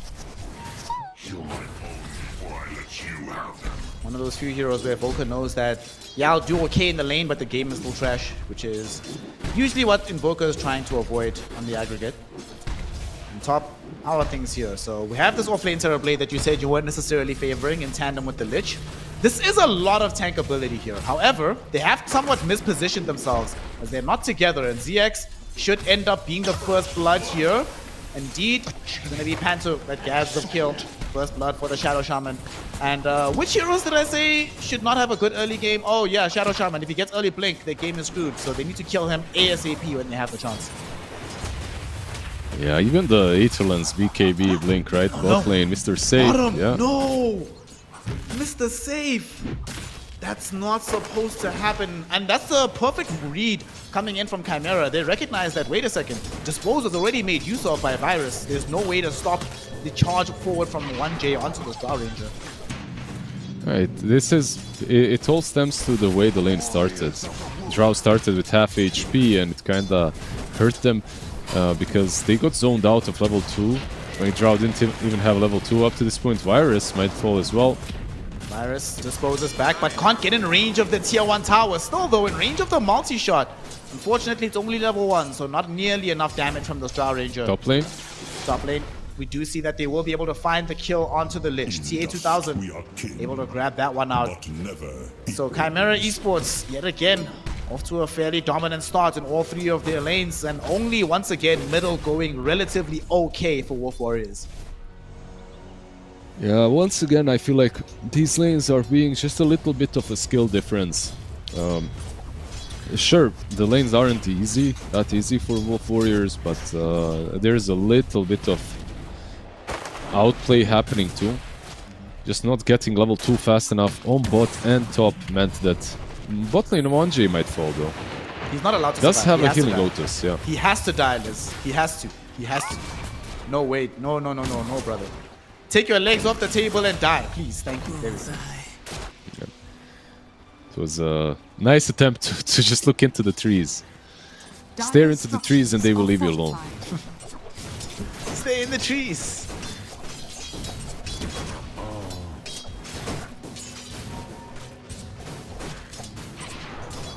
So this Nature's Prophet, unfortunately, is doing incredibly well. Top lane, we also see that this Earthshaker doing very, very well as well. Has as many denies as the Terrorblade has CS, which is very problematic because, you know, throughout the history of all Dota, Earthshaker into the Terrorblade, if you're the Terrorblade, you want the Earthshaker to be poor. You do not want him to be having a good start like this.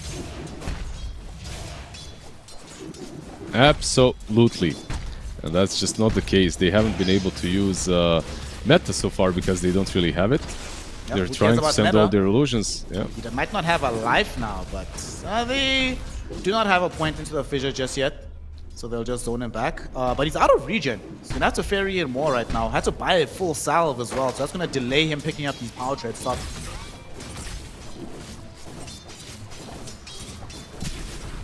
Panto? He's fine.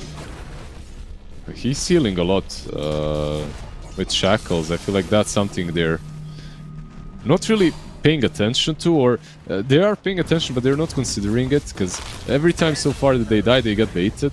Bot lane at least they get another kill, and maybe it's hard to get him, but Dispose was there in 5 seconds. It was way too difficult to catch. Still a very good kill to pick up. And in fact, the fact that it was given just underneath their tier 1 means that they don't have to go back top lane. They're putting some pressure onto ZX, but it's not going to be enough just yet. TA2000 feeling a little bit skittish with his HP pool, but that being said, 1J off the respawn shows up in the top lane. His legs are back on the table, putting the hurt onto these kids. Those shards were a little bit off the mark to catch the Lich, but I'm sure he does not care. They got the TB that they, of course, went for in the first place. Nice rotation. What I love is how they always make sure that if they are rotating, the lane that he rotated from is in a good place, so you can leave your offlaner.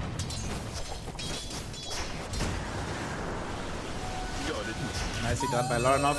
He was challenging with the puck for the deny onto the catapult, but utilizing this tornado, he's not only able to get the catapult, but he actually denies 2 creeps in front of the puck's face.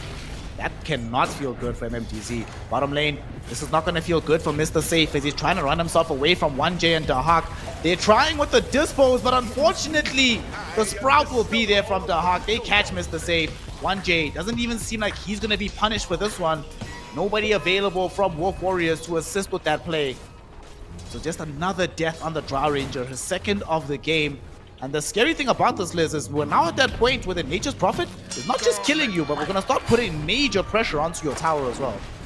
Yeah, this is one of the best things that you get from your mid lane Prophet, right? Like, if he gets this amount of farm early on, he just starts rotating and creating pressure everywhere. And because he had such a good lane, top lane, this is a tier 2 that they're diving. They're diving to kill ZX, and they want to pick up the Wisdom Rune thereafter, but Shorbab wants to stop this from happening. They have the access of the Metamorphosis, a lot of damage to the Shadow Shaman, but Shadow Shaman doesn't die. And now TA2000 goes right back in, Echo Slam with the Enchant Totem, brings down this Terrorblade. On the bright side, okay, there's no bright side. What's the bright side? Give me the bright side. I got nothing. Yeah, it was, they go in on the tier 2, they try to defend from this move, but Puck has no resources. Like, he didn't really have a lot of mana to work with. I'm not sure if EMP connected him or on him, or if he just TP'd with a little bit of mana, but in any case, he couldn't have done a lot. And this is now a disaster. Glitch, top lane. It's not over. The disasters keep spreading. ZX about to be killed very, very easily. And now Shorbab, not necessarily in the best position. Tornado will be there. Panto, 1 second to having the shackles. Not able to get in range. Just a little bit more. No. Whew. Terrorblade. Very glad that he has the bonus movement speed on top of the Shadow Shaman. Able to get himself away at the very last second from that incursion. I'm not sure you're happy with having Boots of Speed plus Gloves of Haste offlane Terrorblade at this point of the game, my friend. It does not look very it gets worse. He's about to die too. He's about to die. Oh no, and to make matters worse, look when he died. Bro, his courier to bring him his power treads was like 700 units away. Then he dies just like that, so can't even get the bonus tank ability. On the bright side, at least they get 1J in the mid lane, but this is a Puck killing a Tusk. So it's not like the Puck is going to be able to pressure the tower. It's not like they're going to be able to take any stacks. It's just like a nice gimme, but doesn't really change anything on the map. It's something at least, you know, just a little bit of extra love for the Puck, so that his game at least he comes online, more or less. What does he have? He's got his bottle not refilled by the Lich, okay? Guess he didn't TP from the base. Not sure. Top tower is under attack. Maybe you told him, bro, play better if you want a bottle refill. You know, I don't refill for scrubs. Well, he is the one of how many kills is in his name? 1 kill. So 1 out of 3, it's his. And they smoke up. This is very reminiscent of the last game. The lanes are going very poorly, and then they try with this one Hail Mary smoke. The only difference is, even though the lanes went poorly last game, they weren't this poor. Oh no. They were actually had the perfect read onto where Dahak was, and he teleports away from them mere seconds before they arrive. So it seems that all this smoke is gonna find is a Lotus Pool and nothing else. Yeah, it was such a good smoke as well. And now he's going back. He knew, right? Like, no one is showing on the map. He knew what was going on. And like, at this moment of the game, Prophet is the easiest kill to make. So it does make sense that he TP'd out. Just looked very cool when he did it. Top lane being pushed in right now. Panto propping down the first Serpent Wards, while the Terrorblade doing his best just to try and catch up. Only has the power treads. Wants Yasha desperately, wants Manta, wants so many items in fact. The entire team of these Wolf team, they just need gold. And it looks like Chimera Esports, if they can keep this pressure up, they'll deny them the areas to find that necessary gold to bring them back in the game.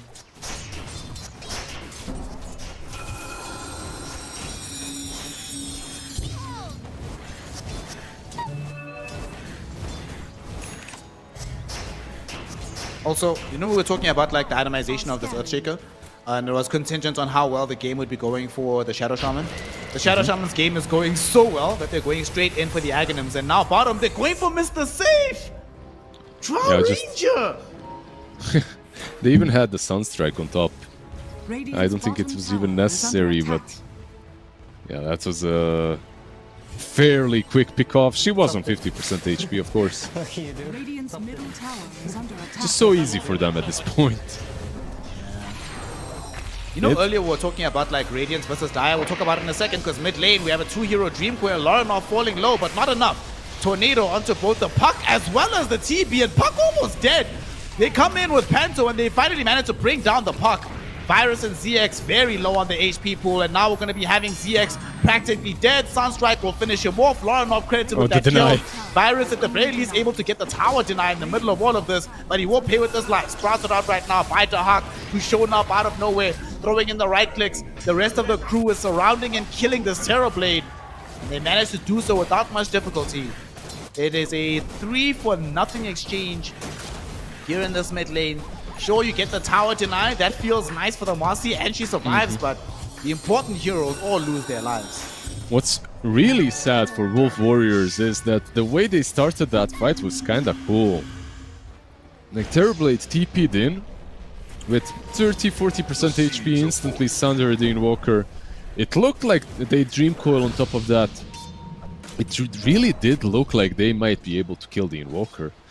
Unfortunately for them, no such thing happened.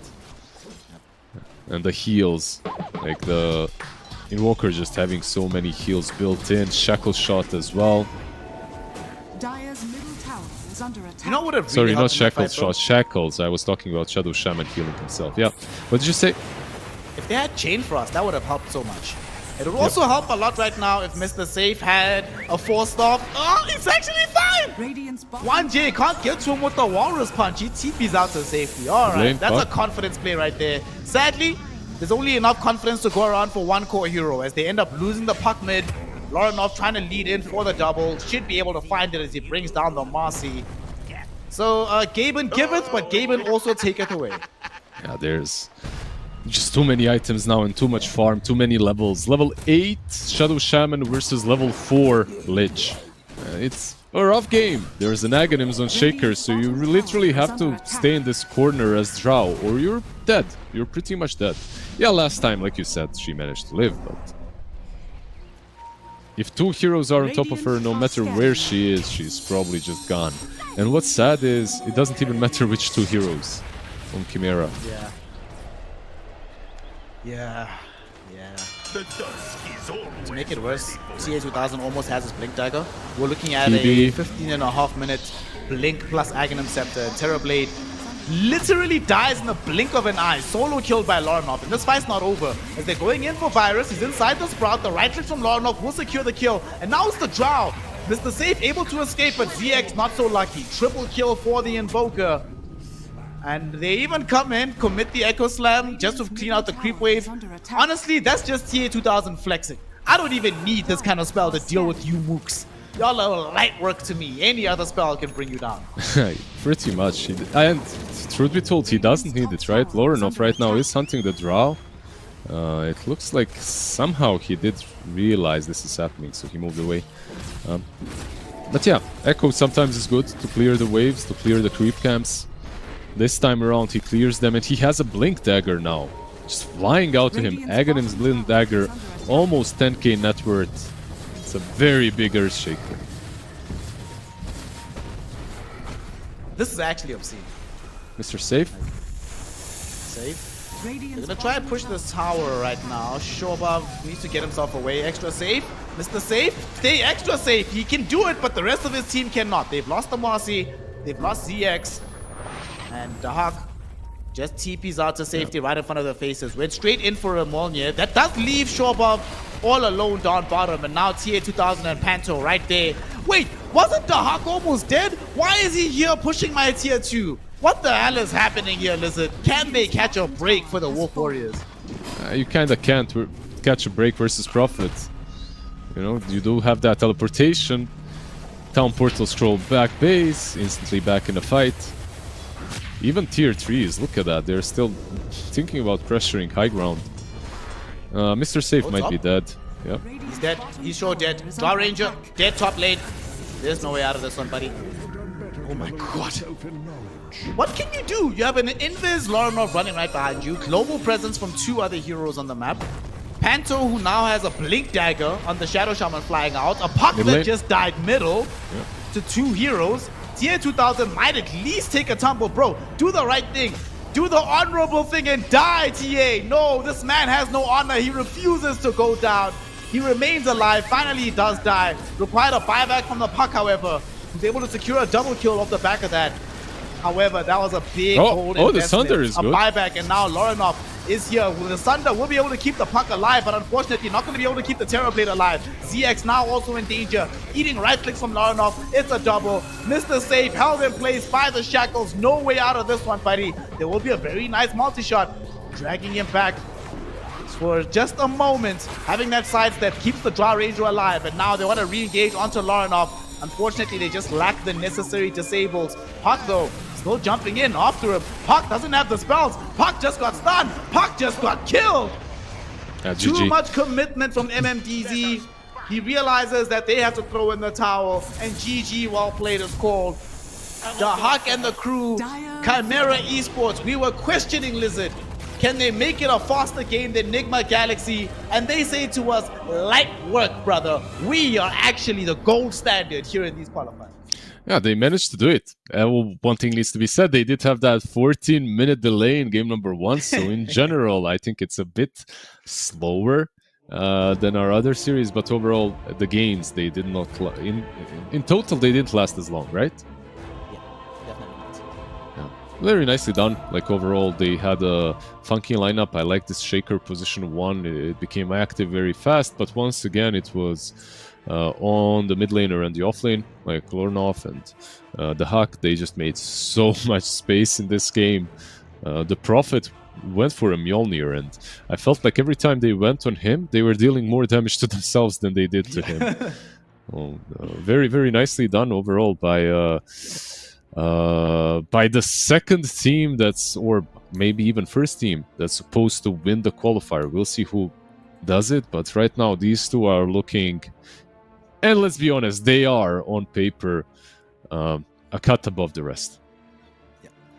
I would personally say that based on the games that we've seen, I think that Wolf Warriors is stronger than Winners, definitely, based on what we've seen so far. I think so, and if that is the case, and Chimera Esports was able to stomp and smack Wolf Warriors like this, then we maybe have to conclude that it's a transitive property, yes, but they managed to hold Wolf Warriors to less than 10 kills across 2 games, right?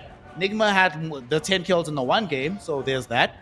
But for me, the fact that they managed to keep Wolf Warriors from touching buildings, bro, they dealt 29, not 2,900, not 29,000, 29 building damage across the whole team. That should not be happening. And if you can keep a team that has Drow and the Terrorblade in the same lineup from doing any building damage, that to me tells me that you know exactly what you're doing with how you're conducting your strategy right now. Yeah. I think Wolf Warriors draft was horrible. And again, I do think it's a little bit awkward, especially if your lanes go poorly like they did. Like if the TB isn't owning his lane and then he needs to play the game as some TB with Power Treads and Yasha, I don't think that's a good position to be in with a Drown position 1. If position 1 was something, I don't know, like a Void Spirit, from the last game, or a Nurse Shaker, something that's a bit more active, then sure. But like this, they were just always not only one hero disadvantage in teamfights, they weren't only in that disadvantage, but also in a state of the game in which you had the Prophet, global presence, and the Invoker with Ghostwalk, right? So overall, unfortunate for them, but they're still not out. They still have more games to play. Good job to Chimera, of course. You were asking me in the game about the bright side, right? After that one disastrous fight. I've got one bright side, Liz. I've got one bright side. If you're in the lower bracket, I don't have to worry about Nigma and Chimera for a while. I can play different. Yeah, you get to chill a little bit. Well, Enigma Galaxy, Chimera Esports, we've obviously seen them here on the stream go through in the upper bracket. We did have a forfeit on the other side, so Enigma Galaxy will be playing up against Kodiak Bears in the upper bracket next up. And right now, we don't know who Chimera Esports' opponent is going to be because the Winter Bear matchup is still happening. However, none of the teams that have lost today are done and dusted. They're still in the lower bracket. There's still an opportunity to make that lower bracket run, that grind that Lizard was talking about. But nonetheless, it's going to be incredibly difficult because no matter what, you're going to have to face against Enigma or Chimera Esports eventually. So good luck, have fun to the side of the Wolf Warriors in the lower bracket run. We're going to be watching them, of course, starting from tomorrow. But for now, we celebrate Chimera Esports as they continue in the upper bracket and they have one more game for the afternoon to play. Of course, we only have one more series to cover as we have Kodiak Bear taking on Enigma Galaxy. Unfortunately, in another 2.5 hour break. So let's see. That's just enough time to watch Fellowship of the Ring, the theatrical cut. Just enough time to watch like Avengers Endgame, the extended version. So do something, entertain yourself. More importantly, enough time for you to watch some of the other Dota that's happening across the world. Western Europe is still playing their qualifiers. China is just about to wrap up. And of course, Eastern Europe, South America, more Dota is still going to be coming your way elsewhere in the ESL universe. So go and check that out. Enjoy those games and then be here with myself and Lizard in 2.5 hours to continue the Dream League action as we continue here in the MESWA qualifiers for Dream League. We'll see you soon. Grab some water. Until later, peace out for now.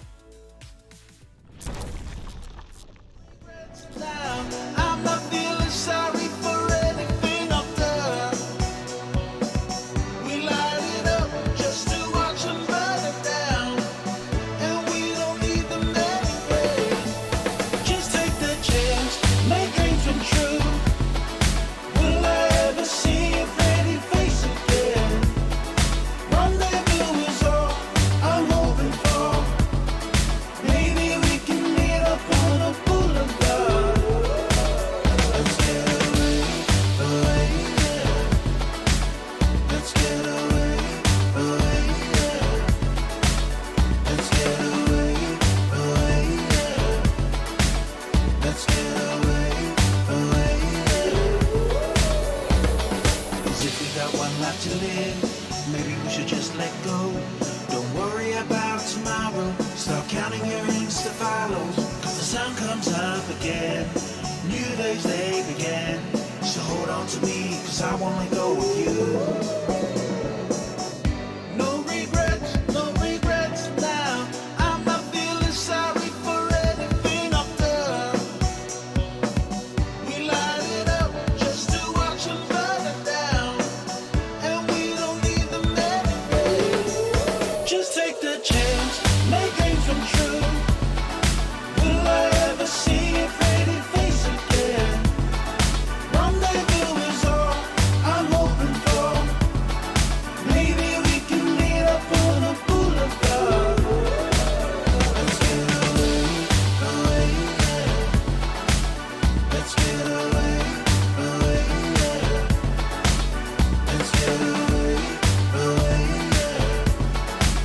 Let's get away, away, yeah.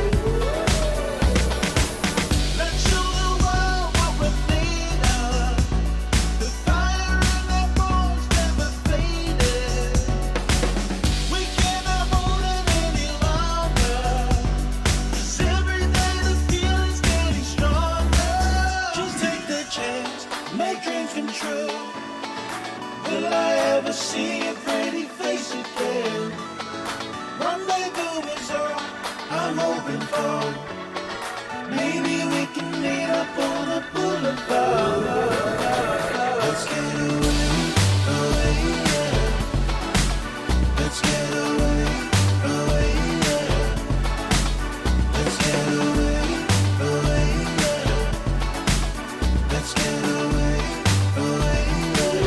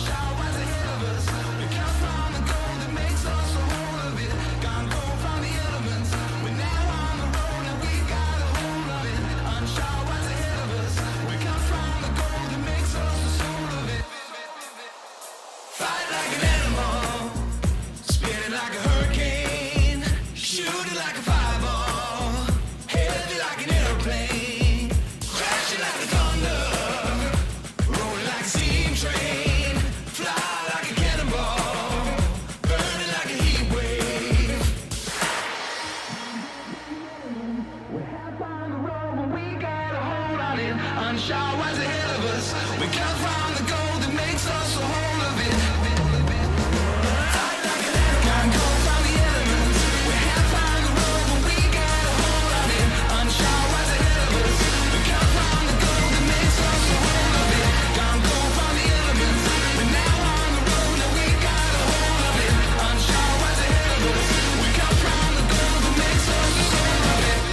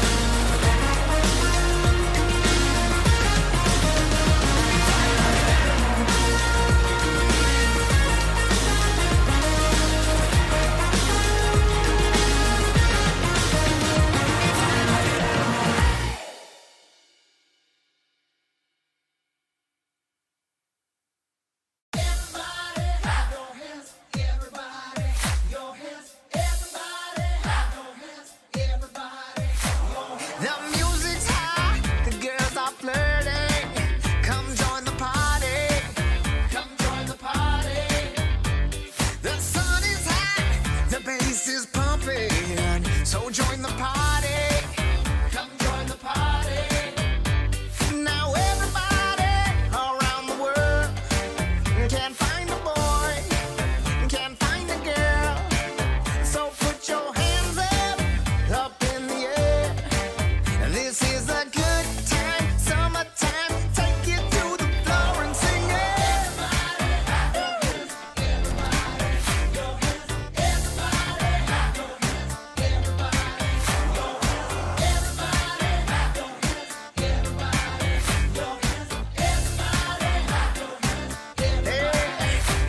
Now when you see me, just come on down and join the party.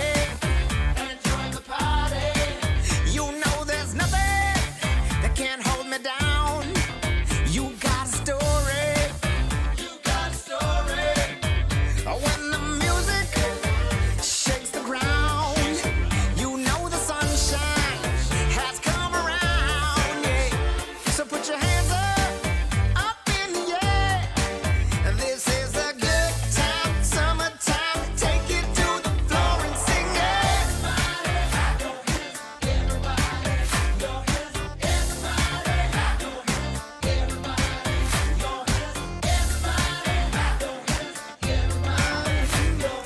Get on up on the floor, singing 1, 2, 3, 4. Everybody, clap your hands. Everybody, and 1, 2. Everybody, clap your hands. Everybody, take it to your floor now. Everybody, clap your hands. Everybody, and 1, 2. Everybody, clap your hands. Everybody, take it to your floor. The music's high, the girls are flirting. Come join the party. Come join the party. The sun is hot, the bass is pumping. So join the party. Come join the party. Now everybody around the world can find a boy, can find a girl. So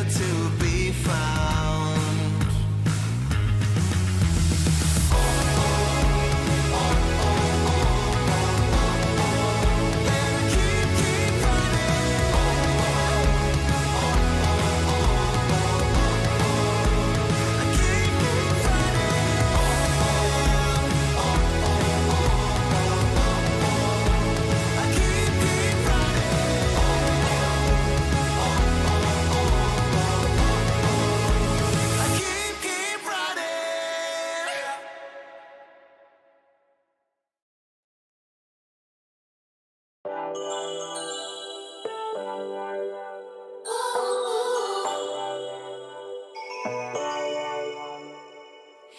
me up, dark brown with body McFly. The future's back, DeLorean style. This is my time. Got my Ray-Bans on, my acid wash jeans. Pull pedal to the metal, flashback to the beat. Step into my time machine. On a rooftop in electric Times Square, with the wind in my face and a scrunchie in my hair. Fold out my rolling D50. Gonna bring back the vibe. Moonwalk back to 85. Yeah, you know I got my A-team. Hennessy pop loop drum machine. This is my 80s fluorescent pink dream. Yeah, you know I got my A-team. Hennessy pop loop drum machine. Better believe, still want my MTV. Better believe. Oh, yeah. Hit me up, dark brown with Marty McFly. The future's back, DeLorean style. This is my time. Got my Ray-Bans on, my acid wash jeans. Pull pedal to the metal, flashback to the beat. Step into my time machine. Through the vortex, crank up the reverb. Back from the future, haven't you heard? 85 is where it's at. Let's revive the whole world. Let's revive the whole world. Hey, y'all ready? You ain't seen nothing yet. Yeah, hop in my DeLorean, get ready, get set. Where I'm taking you now is on my own road. I pick my own path, bringing 80s recode. Put my hand on the throttle, best to buckle up. Rev up the gigawatts, hang on to your butts. I'm just a 90s kid. I just need a time machine to fly away. Hit me up, dark brown with Marty McFly. The future's back, DeLorean style. This is my time. Got my Ray-Bans on, my acid wash jeans. Pull pedal to the pedal, flashback to the beat. Step into my time machine. Through the vortex, crank up the reverb. Back from the future, haven't you heard? 85 is where it's at. Let's revive the whole world. Let's revive the whole world.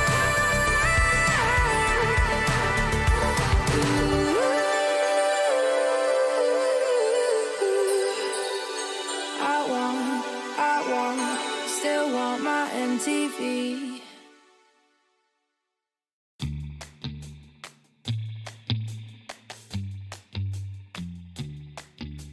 Shot, new kid on the block. Currents running strong like a solar wave. Locked, plugged into the socket. Watch me burning hot, yeah, I radiate. Coursing through my veins like a power surge. Call it misbehaving the way I burn. If you're gonna wait, then you miss your turn. Charged up and ready, I'm going steady with you. Looking like you're blacked out, got that future shot now. Everybody stop, get that future shot now. Future shot, future shot, future shot.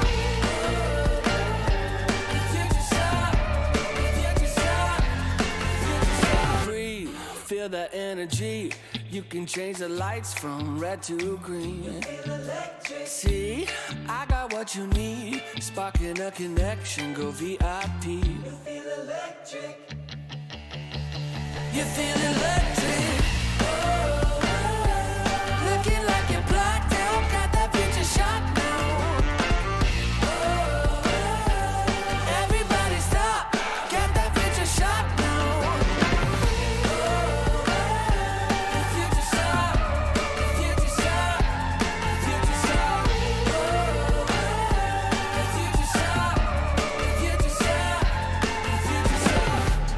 Future shot. the future shock. Once we started, there's no way to stop us. Like a rocket, not for static hearted. Once you got it, you'll go supersonic. You know you want it, you know you want it, you know you want it, you know you want it. Looking like you're blacked out, got that future shot now. Everybody stop, got that future shot now. Looking like you're blacked out, got that future shot now. Everybody stop, got that future shot now. The future shot, the future shot, you know you want it. The future shot, the future shot, you know you want it. Everybody stop, got that future shot now. Oh, I'm feeling good. I'm feeling, oh, I'm feeling good. Oh, wake up with no alarm. Brand new kind of charm. And fresh hot coffee in a big old mug. Can't wait to get my face in the morning sun. Yeah. Make a list, check it off. Doing only what I want. There's nothing better than making waves. I'm front and center in my own parade. On parade, on parade, on parade. Oh, I'm feeling good. I'm feeling, oh, I'm feeling good. Solid gold, I'm shining into foot. So come and take a look. I'm feeling good. I'm feeling.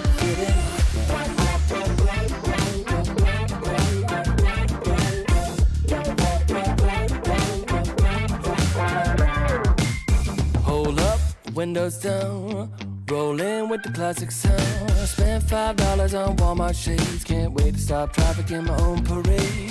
On parade, on parade, on parade. Oh, I'm feeling good. I'm feeling, oh, I'm feeling good. Solid gold, I'm shining into foot. So come and take a look. I'm feeling good. I'm feeling.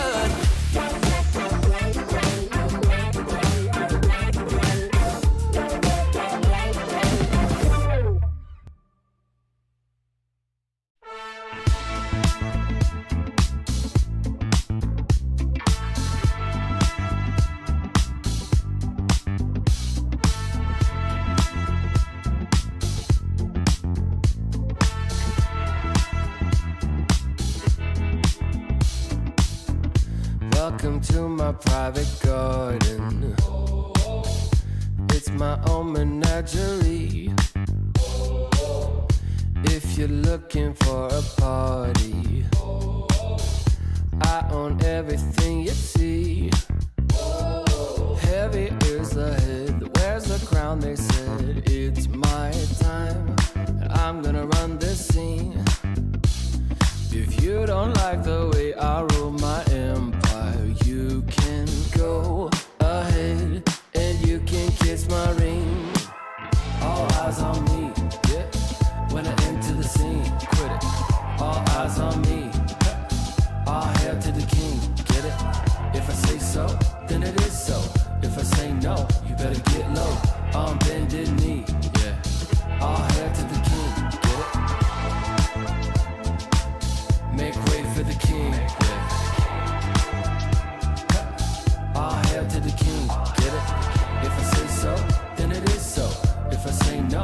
better get low on bended knee.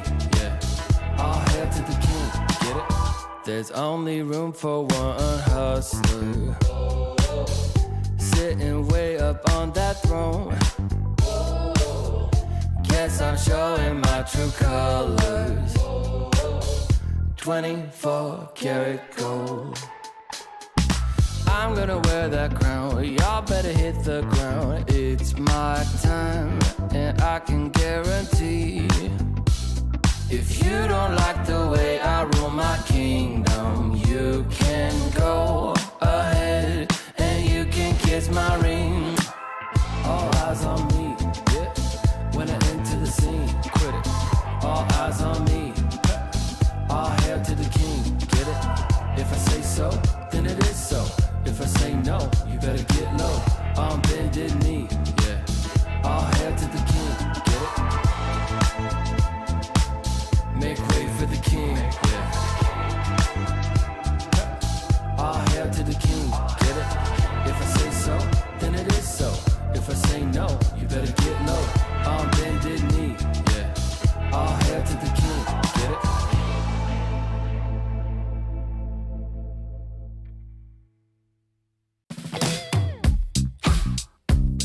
Yeah. It's Q-Head. It's been love since we met. Right from the bar to the bed, all night long, roller coaster. A 5-inch scar on my shoulder. You smile, I'm high. I put my heart on the line. I'm addicted to you, I can't lie. It's whenever you kiss me goodbye. I'm high in your love, high in your love, high in your love, high. It's never enough, never enough, never enough. I'm so high in your love, high in your love, high in your love. I'm so high, I can't stop thinking of you. When the world is going down, I won't be there, won't be there. I'm in heaven with you, I'm in heaven with you. We'll be up and losing ground into the air, to the air. I'm in heaven with you, I'm in heaven with you.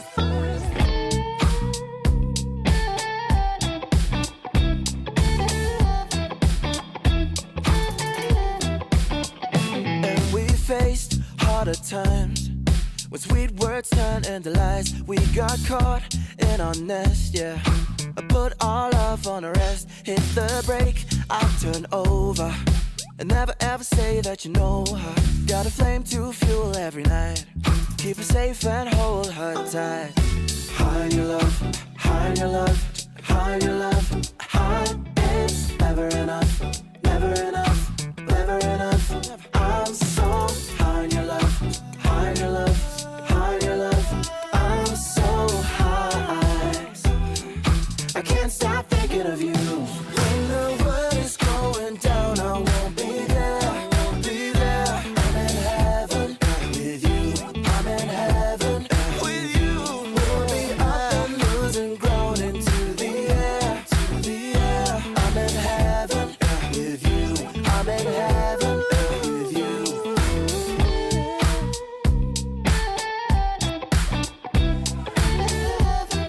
With you.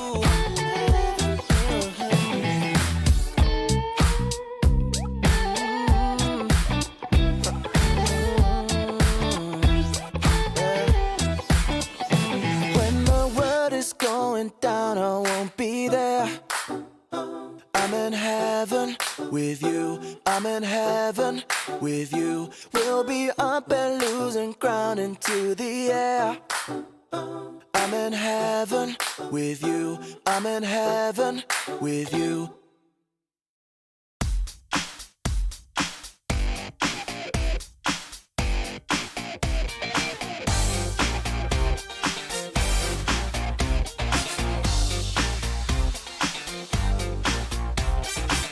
Who's that come walking by? Now that's unexpected. Jump in and take a ride. Now you won't be unaffected. We're going up now.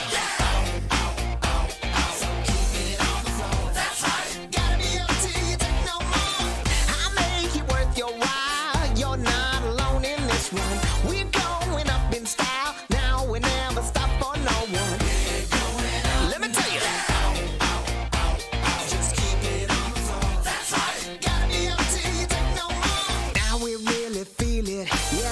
really, really know it. I got to really hold it. Whoa. We're gonna get. Who am I? This dude can't fly. Who am I? And who cares why? Keep it going up now. And do what you do. That's right. Keeping it up, wanna do some more. We're going up now. Just keep it on the floor. That's right. Gotta be up till you take no more. It's your satisfaction. Everybody just wants you there. Give them some attraction. Come on up and just pay the fare. We're gonna get down. We're gonna get down. Get your satisfaction. Everybody just wants you there. Give them some attraction. Come on up and just pay the fare. Get your satisfaction. Everybody just wants you there. Give them some attraction. Come on up and just pay the fare. We're gonna get down. We're gonna get down. We're moving up now. So keep it on the floor. That's right. Gotta be up till you take no more. Light up and shine the crowd. We'll burn the house right down, yeah. No thing you're not allowed. The party just begun, yeah. Keep it moving up now. So do it like before. That's right. You better believe you got something more. So now you're number one. You feel the satisfaction. And when the night is done, you like that interaction. We're going up now. Just keep it on the floor. That's right. Gotta be up till you take no more. We're gonna get down. We're gonna get down. Get your satisfaction. Everybody just wants you there. Give them some attraction. Come on up and just pay the fare. Come on down, let's pay the fare. 1, 2, 3, 4. Get your satisfaction. Everybody just wants you there. Give them some attraction. Come on up and just pay the fare. Get your satisfaction. Everybody just wants you there. Give them some attraction. Come on up and just pay the fare. We're gonna get down.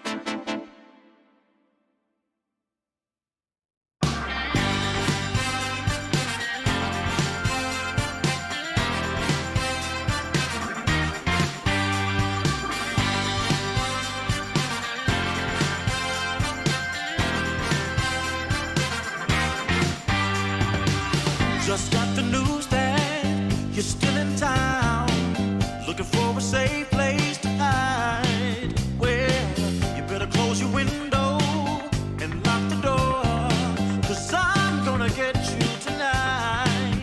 And I know where you are, so look sharp, 'cause here I come, I'm close. So get ready and watch out, 'cause here I come.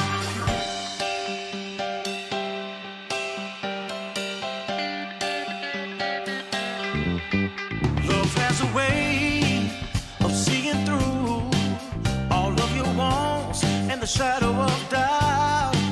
So just get dressed and know for sure I'm on my way to take you out. And I know where you are, so look sharp, 'cause here I come, I'm close. So get ready and watch out, 'cause here I come.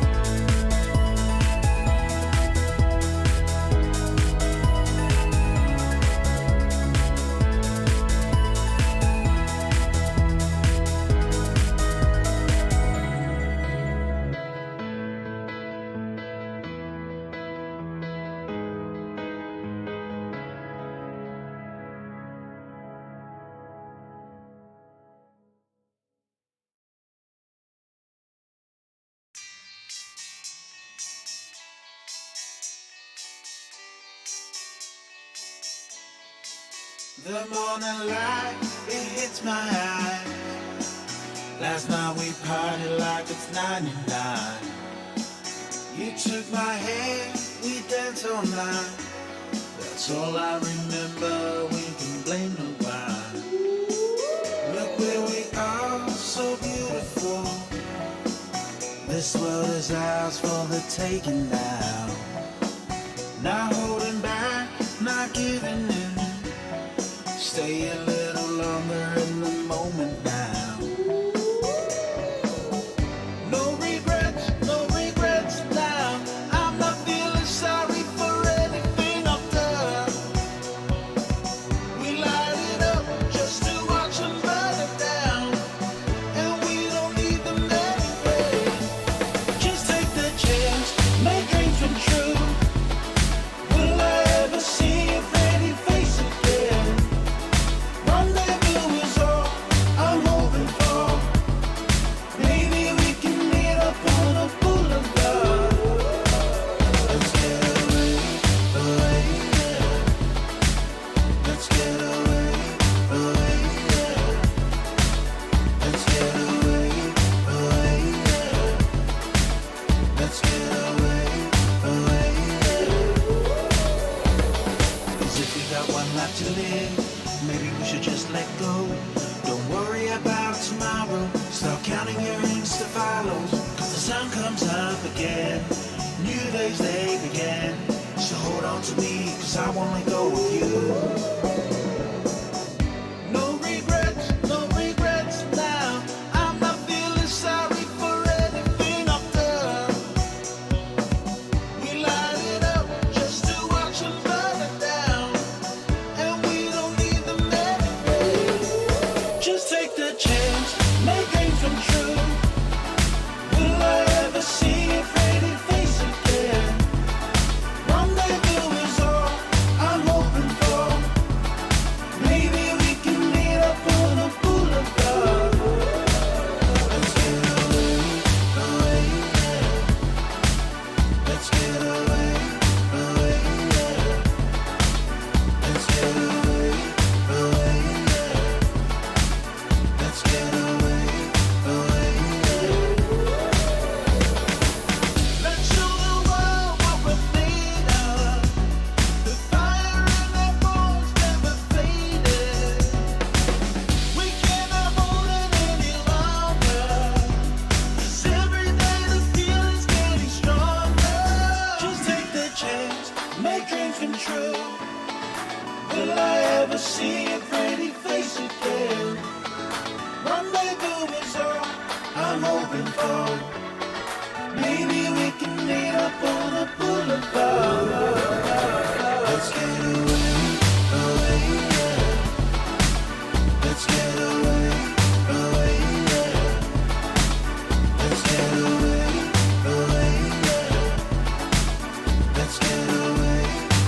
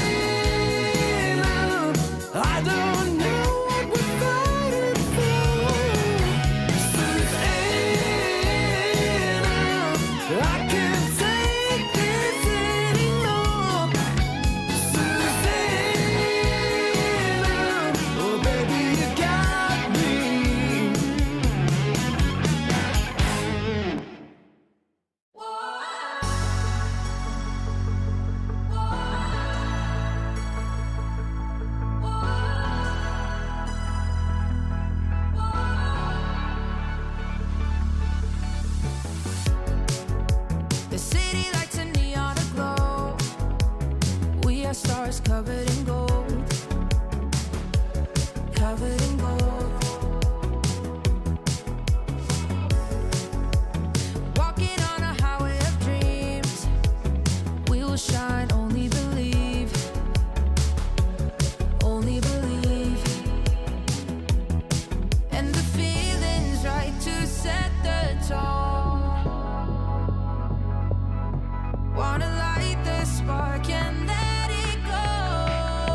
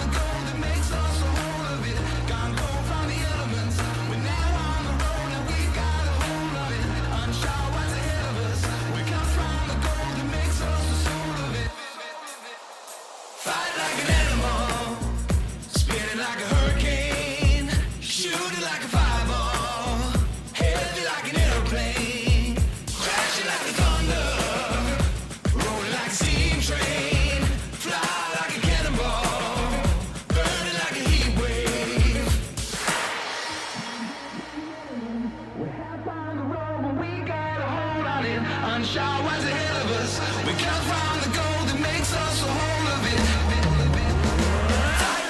Can't go from the elements. We have found the road, but we got a hold of it. Unsure what's ahead of us.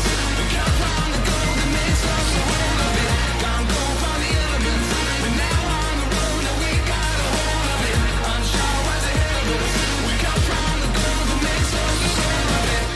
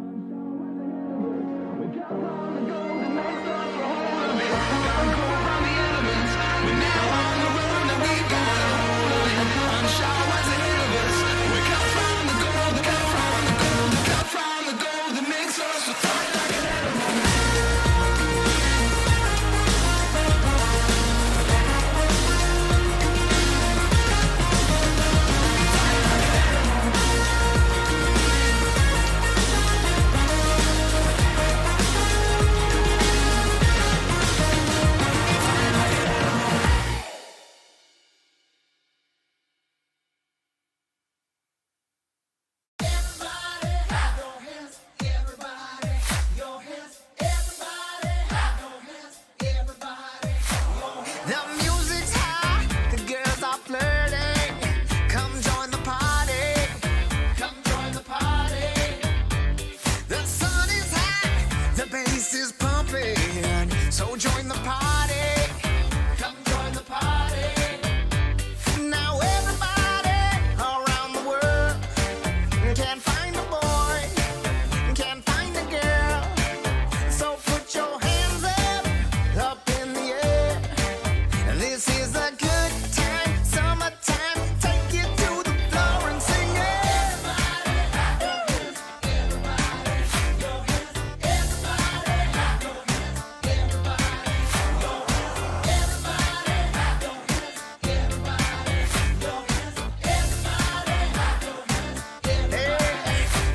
Now when you see me, just come on down and join the party. And join the party. You know there's nothing that can hold me down. You got a story. You got a story.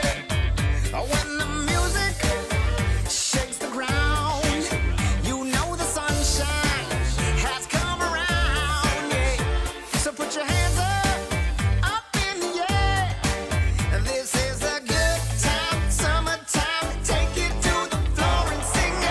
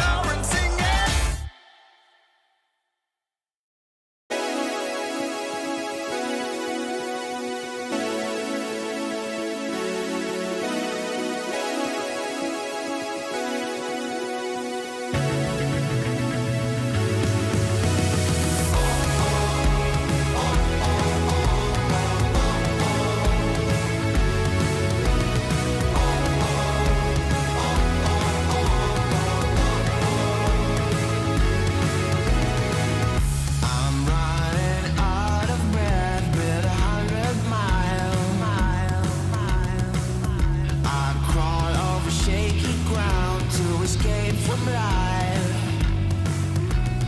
Gravity is pulling me down again. A remedy is still to be found.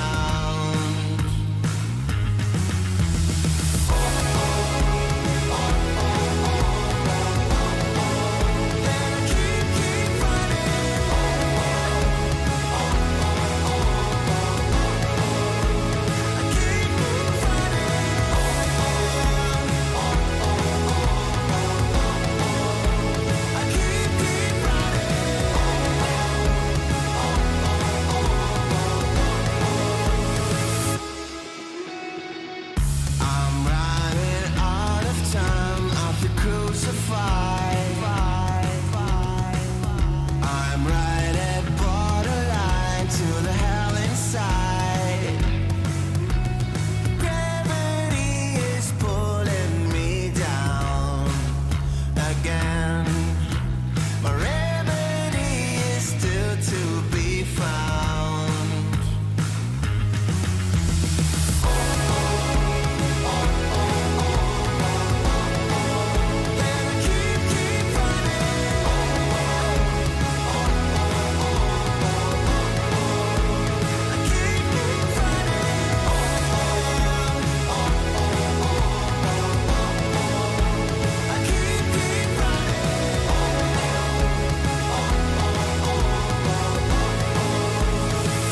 Keep running.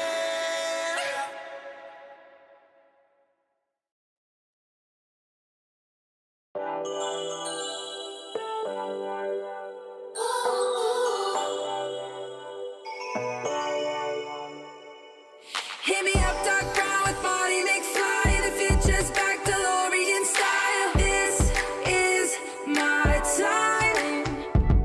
Got my Ray-Bans on, my acid wash jeans. Pull pedal to the metal, flashback to the beat. Step into my time machine. On a rooftop in electric Times Square, with the wind in my face and a scrunchie in my hair. Fold out my rolling D50.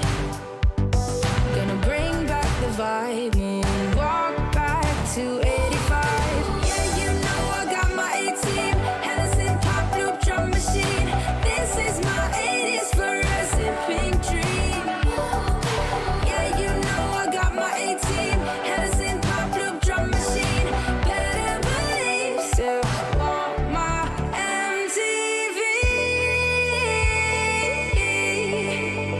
Better believe. Oh, yeah. Hit me up, dark brown with body McFly. The future's back, DeLorean style. This is my time. Got my Ray-Bans on, my acid wash jeans. Pull pedal to the metal, flashback to the beat. Step into my time machine. Through the vortex, crank up the reverb. Back from the future, haven't you heard? 85 is where it's at. Let's revive the whole world. Let's revive the whole world. Hey, y'all ready? You ain't seen nothing yet. Yeah, hop in my DeLorean, get ready, get set. Where I'm taking you now is on my own road. I pick my own path, bringing 80s recode. Put my hand on the throttle, best to buckle up. Rev up the gigawatts, hang on to your butts. I'm just a 90s kid. I just need a time machine to fly away. Hit me up, dark brown with body McFly. The future's back, DeLorean style. This is my time. Got my Ray-Bans on, my acid wash jeans. Pull pedal to the pedal, flashback to the beat. Step into my time machine. Through the vortex, crank up the reverb. Back from the future, haven't you heard? 85 is where it's at. Let's revive the whole world.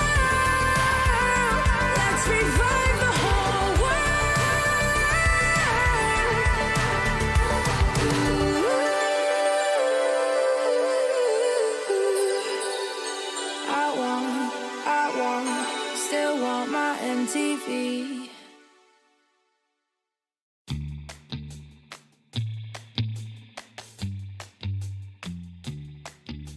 Shot, new kid on the block. Currents running strong like a solar wave. I feel electric. Locked, plugged into the socket. Watch me burning hot, yeah, I radiate. I feel electric. Coursing through my veins like a power surge. Call it misbehaving the way I burn. If you're gonna wait, then you miss your turn. Charged up and ready, I'm going steady with it. Looking like you're blacked out, got that future shot now. Everybody stop, get that future shot now. Future shot, future shot, future shot. Future shot, future shot, future shot. Breathe, feel that energy. You can change the lights from red to green. See, I got what you need. Sparking a connection, go VIP. You feel electric. You feel electric. Looking like you're blacked out, got that future shot now. Everybody stop, get that future shot now. Future shot, future shot, future shot. Future shot, future shot, future shot. The future shock. The future shock. Once we started, there's no way to stop us. Like a rocket, not for static hearted. Once you got it, you'll go supersonic. You know you want it. You know you want it. You know you want it. You know you want it. Looking like you're blacked out, got that future shot now. Everybody stop, get that future shot now.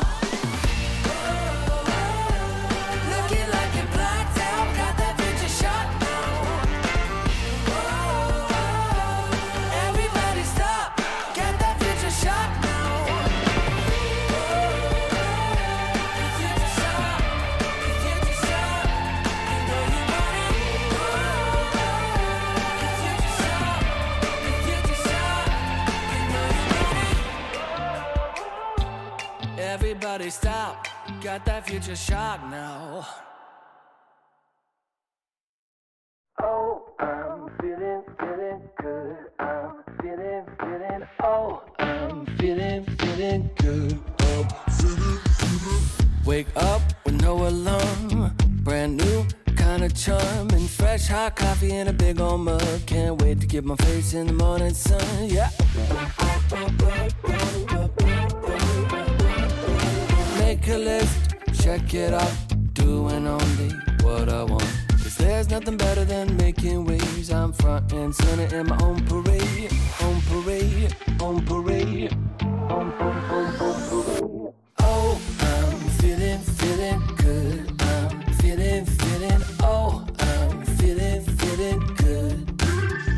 Solid gold, I'm shining into full. So come and take a look. I'm feeling good. I'm feeling.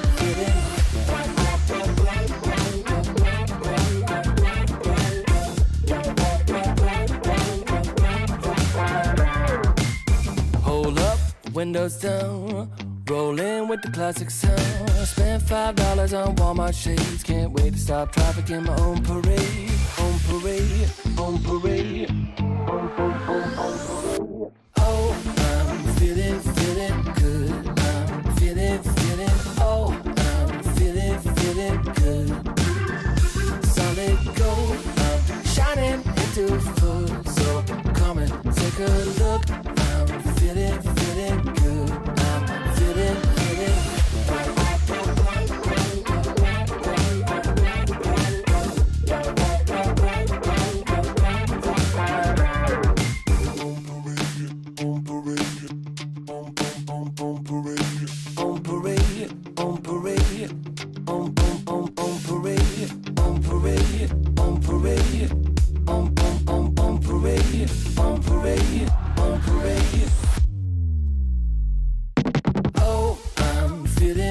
feeling good. I'm feeling, oh, I'm feeling good.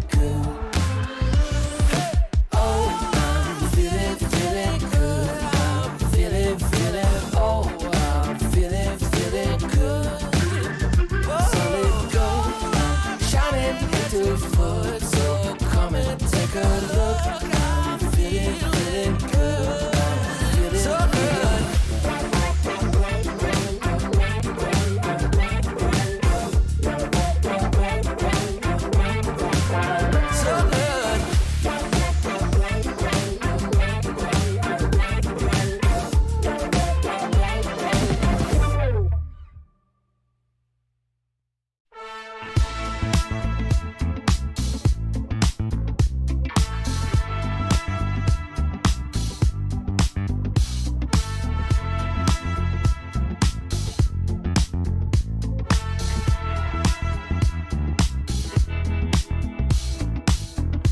Welcome to my private garden. It's my own menagerie. If you're looking for a party, I own everything you see. Heavy is the head, where's the crown? They said it's my time, and I'm gonna run this scene. If you don't like the way I rule my empire, you can go ahead and you can kiss my ring. All eyes on me, yeah. When I enter the scene, quit it. All eyes on me. All hail to the king, get it? If I say so, then it is so. If I say no, you better get low. On bended knee, yeah. All hail to the king, get it? Make way for the king, yeah. All hail to the king, get it? If I say so, then it is so. If I say no, you better get low. On bended knee, yeah. All hail to the king, get it? There's only room for one hustler, sitting way up on that throne. Guess I'm showing my true colors. 24 karat gold. I'm gonna wear that crown. Y'all better hit the ground. It's my time, and I can guarantee, if you don't like the way I rule my kingdom, you can go ahead and you can kiss my ring. All eyes on me, yeah. When I enter the scene, quit it. All eyes on me. All hail to the king, get it? If I say so, then it is so. If I say no, you better get low. On bended knee, yeah. All hail to the king, get it? Make way for the king, yeah. All hail to the king, get it? If I say so, then it is so. If I say no, you better get low. On bended knee, yeah. All hail to the king, get it?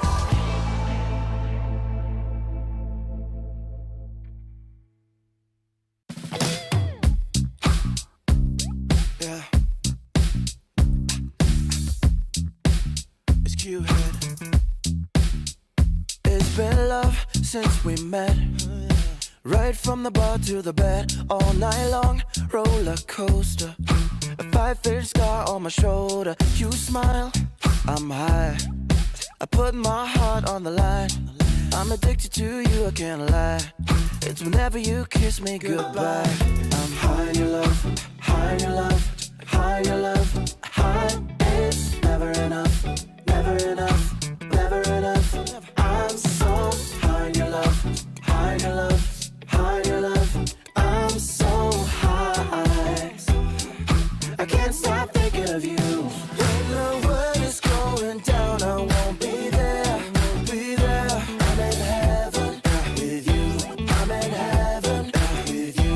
We'll be up and losing ground into the air, to the air. I'm in heaven with you, I'm in heaven with you.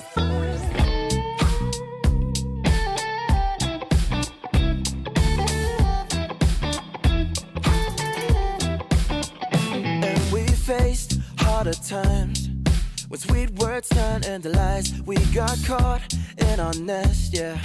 I put our love on a rest. Hit the brake, I'll turn over. And never ever say that you know her.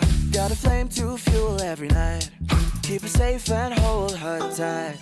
High your love, high your love, high your love, high. It's never enough, never enough, never enough.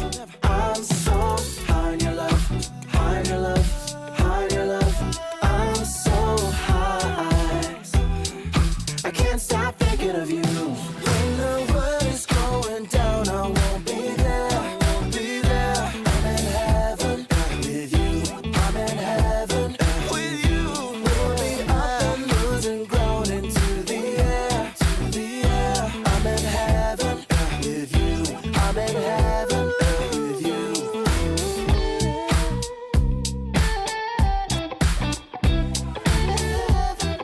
With you.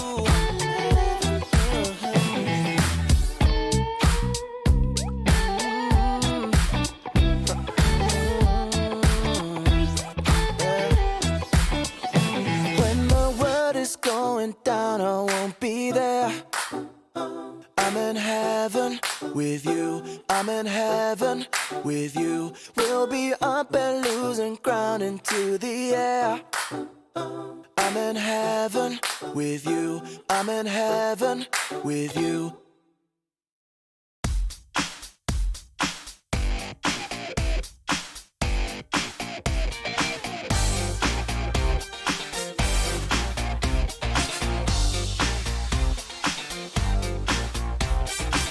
Who's that come walking by? Now that's unexpected. Jump in and take a ride. Now you won't be unaffected. We're going up now. So keep it on the floor. That's right. Gotta be up till you take no more. I make it worth your while. You're not alone in this one. We're going up in style. Now we never stop for no one. We're going up. Let me tell you. Just keep it on the floor. That's right. Gotta be up till you take no more. Now we really feel it. Yes, we really know it. I got to really hold it. Whoa. We're gonna get.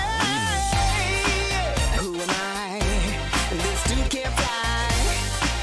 Who am I? And who cares why? We're going up now. And do what you do. That's right. Keeping it up, wanna do some more. We're going up now. Just keep it on the floor. That's right. Gotta be up till you take no more. It's your satisfaction. Everybody just wants you there. Give them some attraction. Come on up and just pay the fare. We're gonna get down. We're gonna get down. Get your satisfaction. Everybody just wants you there. Give them some attraction. Come on up and just pay the fare. Get your satisfaction. Everybody just wants you there. Give them some attraction. Come on up and just pay the fare. We're gonna get down. We're gonna get down. We're moving up now. So keep it on the floor. That's right. Gotta be up till you take no more. Light up and shine the crowd. We'll burn the house right down, yeah. No thing you're not allowed. The party just begun, yeah. Keep it moving up now. So do it like before. That's right. You better believe you got something more. So now you're number one. You feel the satisfaction. And when the night is done, you like that interaction. We're going up now. Just keep it on the floor. That's right. Gotta be up till you take no more. We're gonna get down. We're gonna get down. Get your satisfaction. Everybody just wants you there. Give them some attraction. Come on up and just pay the fare. Come on down, let's pay the fare. 1, 2, 3, 4. Get your satisfaction. Everybody just wants you there. Give them some attraction. Come on up and just pay the fare. Get your satisfaction. Everybody just wants you there. Give them some attraction.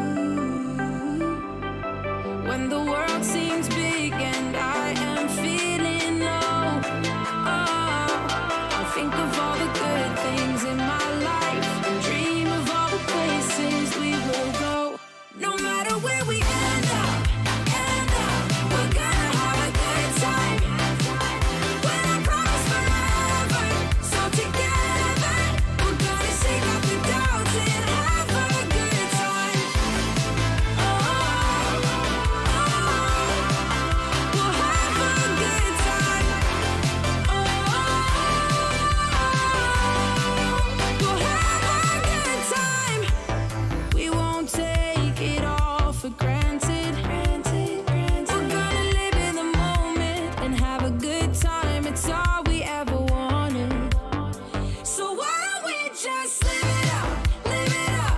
We're never gonna give it up, give it up. No, the clock won't stop for anyone, so let's just live it up. When the world seems big and I am feeling low, I'll think of all the good things in my life and dream of all the places we will go. No matter where we end up, we're gonna have a good time. But I promise forever, so together we're gonna shake up the doubts and have a good time. Oh, we'll have a good time. Oh, we'll have a good time. We're gonna live it up. We're gonna live it up.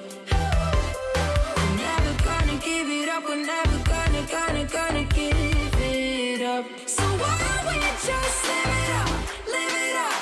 We're never gonna give it up, give it up. No, the clock won't stop for anyone, so let's just live it up. No matter where we end up, we're gonna have a good time. But I promise forever, so together we're gonna shake up the doubts and have a good time. We'll have a good time. We'll have a good time.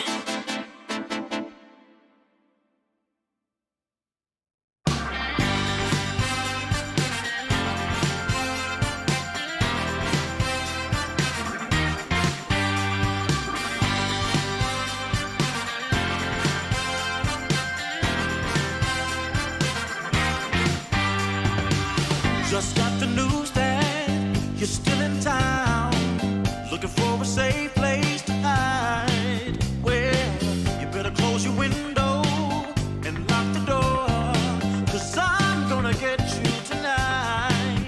And I know where you are, so look sharp, 'cause here I come, I'm close. So get ready and watch out, 'cause here I come.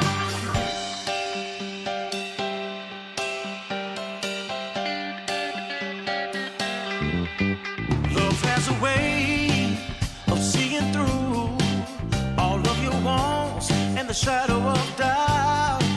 So just get dressed and know for sure I'm on my way to take you out.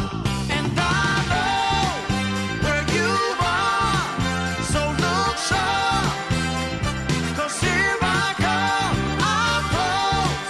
So get ready and watch out, 'cause here I come.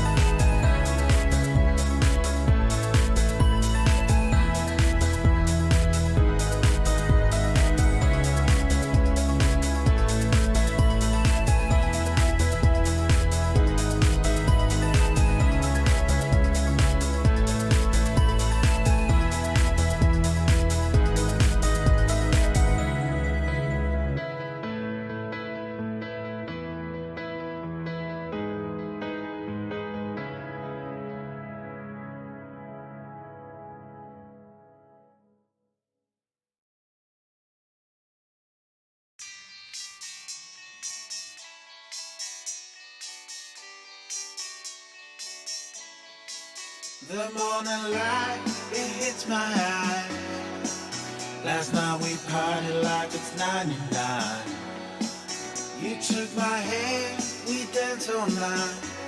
That's all I remember, we can blame nobody. Look where we are, so beautiful. This world is ours for the taking now. Not holding back, not giving in. Stay a little longer in the moment now. No regrets now. I'm not feeling sorry for anything I've done. We light it up just to watch them burn it down. And we don't need them anyway. Just take the chance, make dreams come true. Will I ever see a pretty face again? Rendezvous is all I'm hoping for. Maybe we can meet up on a boulevard. Let's get away, yeah. Let's get away, yeah. Let's get away, yeah. Let's get away, yeah. 'Cause if we got one life to live, maybe we should just let go. Don't worry about tomorrow. Start counting your rings to follow. 'Cause the sun comes up again. New days they begin. So hold on to me, 'cause I wanna go with you. No regrets now. I'm not feeling sorry for anything I've done. We light it up just to watch them burn it down. And we don't need them anyway. Just take the chance, make dreams come true. Will I ever see a pretty face again? Rendezvous is all I'm hoping for. Maybe we can meet up on a boulevard. Let's get away, yeah. Let's get away, yeah. Let's get away, yeah. Let's get away, yeah. Let's show the world what we're made of. The fire in our bones never faded. We cannot hold it any longer. 'Cause every day the feeling's getting stronger. Just take the chance, make dreams come true. Will I ever see a pretty face again? Rendezvous is all I'm hoping for. Maybe we can meet up on a boulevard. Let's get away, yeah. Let's get away, yeah. Let's get away, yeah. Let's get away, yeah.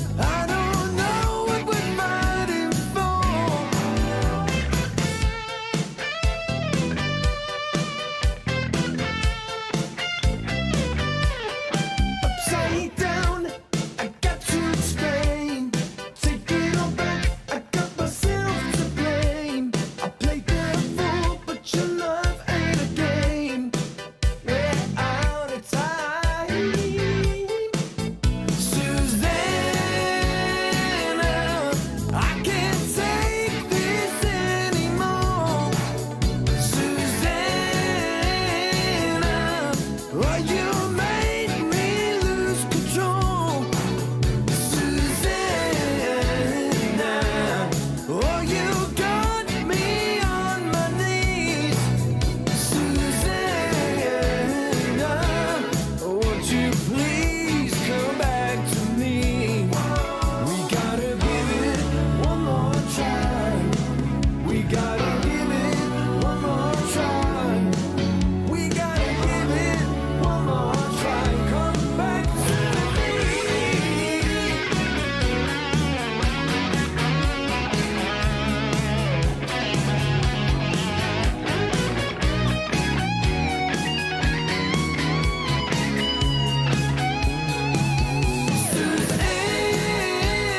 Susanna, I can't take this anymore. Susanna, I don't know what we're fighting for. Susanna, I can't take this anymore. Susanna, oh baby, you got me.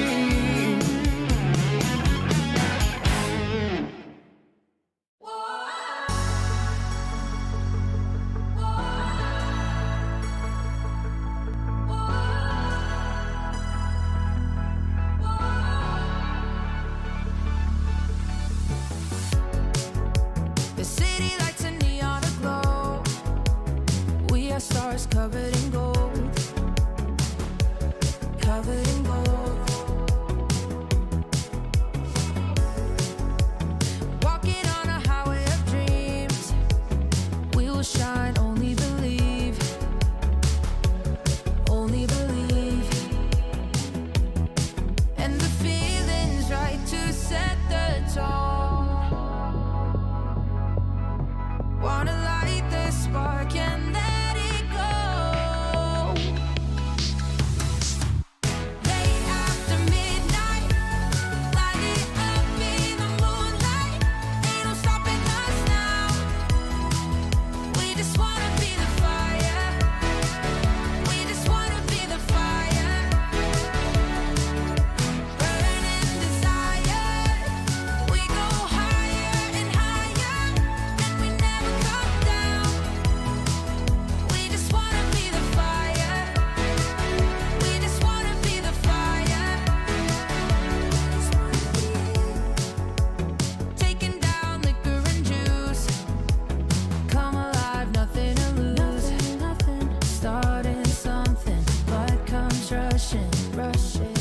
And the feeling's right to set the tone. Oh, wanna light the spark and let it go. Yeah, just let it go.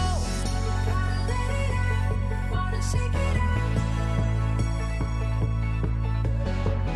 Gotta let it out. Wanna shake it out. Yeah. Late after midnight,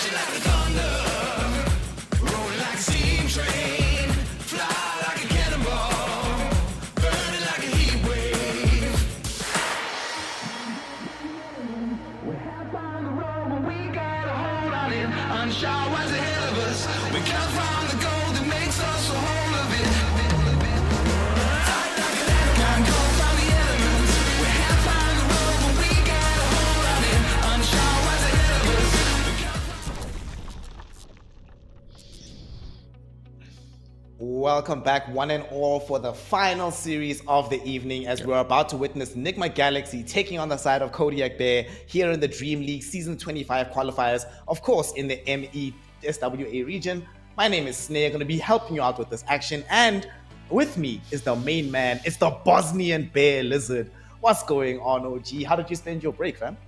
I was gonna go swim, but then I wore this. And I felt too comfortable. It's one of those snuggy hoodies. And then I just fell asleep. I turned on Detective Poirot. It's my comfort show. And I fell asleep. I see. Yep. So you were hibernating like a bear. You were getting into character. That's what this was all about. Yep. I see. I was never a part of Balkan Bear Corleone, unfortunately. But I wasn't a part of that stack. But sure, we have some bears here. Do you have any bears around you, by the way? Nah, South Africa is not really like a bearish climate. Right. We have like the more like wildland creatures, so like big cats, hyenas, jackals, these kind of things. I don't think there's actually any bears here. Yeah, I knew you had those, like big cats, but I wasn't sure. Yeah, because I watched so many nature and wildlife shows, and I've never heard of a bear in Africa. So, I guess you don't have them anywhere, right? Do you? Maybe. No.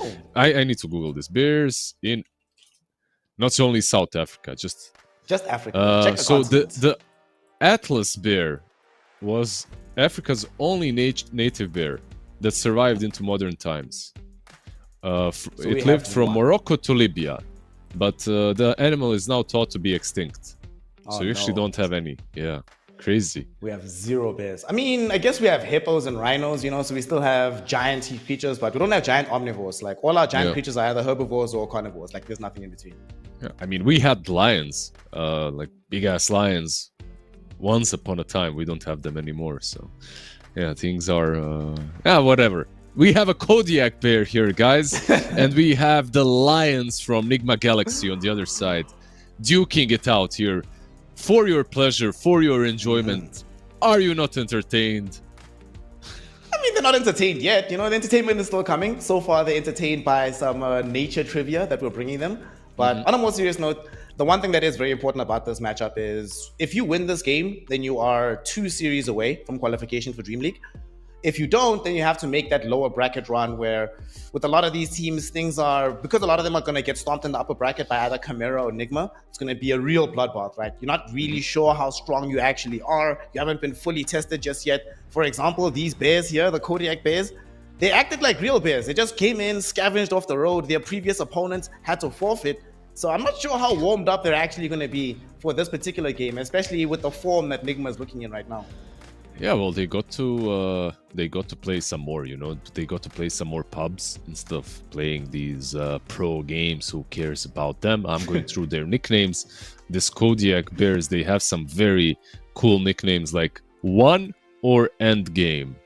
That's very cool. I always like to see my teammate having that kind of attitude. That's always nice. The other one is PA 100% win rate. He's a level 30 Tinker spammer. Dangerous. Level 25 Kotl. I think that's their mid laner. PA 100% should be their mid laner.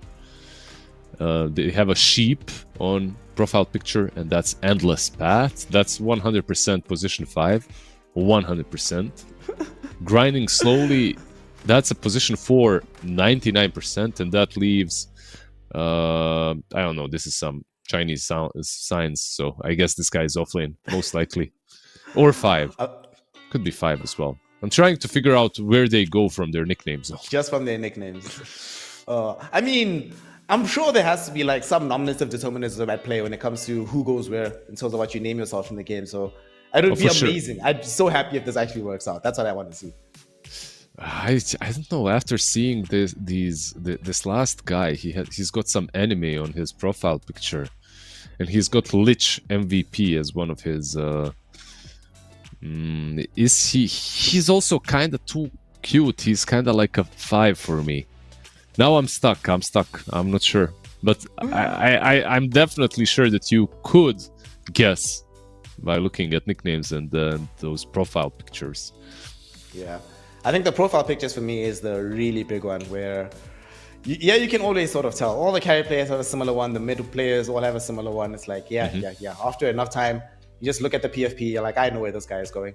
That's why sometimes you got to mix it up. Like whenever I change roles, sometimes I'll even change the profile picture just to make sure that people are aware of what's happening. No. You're doing it that people where you ruined forget about who you are. Don't you lie to me. I know why you're doing that. Well, Lizard has snitched on me. Thanks, fam. I'm hoping that in this situation, just so we have an interesting series, I'm hoping that somebody on the side of Nigma has been snitching strats, feeding them over to the Kodiak Bears and says, guys, okay, here's what we've been doing in our last couple of drafts. Here's what our scrims have looked like. Make this game entertaining. We've already had 2 series today, Liz. 2. That was sub 40 minutes. We have to at least have an hour-long series. Yeah, I like, by the way, the picture that you've got in the background. It's a new one. Yeah, by the way, when I got invited to do this, right? I didn't check what region I'm doing, and then I saw I'm doing the Nigma region, which basically means that we will have 90% of our games be stops. 5 seconds remaining. Unfortunately, at least the games where Nigma and Chimera are involved. Those games should be stops. So we'll see. We'll see if this one will be the same. Kodiak Bear, obviously, very scary. We'll see if a star is stronger than a bear. Ooh, nice. Big bear. Well, several stars, so lots and lots of stars that Nigma got going there. Dude, Big Bear has how many stars? Actually, what's 1 star Infinite versus stars. a Big Bear? Dire team ban. The biggest bear. I like. What do you think of their bans so far? Yeah. Huh? What do you think What of do their I think? bans? 10 Like seconds first phase bans for Kodiak Bears? I like these. I think all that's missing is what? Alchemist or Shadow 5 Demon in the first seconds phase? remaining. 21 stars. I'm sorry. Ursa Major has stars with planets 21, main stars But then you have 7 to or include 20. Ursa Minor as well, right? I guess. Yeah, I guess. I don't know. I for the love of God, I never managed to see a single constellation in the sky. I need to learn that. Really? The Right. bands. Next time I see you, I'll show you. Next time I Thank see you. I'd love that. Chen and Clockwork on Nigma, and on Kodiak. I like the bands. I 10 like the seconds Dragonite. You see what Nigma are 5 seconds telling us remaining. basically, because they played Chen today, and now they ban it, so they value this hero quite a lot. The heroes that I value at the moment are Spectre on position 1, Spectre and Drow. After that, I feel like Dawnbreaker is in a pretty good spot, even though she lost today. We've seen some Magnus too, but that was Nigma owning with it. Was it Nigma? It was, right? Radiant team pick. No, it was Chimera. No, it was Chimera, yeah. Yeah, but in any case, and the Alchemist as well. Terrorblade now becomes an interesting one. Because Alchemist, he might not like playing that matchup if Kodiak Bear goes for it. Mag is banned, but you 10 need. I don't seconds feel that they covered the TB that much. Let's see what they 5 go for. seconds remaining. If not for this Monkey King ban, I would have certainly said Monkey. Another hero that we've seen today that has traditionally done quite well against the Alchemist is Ursa, but blind picking Ursa early in the draft never really feels good. And I'm gonna bring this hero up until we see it, bro. Life Stealer. This could be a Life Stealer game. They get the Nyx Assassin, cover the map. You get to break the Alchemist out of nowhere with the Radiance Burn on the Spike Carapace. But dude, Life Stealer, I'm telling you, now you already have a vehicle with this Nyx Assassin to close in on the Alch. This could be the hero. Yeah, maybe. I Radiant really don't share the same amount of enthusiasm for Nyx, but sure, I wanna see it do well. I'd like to see the hero. What I would like to see from Kodiak, though, we both agree that they're the underdogs, right? Yeah. Of course. So I'd like to see them 10 secure their seconds late remaining. game. Like get the hero where Alchemist is on a timer. 5 Alchemist is seconds usually on a timer as a carry, but get a hero where that's really a case. Just so you can make sure that even if your lanes are bad, you have something to look for later on in the game. I really like to see that. Dire But team ban. yeah, let's see what they go for. Kodiak now, no Viper available, no Darkseer. Obviously, Darkseer next would have been super great. but not going to be an option. What can you do? What did we see in the previous games from the mid lane? So we saw Tiny, we've seen Queen of Pain, we've seen Puck. 10 seconds. I would remaining. not mind seeing a Tiny. I just want to see something that can move around with this Nyx 5 Assassin that doesn't have to seconds wait too remaining. long, and have the carry be the one that's like scaling further and further throughout the game. I don't want to see these teams stuck in a position where there's like, well, we have to make space for the carry, but we don't actually have available plays to make on the map. The way I see it, when you pick Nyx, it's not only about like this 1-2 combo. You're gonna get it most likely from the mid lane, but what's really important is to get a suitable offlaner. And right now, Nigma, they banned out two that are already good. Darkseer is like the go-to, the easiest one to play, even though he's not meta. And then Viper also kind of likes Nyx because all he needs is a frontline bodyguard. You need to find something similar that Nyx can abandon and go roam. I mean, not roam, just go into the jungle to eat a creep, to kill it with Mind Flayer and then come back. One of the options that comes to my mind, seeing there's an alchemist in the game, instantly is a Timber. Thinking the same. You get- Timber yeah. sounds good. Dire team Because pick. he's really strong in the lane. All he needs is a little bit of equilibrium to go in his favor, and then he can survive on his own. Nyx can just rotate. Alchemist Acid Spray and Stun, like almost versus anything, can set up for a 10 kill with, seconds I don't know, a Lich or something similar on position 5. 5 But seconds Timber remaining. is a problem through the game, so might be an option. I like Timber quite a lot here. You already know what the safe lane is going to be, like you said. I actually really like Timber. And whenever you have a Timber in the game, it also forces the enemy team to sort of respond draft-wise, to have various methods of dealing with the Timber that gives you some case of dictating the next couple of picks. Like if you pick the Timber now, then when you get to the 17, you feel like a little bit more comfortable in like furnishing the rest of your support duo. Radiant team pick. Let's see what they go for. They go for the Dawn. Like we did talk about Dawn earlier. I think she's also very good. She's just as meta, if not even more so. She's strong. Perhaps she's not as insanely... 10 seconds maybe remaining. she's not as insane of a counterplay versus Dawn. 5 seconds remaining. But versus Alchemist, sorry. But overall, she's meta. I like her. It's also another hero that you can travel around with the Nyx Assassin. Just show up, you have lots of global Yep. presence now. Strong lane against the Alchemist. And you know you were mentioning like getting away from Acid Spray and the stun.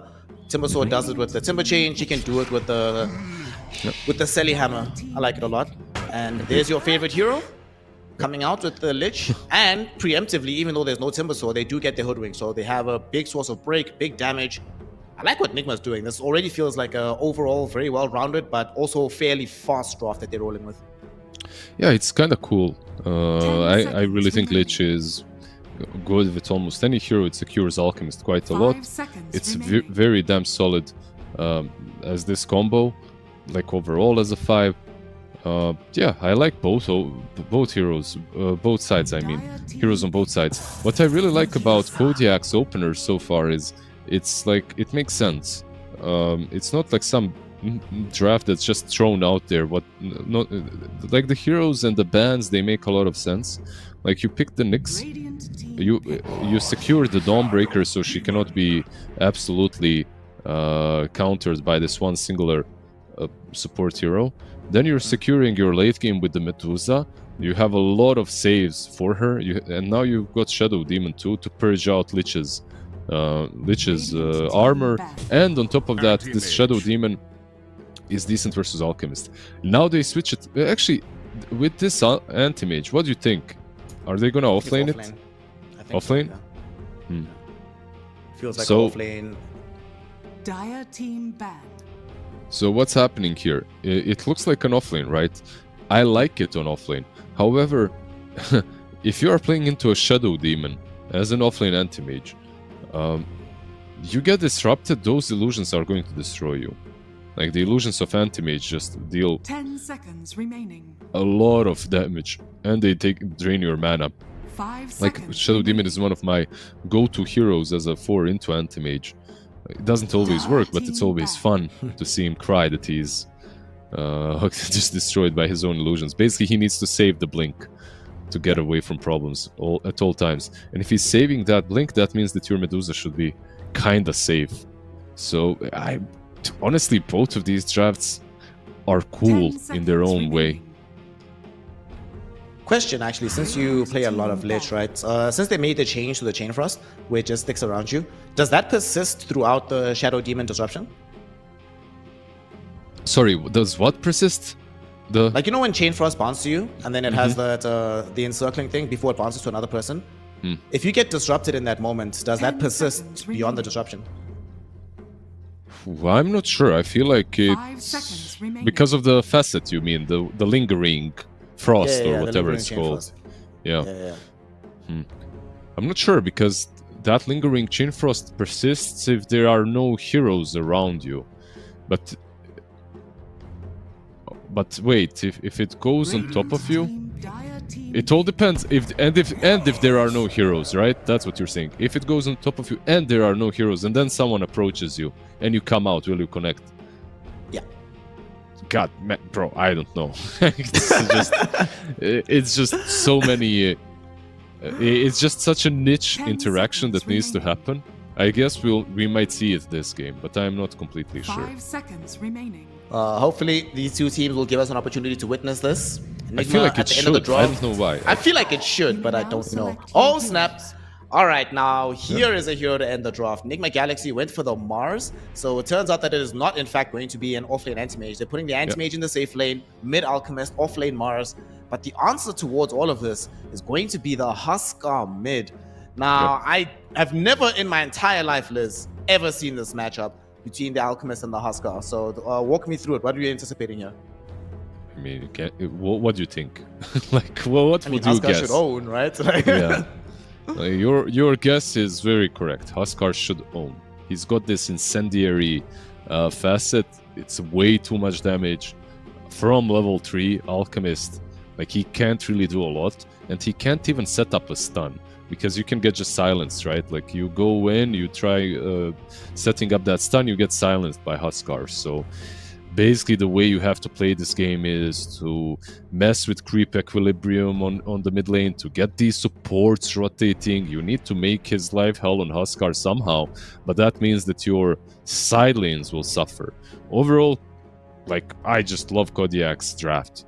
Everything is on point besides this Medusa to anti-mage matchup, but even that matchup honestly isn't unplayable for Medusa. It's okay. We'll just see. We'll just have to wait and see how well they execute, because sometimes if you're the heavy underdog, you know, or if a team is heavily favorited, they find ways of playing around the Huskar. That is true. Especially because they do have heroes that can show up middle.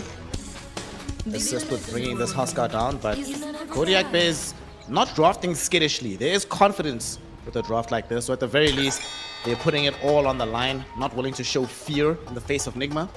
But now the performance has to match their bravery in the draft as they smoke up, hoping to find themselves some good positioning and hopefully the first blood. Unfortunately, just like what we saw in the first series of the day, Nigma is in position to stop this.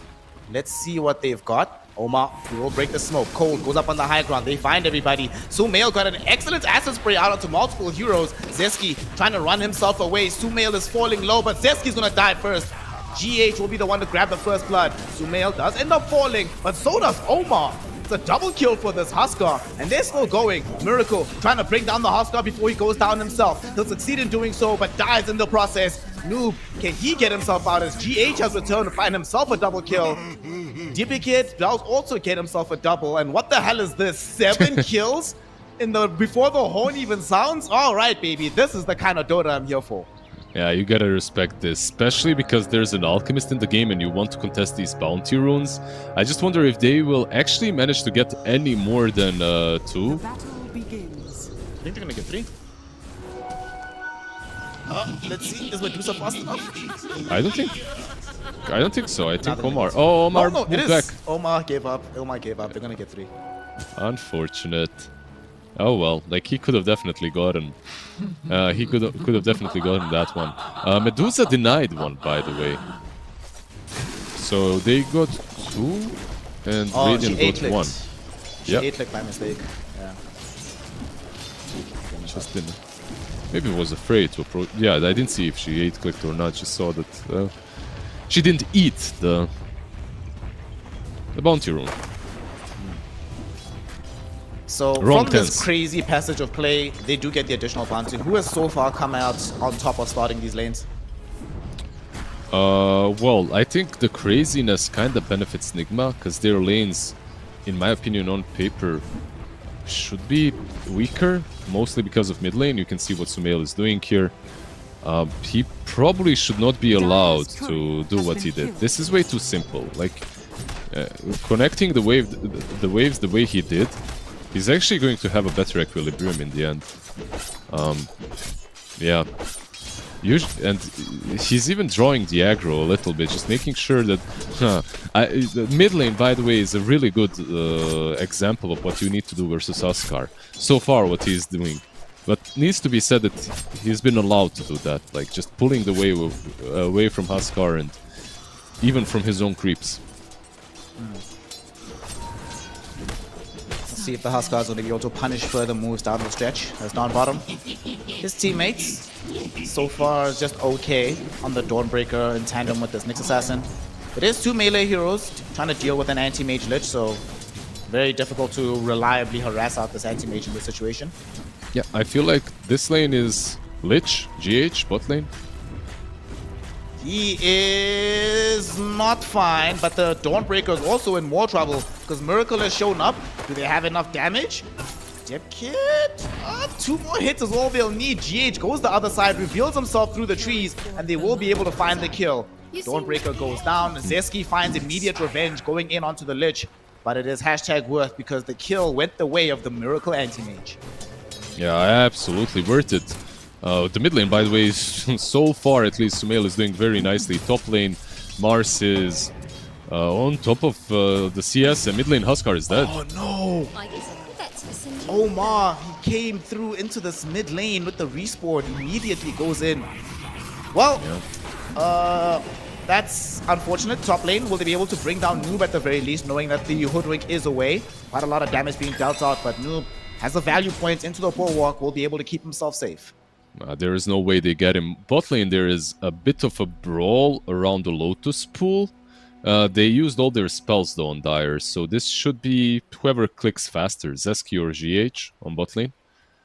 And also, by the way, this Lotus pool is kind of weird on the bottom lane. I don't know how much you've had the pleasure of clicking it, but it's very annoying. Oh, the bottom one. The bottom one, carry, yeah. Like, I very rarely get to click this thing. Well, basically what happens is if you're Radiant and you press on this Lotus pool, if you just right click it, your hero has to go around that small little tree that's just sitting there. And it's always gonna go the long way. The pathing is kinda cooked. Top lane. We're gonna have a little bit of a brawl here. They're trying to go in onto Cold. First on the fall here is gonna be the Shadow Demon. Unfortunately, no revenge incoming onto Omar. Too healthy and Medusa too low on the mana pool. So Nigma continuing to assert themselves everywhere on this map, wherever they can.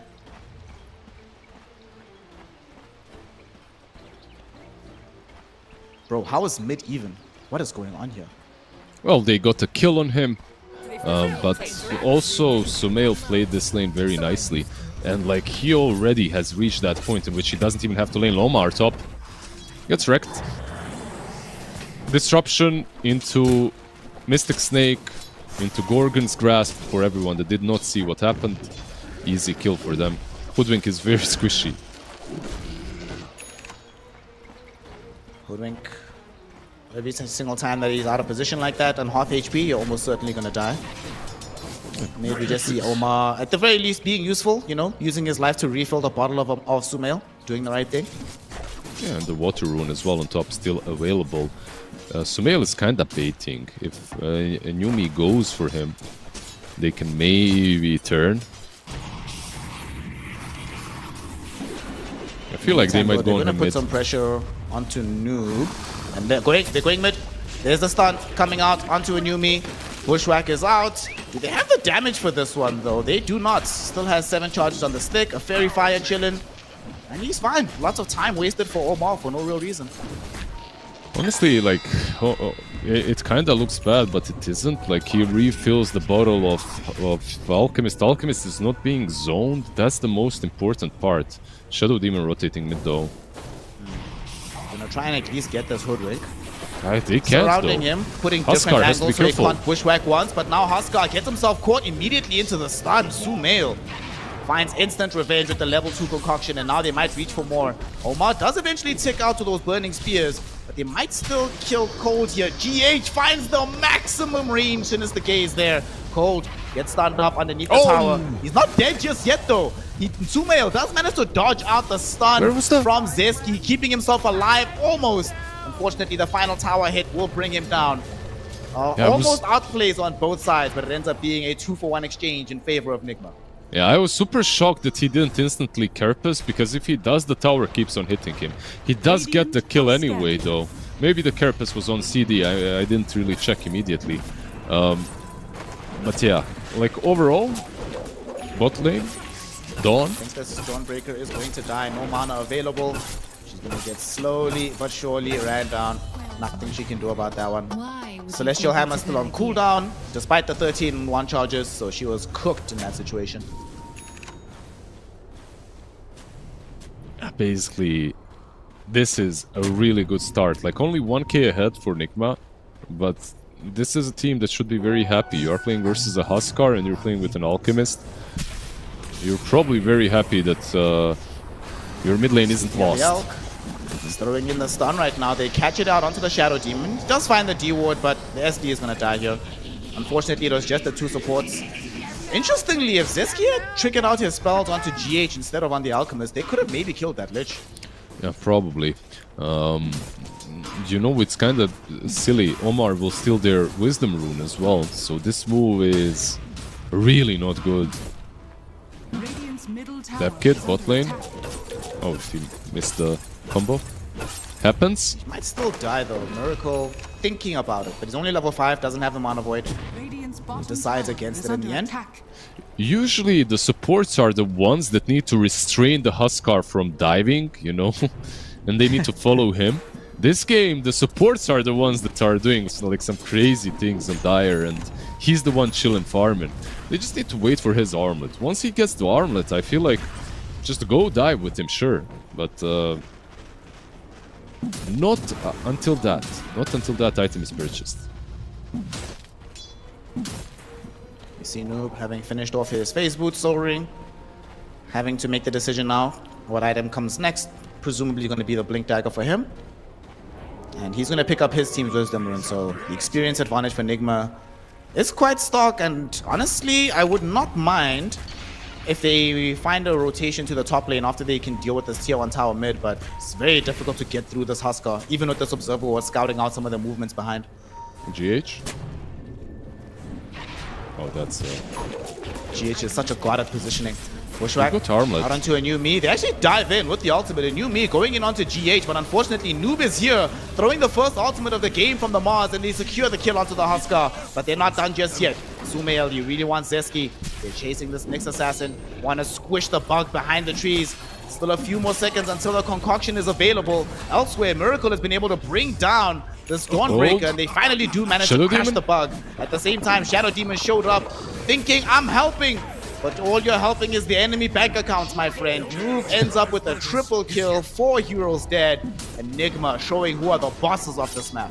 Yeah, meanwhile GH already back, making some stacks. Like, that fight was just terrible. It was as terrible as it can be for Kodiak.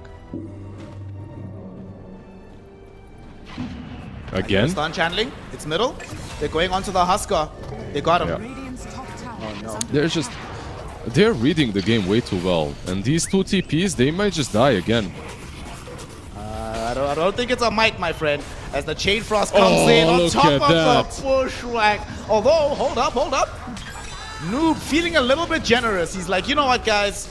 I'm not really a fan of insecticides, so let us give this little Nyx Assassin a chance. Sends him away to safety. Just saving him exactly, but you can see that this is not about the draft. This is basically just about one team taking all the opportunities and the other team giving all of them away. Your Huskar, once he reaches the armlet, on paper is usually the strongest hero in the game on the map, but they were just never there to save him. He also has no level of inner fire as well, but that's fine if he had some saves. He didn't. He died now 2 times in a row. Let's see if they can get a kill this time around. Zeski. This could be a good On kill. the high ground, he sees Sumail. Do they find the star? Not yet. Sumail juking. He's jiving, but it's not He going to be tried. enough. Did his best. That's a pretty big kill. He was about to pick up the Sacred Lich. Relic. And now they might be able to reach for more. They get the disruption out onto the Lich. GH retreating to the confines of the tier 1 tower. Between that bonus armor as well as the frost shield, he will stay alive. But this ancient stack, or the creep stack, excuse me, will not be as lucky. It's a very healthy stack that Medusa just cleaned, by the way. Came in, used 1 Mystic Snake, got 90% of those creeps. Like, just as I was flaming them, kinda, for the mid game with Huskar, they made a really good smoke play. Top lane. Speaking of Huskar, he's on the top side of the map. They're actually going to come in with the Dawnbreaker ultimate. I don't know about this one, Dawn. She Huskar is is now a little bit isolated, but with the Huskar showing up as well, they have a bit more confidence to mount this defense, and Nigma don't really feel like they want to stick around, so they just take the Shadow Demon kill and get out. Yeah, they're truly in no rush. This is a team that's currently playing an Alchemist plus an Anti-Mage, so keep that in mind. I'm pretty sure that they're very happy if they just continued farming. At this moment, at least. In terms of just like the 1-2 core, this might be one of the greedier ones that I've seen in quite some time. Yeah, Alchemist definitely isn't the worst laner anymore, even on mid lane. I feel like he can lane versus a lot of heroes, but Huskar isn't one of them. And if for nothing else, that makes this duo greedy. But everything else also makes this duo greedy. Also, we see top lane. They're jumping onto Noob. They threw out the ultimate from the Huskar. Lots of spears on top of him. The Frost Shield will help a little bit. Zeski, though, will ensure that they do find that kill. Almost be able to bring down the Lich as well. Quite a lot of damage from the Vendetta head. But they'll just be satisfied in securing that life. But the fight's not over on the map because mid lane might have a small skirmish. Alchemist and the Dawnbreaker seem to be hurting each other, but doesn't seem like it's going to result in anything massive. He's almost got his Radiance completed. And I believe after cleaning these stacks, he might join the Medusa venture. Let's see. Radiant's top tower is under attack. They are smoked up. Dire are scanning. Scan, not going to be anywhere near. They don't want Nyx, they want the Medusa. And they also want to defend the Roshan if Huskar tries to go for it. Radiant's bottom tower is And under Medusa's could be- now showing pushing the tower, so they might still want to go for this because these heroes are coming in from behind. Noob has a Blink Dagger. He has the potential angle. They really want to do so. They get onto the Shadow Demon first. They missed the Spear of Mars as well. One end, able to get off a very nice Stone Gaze, and they were hoping for Miracle, but Miracle leaps away as they drop down the arena surrounding this Medusa, and they burn her away before the Dawnbreaker even shows up. They Yeah, need to get out of here on the Kodiak Bears, but they're actually going in instead. The new me has his ultimate ready with the life break in a moment, but I don't know if they want to dive the tower for this one. Yeah, keep in mind that the arena is used, Lich's ulti is used. They managed to get the Hoodwink, the 2 supports cleaned up Hoodwink in the back, so no reason for them to move back. Noob. Going in onto Noob, hit him with the Vendetta. Lots of damage, and the spears should do the trick. Radiant structures And new me are able to secure that kill. No, they were playing this well, honestly. Like, yeah, sure, they lost the Medusa, and that part of the fight definitely was not great. Tower has fallen. Yeah, but they will for sure. Dire's And top I don't even tower think you is can under contest this attack. anymore. This rush should be free. You know, there was a portion in this game where Sumail had a bunch of gold, and he was thinking to himself, should he go for the Blink Dagger or the Radiant straight up? And then they won like 2 back-to-back fights, and he got an even larger injection. And you know, like all core players, he's like, obviously I'm gonna buy the bigger item first. But man, oh man, could it not have been slightly useful if they had the Blink in these situations, but they do not, and as a result, they will have to concede this Aegis first one of the game, which is usually important for the Huskar, but we'll see what Nigma do about the second one, which is instrumental to this hero. Yeah, the second Aegis might not even be instrumental to the Huskar, it might be instrumental to Medusa, right? Like, that's a hero that you really want to do onto. Miracle, oh, Oh, Yumi. It was a nice attempt. I guess he maybe tried to inner fire as he's jumping on top of AM. Cold. Shadow Demon going a little bit too far for that chase, ending up getting punished. I think there was maybe some play there to save him. Zeski maybe runs in with Spike Carapace in Vendetta, you know, or Huskar doesn't move back. In any case, some miscommunication happening on the side of Kodiak Bears. Dire's middle tower is under attack. Still though, here we are at the 15-minute mark. They still have their tier 1 tower, middle and bottom. The Medusa is at the top of the net worth charts. Huskar has yet to fall off. But crucially, the gold differential is only 2k ahead for this Nigma lineup, and it should start scaling further and further with this Alchemist, but being able to contain it to this point, despite the MMR and skill differential, very impressive from the Kodiak Bears. Yeah, 100%. And Yumi can't really contest this rune, can he? Oh, Huskar for me has always been one of those heroes. Even if you're much lower ranked, like with Huskar you can win. Mid lane. Mid lane, Noob gets the arena out, misses the spear however. They are going to be going in onto a new me, but with the Dawnbreaker coming to assist him, he's still alive. However, there's the Lich Chain Frost, dealing damage, not enough to kill him though. And the BKB gets delivered mid-fight. A new me activated, but unfortunately they can't win the fight with it just yet. As Miracle has shown up and killed off this Nyx Assassin. These heroes are very, very low. A new me spear to the tree, disruption to save him for a little bit. And oh, very nicely done by the Dawnbreaker, using the Selly Hammer to cut down the tree so they couldn't get the bushwhack out. That was quite smart. We'll keep this Huskar alive in the end. Yeah, the fight as well. The reason why Enumi managed to live. Dire's top tower Just is wait, under hold a attack. moment. Enumi See, might start initiate. being channeled by Sumail. Who does he want to jump on top of? Has managed to find the stun right now onto Cold. So the Shadow Demon is going to be the first target to be brought down here. Zeski chasing. He wants somebody to be able to stun. They do manage to bring down the tier 1 towers. That's going to create some space for them. GH gets jumped in by the life break. He is dead. Unfortunately, Medusa. so is the Huskar and the Medusa.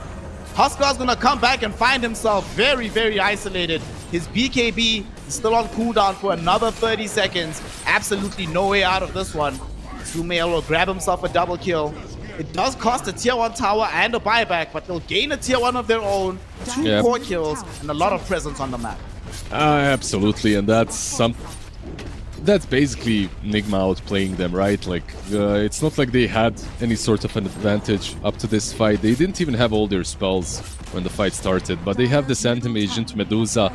They kill off the Shadow Demon, and I truly believe that once Shadow Demon is dead, you have no more plays. You cannot stop the AM from jumping the Medusa and just soloing her, so maybe you shouldn't be committing too hard.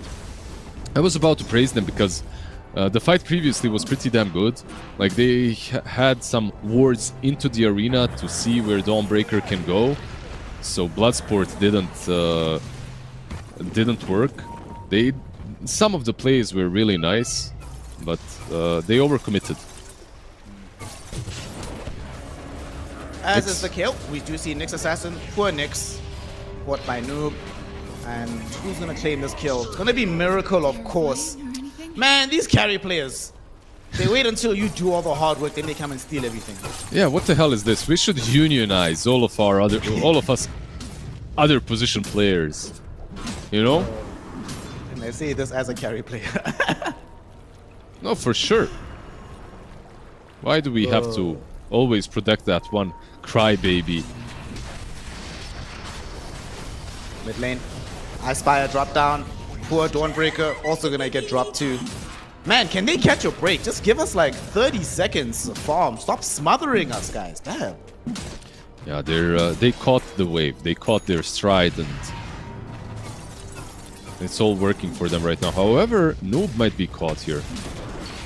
This could be great. Vendetta, they Oh, catch the him. stun! Break is gonna be out. The stun, the Centaur Conqueror has turned heel on them. What a traitor. Zeski is now going to be the one in trouble. Miracle comes in. They save him for a while with the disruption. But unfortunately, that just means the new me doesn't have help. Both of them die regardless. So does Cold. It's a double kill for the anti-mage. The Centaur Conqueror should be the one that gets all the gold for this one. Gaben just will not let the Kodiak Bears have a break. Yeah, you see, position 1s are not as important as a jungling creep centaur. Miracle. Miracle pretty deep here without an Aegis to boot as well. Starbreaker will come out on top of him. He's gonna be staying alive. Dep is still gonna die in the end. But Miracle pushing his advantage. If there was another hero, if the Nyx Assassin was alive, that would have been a dead anti-mage. Yeah, he just had a very big Lotus stack as well to use. That definitely helped. Well, yeah, everything is going their way. Even the jungle creeps are working in their favor. How much did they pay these creeps? It's like, next time I come and farm your camp, I'll let you go, buddy. You can live, you can live. Everyone else does. You know how it works, right? Like the creep is almost always gonna use his spell as long as there are 3 heroes attacking him or 3 heroes around. So if the 2 of you are ganking 1 hero, the creeps are gonna use their spells. Feels bad, man. What's more annoying? What's more annoying if you're trying to gank somebody, right? Is it more annoying to get hit with the Conqueror Stomp or when the Wild Ring Ripper hurricanes you? The Wild Ring Ripper feels more random. You know, like that one feels just so random to me. But the worst one is when I walk into an Ogre Smash. You know, he's like winding it up in fog and I walk into it. That one is the worst. Omar? Oh, Omar gets past Zeski, and Zeski actually finds the big target, but no! He can't find the stun. GH there with the Sinister Gaze. At the same time, Gorgon's Grasp goes in onto Omar, and they find the Hoodwink kill. So the 2 supports are down. Noob finding a very big arena. They catch in onto this Huskar. Huskar is gone. Medusa Sumail throwing in the stun, but unfortunately they are moving away from the Stone Gaze. Sumail was falling low, but Miracle now on cleanup duty has brought down Cold. They have isolated the Medusa. Miracle going back in for the last couple of hits, and the Medusa will go down. It's a double for the anti-mage. I feel like they're going to give him the triple, and indeed, he's the one that blinks forward, looking for the Dawnbreaker. They give him the triple kill. Enigma Galaxy now almost 20k gold ahead, and Kodiak Bears odds of winning slipping further and further from their grasp. Yeah, they're just taking advantage off of every single small little thing. Like the initiation was a little bit slow. The Hoodwink broke their smoke. They went on her, but Huskar was deep enough for Mars to almost solo him. And the moment they see the Huskar that's that low, Mars doesn't hesitate at all to spear into the arena. Of course, Lich almost solo killing the Nyx on the other side was very influential to the state of affairs too. Dire's bottom tower is under attack. Still no Dagon, by the way, on Zeski, unfortunately. He's had this recipe queued up for a very, very long time. Just unfortunately just keeps dying, and he might die again because Sumail channeling up the stun. They see the Nyx Assassin in particular, and he's throwing the stun out onto the Shadow Demon. Backside of the fight, Zeski still going to end up losing his life here. Spike Carapace, no, it keeps him alive, but eventually he will burn out. Noob now dropping the arena, is going to catch out onto 2. Beautiful Spear of Mars onto the Shadow Demon and the Medusa, preventing either of them from closing down onto the fight. And now Sumail jumps the backlines, kills off Cold with the help of Noob. This is a really good fight for Enigma Galaxy, and they need to run from Kodiak Bears. Rod of Atos, not going to be flush, but Numi, he's in trouble. He dives forward with the life break, looking to try to bring down GH with the help of this Stormbreaker. He will be able to make it happen. Chain Frost now is already expired, but unfortunately, as his BKB goes down, Sumail jumping in. Nice salvation with the Stone Gaze, keeping everybody alive for now. Can they get out though? Can they get more out of this fight? Omar looking for a very big hit with the sharpshooter. Will be able to land it out onto the Huskar, and Huskar is gone. Miracle though, falling lower and lower. He will die, but drops a massive amount of weight on the way out, getting himself a double kill in the process. However, he does give up over 1,000 gold for his life. Kodiak Bears will end up losing the fight, but man, what a coup to bring down the anti-mage. Yeah, that's the Dagon right there. That's a Dagon for the Nyx Assassin. And another one maybe. Yeah, that's level 2 Dagon from that. Was it Carapace and Blade Mail from Dawnbreaker, I guess, that dealt the most damage to the AM. So what happened here as well is kind of... I was waiting for the AM to jump, but so were the Kodiak Bears. So once he jumped, they used only the ulti from Huskar to force his Manta out. And as his Manta is out, then you can say goodbye to Shadow Demon, of course, first. But as his Manta is out, you could silence him. So that's why they killed him. He got silenced for way too long. GG. Dire's Wow, middle tower they is just under call it attack. GG Yep. after a fight that disastrous, where it's like, Yep. well, we committed absolutely everything multiple times over and we only got to kill AM once. Yeah, the game is probably over. Valiant attempt though, and Blizzard, the longest game of the day. What can we say? Yeah, the longest game of the day, and probably it's like the longest for a reason. It's the closest that we have seen two teams play. I do think that Kodiak Bears are a bit higher up than the other teams that we have seen. Like maybe Wolf Bears, Wolf Warriors. There's a lot of these animal teams. We have the Wolf Warriors, we have the Kodiak Bears. They need to fight each other in one of these next series. But in any case, nicely done by them. Like they put up a solid fight. I don't know how much more we can expect from most of these other teams that are not Chimera and Enigma Galaxy. I will say, for me, the thing that really impressed me was the fact that this game was as even as it was for as long as it was. They were not getting run over. Yeah, sure, you could always see that Nigma's movements were much more crisp than they were, but it's not like they were sitting statically, right? It's like you mentioned earlier on in the game, these supports were running around like madmen, trying to make any possible play happen on the map, and a lot of them didn't pan out, but some of them did, but crucially, they made a lot of space for this Medusa, who was able to exploit it for quite some time in the game. Unfortunately, there were a couple of really bad fights. For me, where the game really changes is that fight we saw where they smoke breaks, but they still go up on the hill on the high ground. Yeah, that just makes it almost impossible to take a cohesive fight when the enemy has better jump than you. They have the double blink daggers, you don't. They have the one-to-one hero counter in the carry role, you don't. They have really big ultimates, you don't. Yeah, it was a questionable play, but overall, I'm still relatively quite impressed by what Kodiak Bears brought to the table. Oh, definitely. Their team fights, they weren't on the same level. They didn't match up well versus what Enigma Galaxy brought to the table, but I don't think that's how you win this game. I still like their draft. I think it has just enough of cheese and just enough of late game potential. Maybe Anti-Mage, if AM was any other hero, I think this game goes much, much longer. Or at least, for sure, Enigma does not manage to win it this cleanly. Another thing that they could have done is maybe secure the Huskars game a little bit more. Just one Omar rotating in, managed to kill him like 2 or 3 times. That's already too much. Like, this hero loves to snowball, and if you need to allow him to do that. Yeah, and it's not like they didn't necessarily have heroes that could move middle, but that was a concern we had when we saw the draft initially, that the potential of these rotations onto Husk could happen. Like you say, they kept happening. And, early on, I think it also didn't help that the start of the lane, Sumail was able to do the lane manipulation that made the lane way too good for him. Not have been allowed to have that decent of a start, right? Started that we're expecting him to get stomped, demolished. The fact that he came out of the laning phase in an even situation as an Alchemist versus Huskar, that's like huge. It feels like if you're the Alchemist in a situation, like you got a 3,000 gold for no reason. Yeah. Like minute 12, he's almost completing his Radiance versus minute 12 in normal games versus Huskar. As Alchemist, you should be level 5, still kind of trying to get online. Not necessarily level 5, but you shouldn't be that close to Radiance. Yep.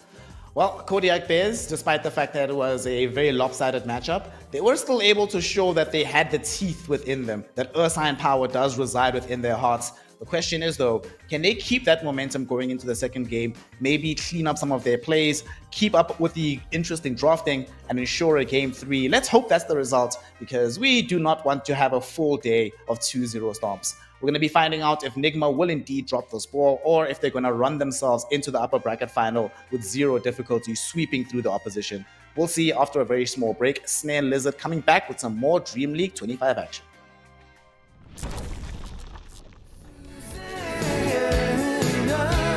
Won't you please come back to me? We gotta give it one more try. We gotta give it one more try. We gotta give it one more try. Come back to me.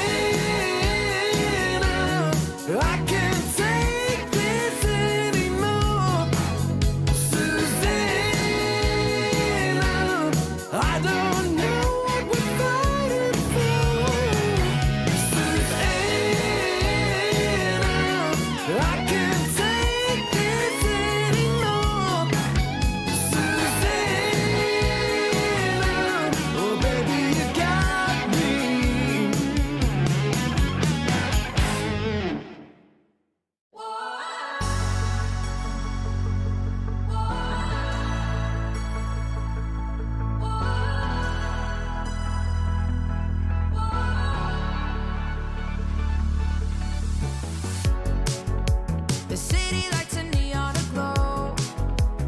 We are stars covered in gold. Covered in gold. Walking on a highway of dreams. We will shine, only believe. Only believe. And the feeling's right to set the tone. Wanna light the spark and let it go.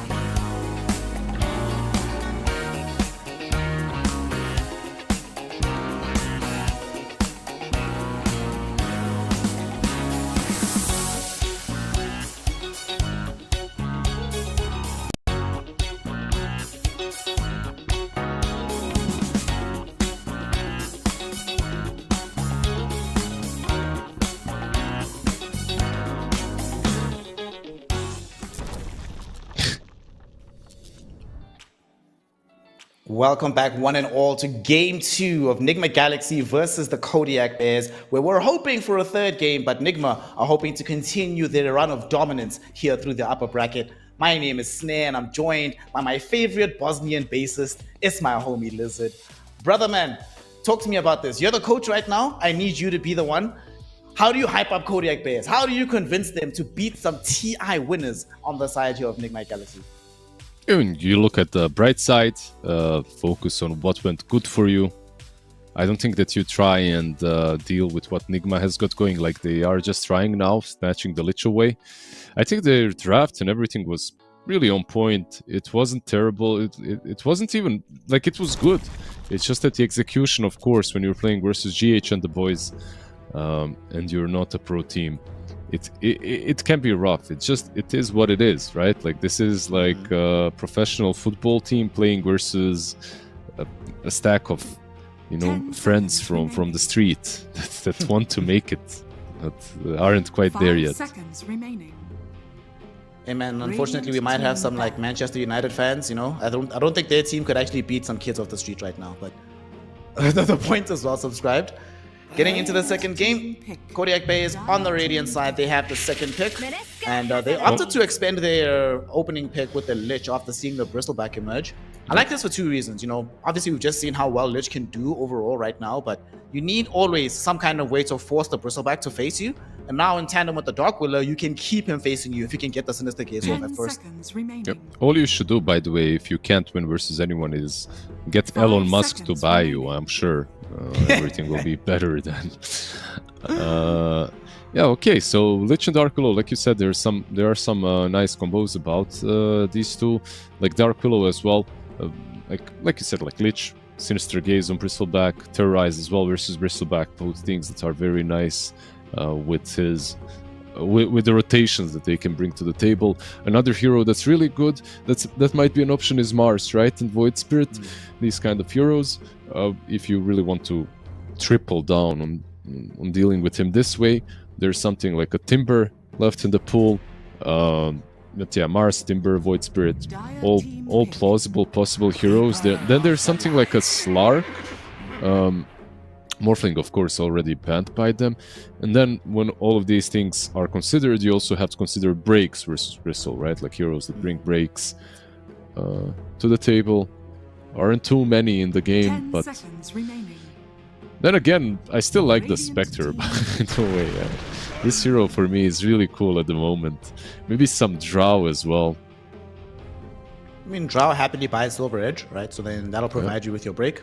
You also have the Hypothermia stacks from very far away once you get the Aghanim Scepter, which really puts a number on the Bristleback. 10 seconds remaining. I would not mind seeing that at all. I'm intrigued. Where do you think 5 this Coddle is seconds going? Because GH plays Coddle, Sumail plays the Coddle as well. And of course, Noob actually made his name playing Coddle, but that was from the mid lane. So what do you think about the Gandalf here? Where does he go? I don't know. It's kind of scary to play Gandalf into PA and Slardar. At least it's scary later on if they get online. But 10 seconds remaining. early on, I feel like Coddle is 5 pretty damn good. seconds remaining. I love the Coddle plus Bristle combo as well. I wouldn't mind seeing. Honestly, look, I really like the core Coddle. It's one of my favorite heroes. I was a hipster before even 9 played it. Back in the day, I used to play Coddle mid because I sucked at mid, and then I could play all these heroes that are very cheesy. People would report me for playing it. You know, back in the day when the mid tower was so engulfed in trees, you could do so many different tricks with Coddle. Right now, it's a bit more difficult. But back to my point, I think Coddle with recall facet is a little underrated. People are attempting some Coddle with recall with Storm Spirit. Every now and then that pops out, but I think overall the hero is really strong if played like that, and you could play it with something even like a Bristle, maybe get an Ember or something similar from the mid lane. We'll see. In any case, I feel like there's a lot of potential on 4 or a 5. I guess maybe the Tiny from the mid lane can fill that role of the Storm Spirit that gets recalled and just moves with you all across the map. And This is really nice. I like this troll. I think one of the, you were mentioning how Coddle can create some problems early on for this PA. Main thing for me, whenever I'm playing PA, if I'm blinded, I can't do anything. And now you have two different sources of blind in the game. 10 seconds And remaining. PA generally wants to like utilize a BKB, jump to one target, demolish them, pick the 5 next one out. seconds But if you remaining. have to pre-BKB before I even arrive, just for the fear of mischance and wasting a couple of hits from the Phantom Strike, it's pretty good. It's going to complicate life quite a bit for the PA. Yeah, but there's like three Radiant reasons team back. straight off the bat that I see from Troll Warlord, right? For him, that is. Like, he defeats Slardar in the lane. On paper, at least, he wins most lanes versus Slardar, slightly maybe depending on position 4, but I don't really even care. I feel like Troll should win 90% of these matchups. 10 seconds Then remaining. on top of that, you get a Dispel. You get a Dispel with Yeah. 5 Aghanims seconds eventually as remaining. well. And like you said, versus PA, it's always nice. Radiant team banned. That's the last one, the third one. It's also a hero that like does not mind and is very happy to buy MKB, right? So Yep. this PA matchup is not like immediately one of those where you're just scared the whole game. So now we just need a mid laner for Kodiak Bears and presumably the other support for Nigma. They took away some of the save support, so no Shadow Demon, there's no Pugna. Obviously, these are heroes that PA hates playing against. Yep. 10 And seconds remaining. what else is there that they can go for? I 5 just feel like seconds there is remaining. something just as annoying. And you could go. You can't really do some Abaddon or something like that, right? Like it's kind of good even versus Lich and Slardar, but I don't How know. about Oracle? I mean, yeah, it's the mana the same. resist? It's the same approach, but then you end up with these two heroes as supports, like Coral plus that. Yeah, Unless it's some true. crazy tiny 4, right? Like that's also a possibility. Probably not gonna Radiant happen, but team pick. go with the line. I just get the standard lion. Okay, wasn't bad. Just more bursts, right? It's very nice. It's a stun into Dark Willow's Dark Realm. It's also a stun into PA. It's a lot of 10 burst seconds damage into the remaining. PA, especially if Keeper of the Light goes for Solar Bind, 5 which I wouldn't seconds mind. remaining. Like Solar Bind into Slardar into PA. I feel like you can do just so much in these team fights as long as you're not the one getting jumped and destroyed immediately. And yeah, they need something on Kodiak that can maybe accomplish that, or they need something tanky on the mid lane, like I don't know. What do you feel for mid? Is it a Spirit or is it Timber-esque hero? Spirits are complicated because there's Lion and Tiny now can get picked off. I would actually prefer the tankier route, somebody that can stand in front, because Slaughter's also not really a hero that likes to stand in front. He wants to come in like secondary initiation or just start the fight and weave in and out. So I would like if they had DK in the game, I would have liked that a lot. But something that can just be the anchor for everybody else to fight around. Yeah. If this Is was this- the correct meta for it, Death Prophet I Yeah. think would have been pretty cool, but it's the wrong meta. Yep. Yeah, DP, OD versus Troll as well, right? Like versus Tiny Troll. If you could actually pick that hero up, even versus Bristle, would be cool. But just very dead at the moment. And very slow, unfortunately. There's also this Razor route that you could go for, a hero that likes to kind of play into Troll. It's also a problem. They don't have a break still. I mean, they do actually with the PA. What am I saying? Never mind. They did sort that one out. So then there's something cuter like a Kunkka into Tiny, right? Like you just make your lane easier. Earthshaker as well, if you want to go for that. I like Shaker. Shaker. Is he banned? He's not banned. He's still in the pool. Shay could also be better than the dead heroes we were mentioning. I even, when you said Kunkka, I sort of even forgot the heroes in the game. I was like, oh yeah, by the way, this game has a pirate. Yeah, once the Aghanims got changed, the hero slowly but surely faded. Yep. When attacker's not even playing Kunkka, then you know that times are tough. So There's Kodiak also Bears- there's also a Magnus if you want to go full on PA, right? Is it not Power banned? her. Oh, it's banned. for- First banned. Ah, it is? My bad, yeah. I did just go with the Choose roll. your hero. Buffing up the PA in a bit of a different way. You get that alacrity now as well. It's, Not my fear with this is though. My fear is that now, if I'm Enigma Galaxy and I see this, I'm putting all of my efforts in like the first 15 minutes of the game, just target Slaughter. Because if we get to the mid game and the Slaughter doesn't have a Blink Dagger, like, what can Kodiak Bears actually do on the map?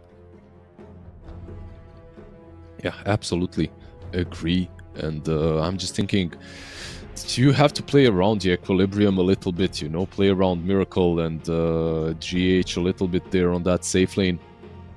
Like, Coddle, he has a lot of strengths, but laning on the safe lane isn't one of those. I feel like overall, that's not where the hero excels.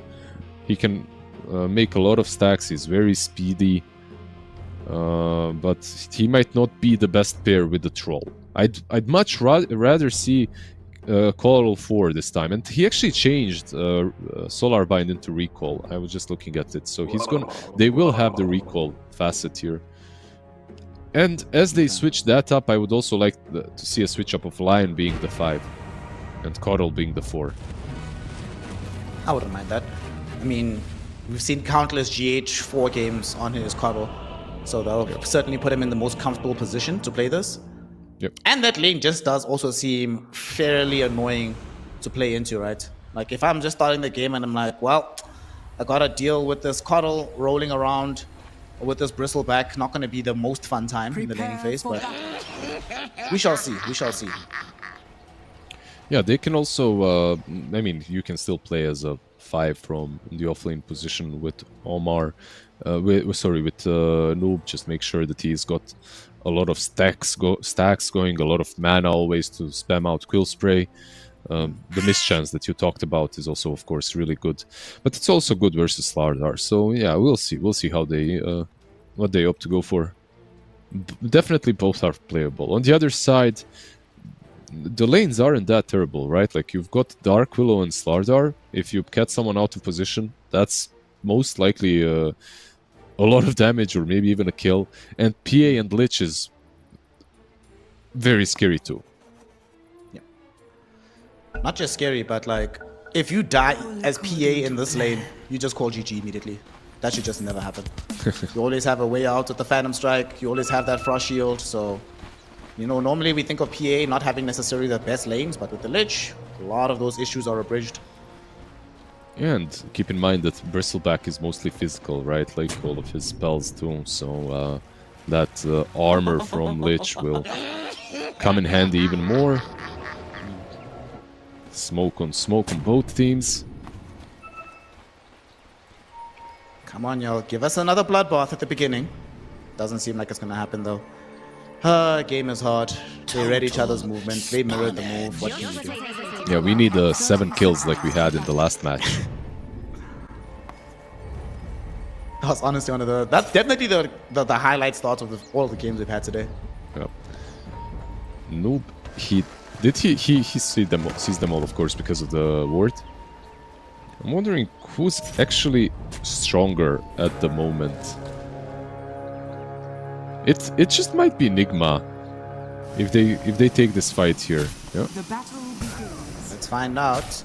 Illuminate Charge gonna get dodged out by most of Kodiak. 2 Hero Earthspike followed up by the Whirling Axes. Zeski falling very, very low. They're trying to target this Dark Willow and they are gonna get him. First blood drawn in by GH on his Coddle. Look at him. Enigma Galaxy vindicating your thoughts. They demonstrate their strength there despite missing the Illuminate. Yeah. Even though they missed the Illuminate, they still get that kill. It's really hard for PA and Slardar to do anything when they're just missing, right? Like, Troll is way too solid in that situation.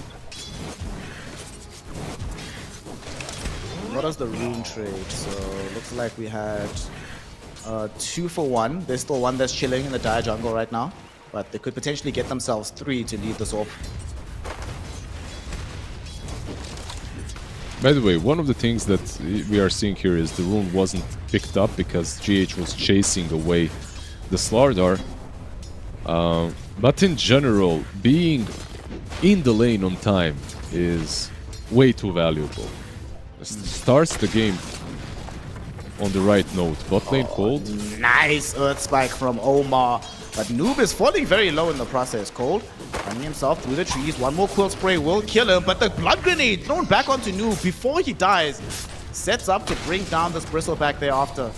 That being said, PA, can she get the kill onto Omar? Does not seem like it.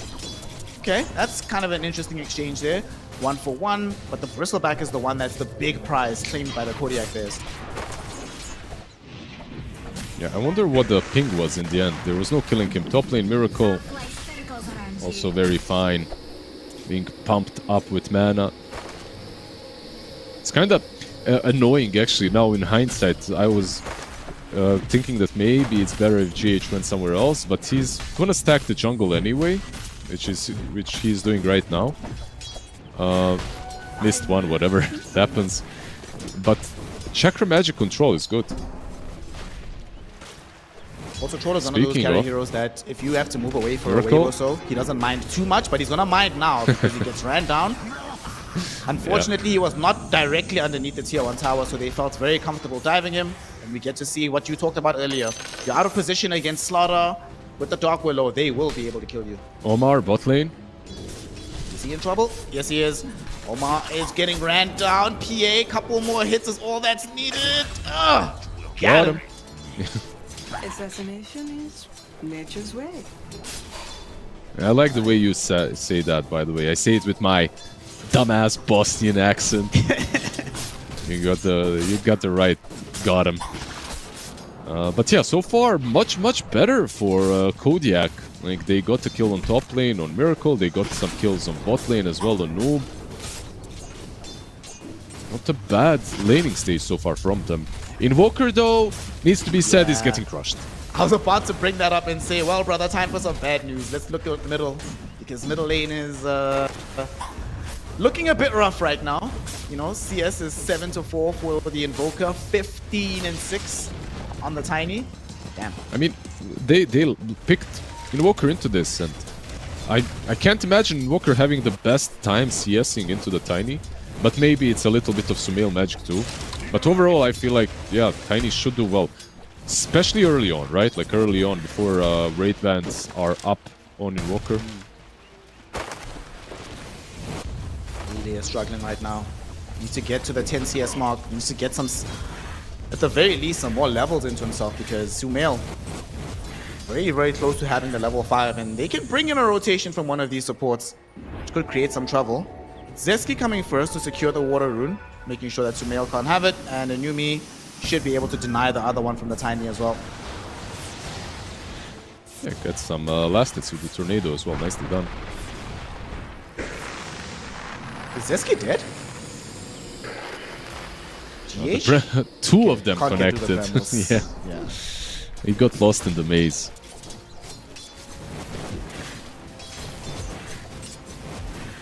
The horse is too big, you know.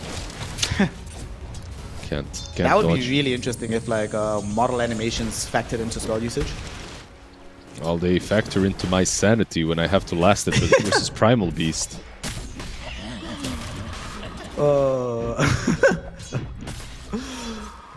Right now, I swear, when a Primal Beast player just walks on top of a creep and I can't see it, or even, I mean, yet alone lasted it, I just can't see the creep. It's the worst feeling. just like move out of the way, bro, please. He just stands They should there. enable like transparent heroes, you know? Yep.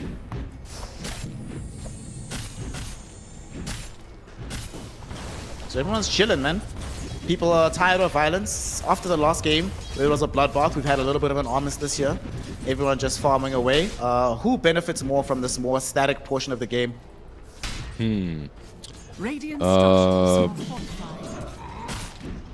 I'm not, like, overall, I'm not super sure. I feel like you're happy with your Kodiak Bears, right? Like, as long as your PA is farming, getting closer to the Battle Fury, I feel like they've got some nice potential to play off of the blink on Slardar and PA in the mid game.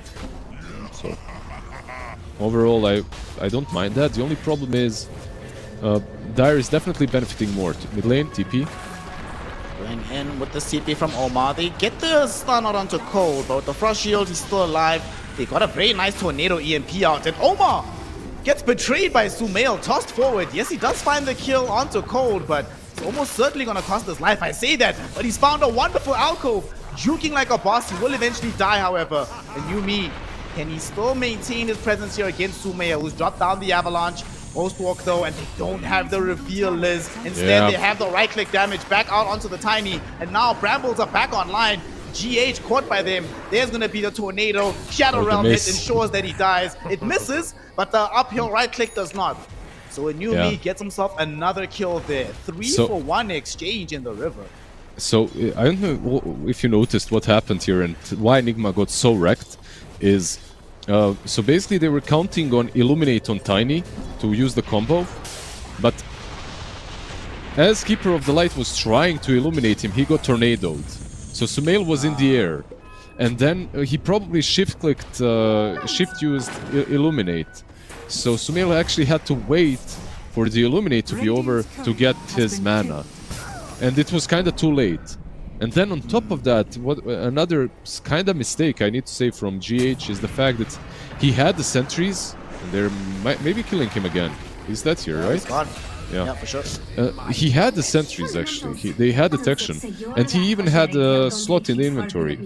But the sentries were in the backpack. So, yeah, by the time he moved them in, it was too late.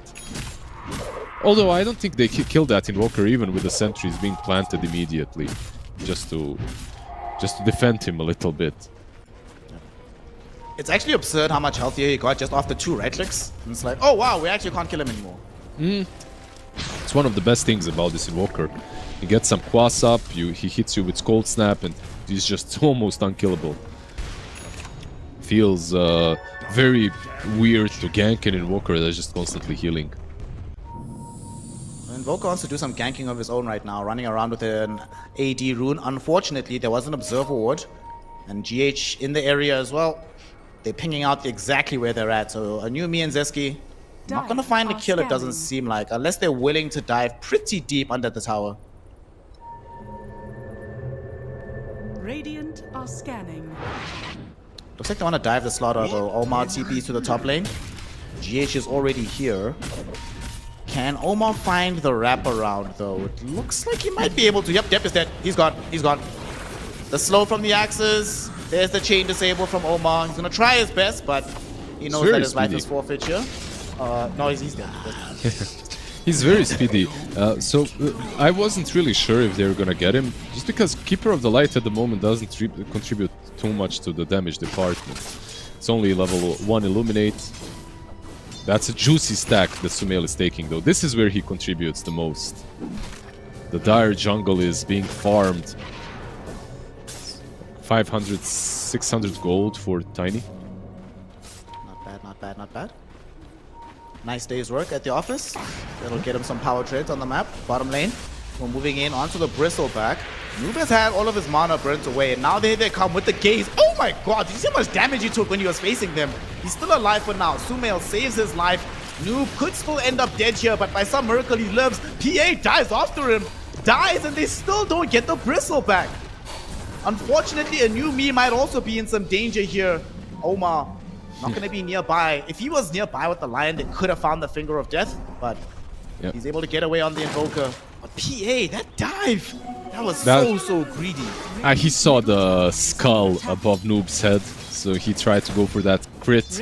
At the same time, by the way, Slardar did manage to kill off GH in the jungle, so or next to the river, so that's a nice thing for Kodiak Bears, because he's on 1600 gold right now. Bristle, Noob.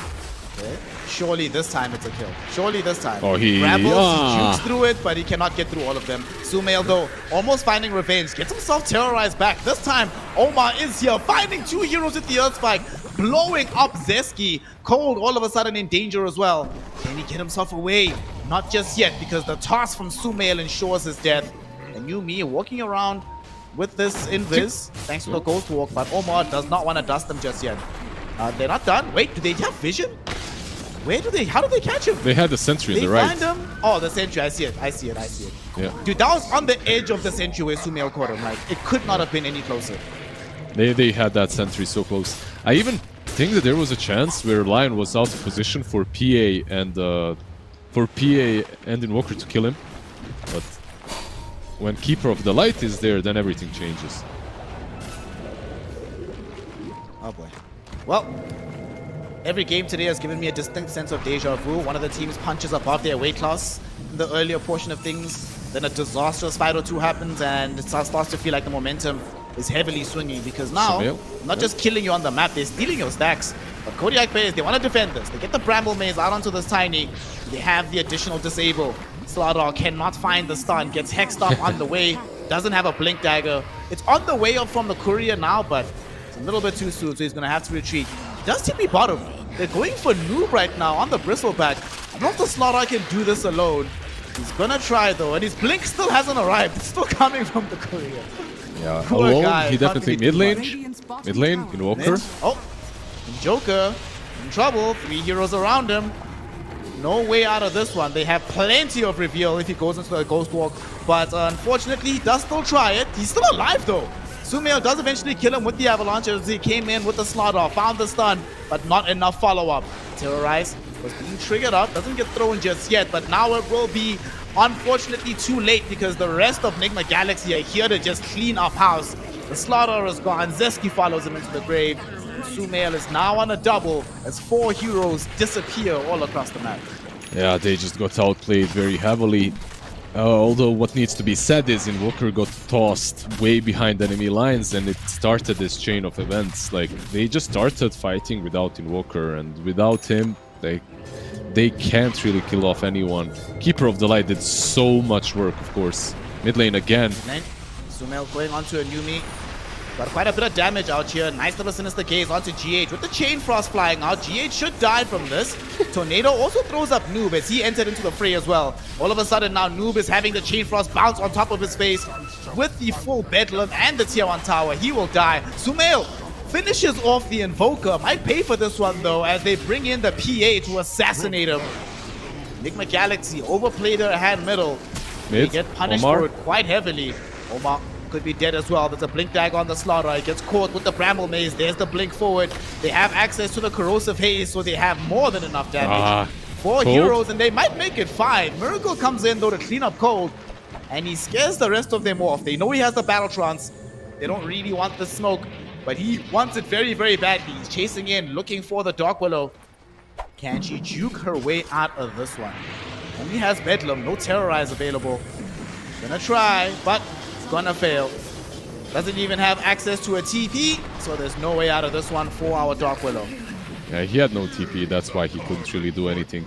Miracle, by the way, did complete his Aghanim Scepter, so he does have that Dispel to work with. From this point onwards, the game is much, much easier for him. But overall, like, this is a game in which Nigma, they need to be careful. They are ahead. 4k ahead, 14 minutes in is quite a lot. But they're not so far ahead where PA has no way of just destroying them on her own.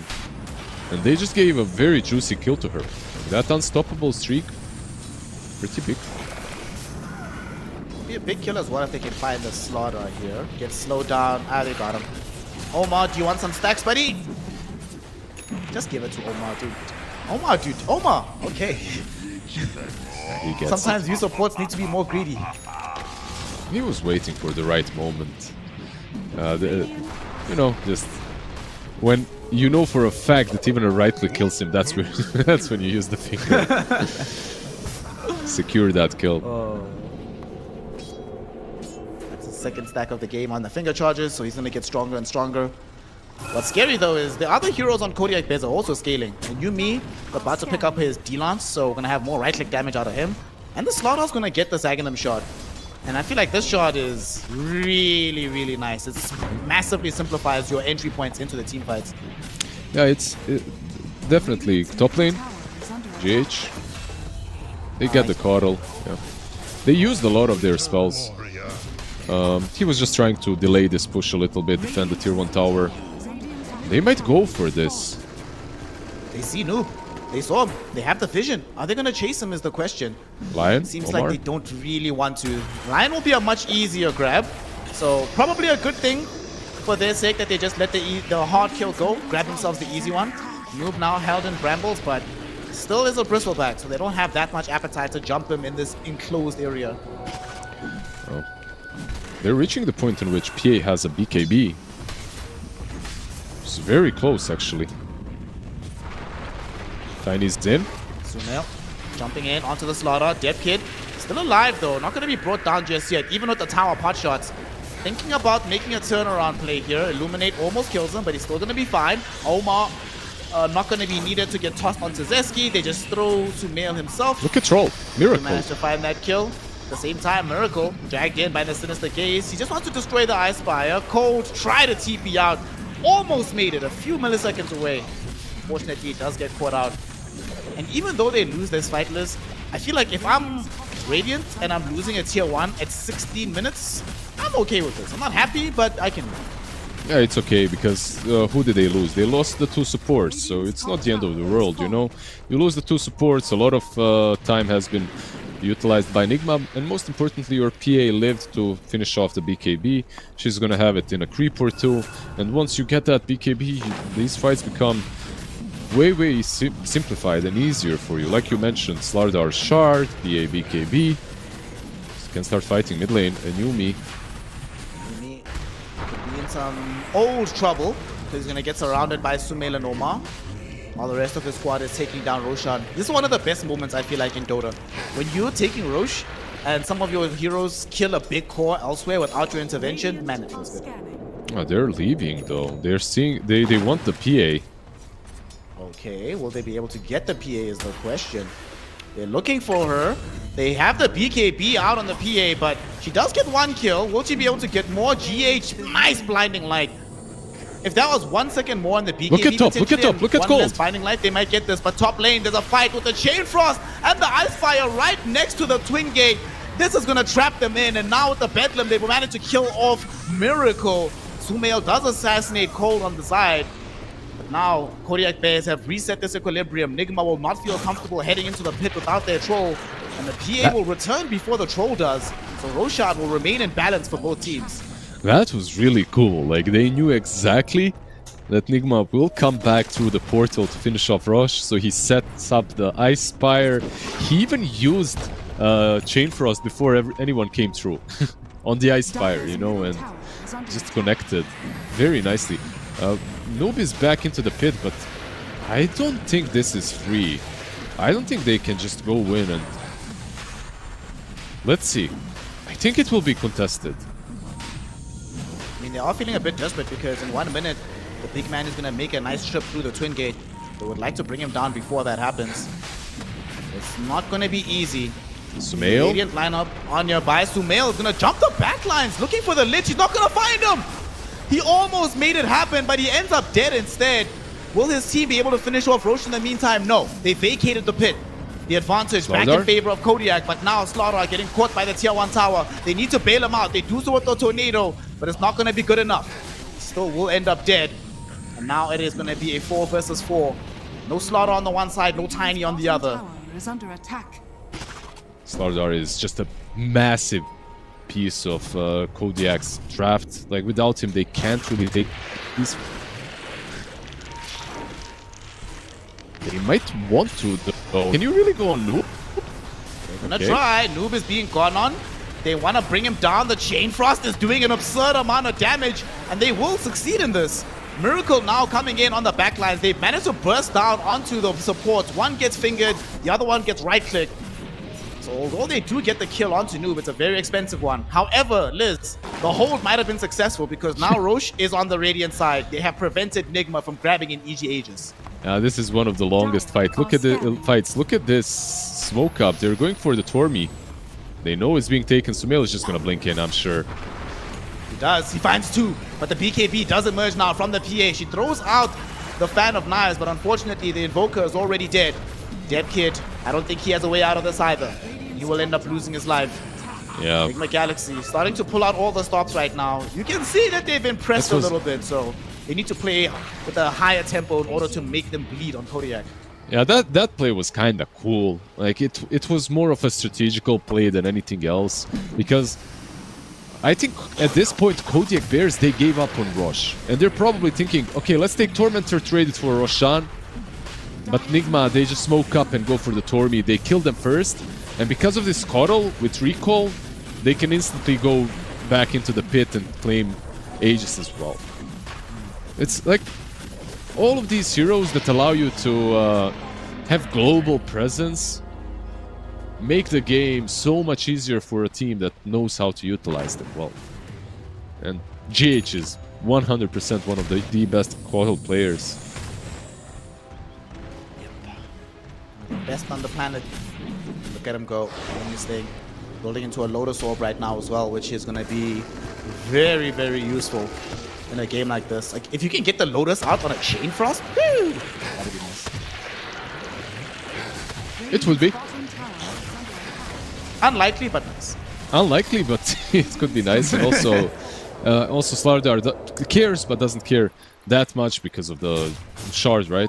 That's also kind of whatever.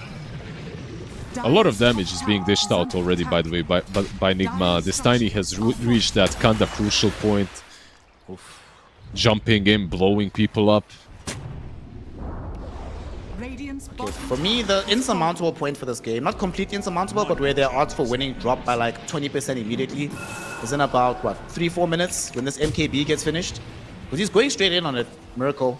After finishing his Ags, the Manta style, MKB, this is going to be a big disaster. PA is just not nearly tanky enough to actually fight head-to-head versus a troll.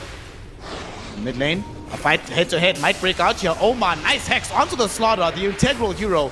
Should still end up dead as a result. At the same time, Zumail able to assassinate Cold on the other side of things.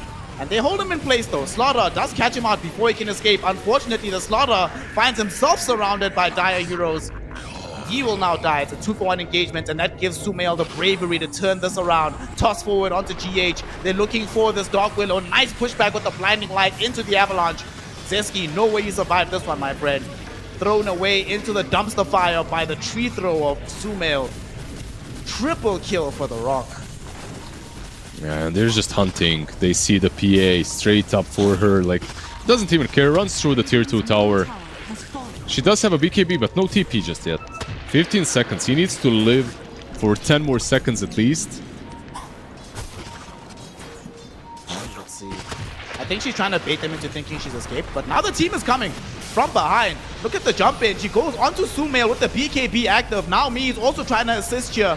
Will Zumail end up dead? Not just yet. Omar gets the hex out onto the PA as the BKB expires.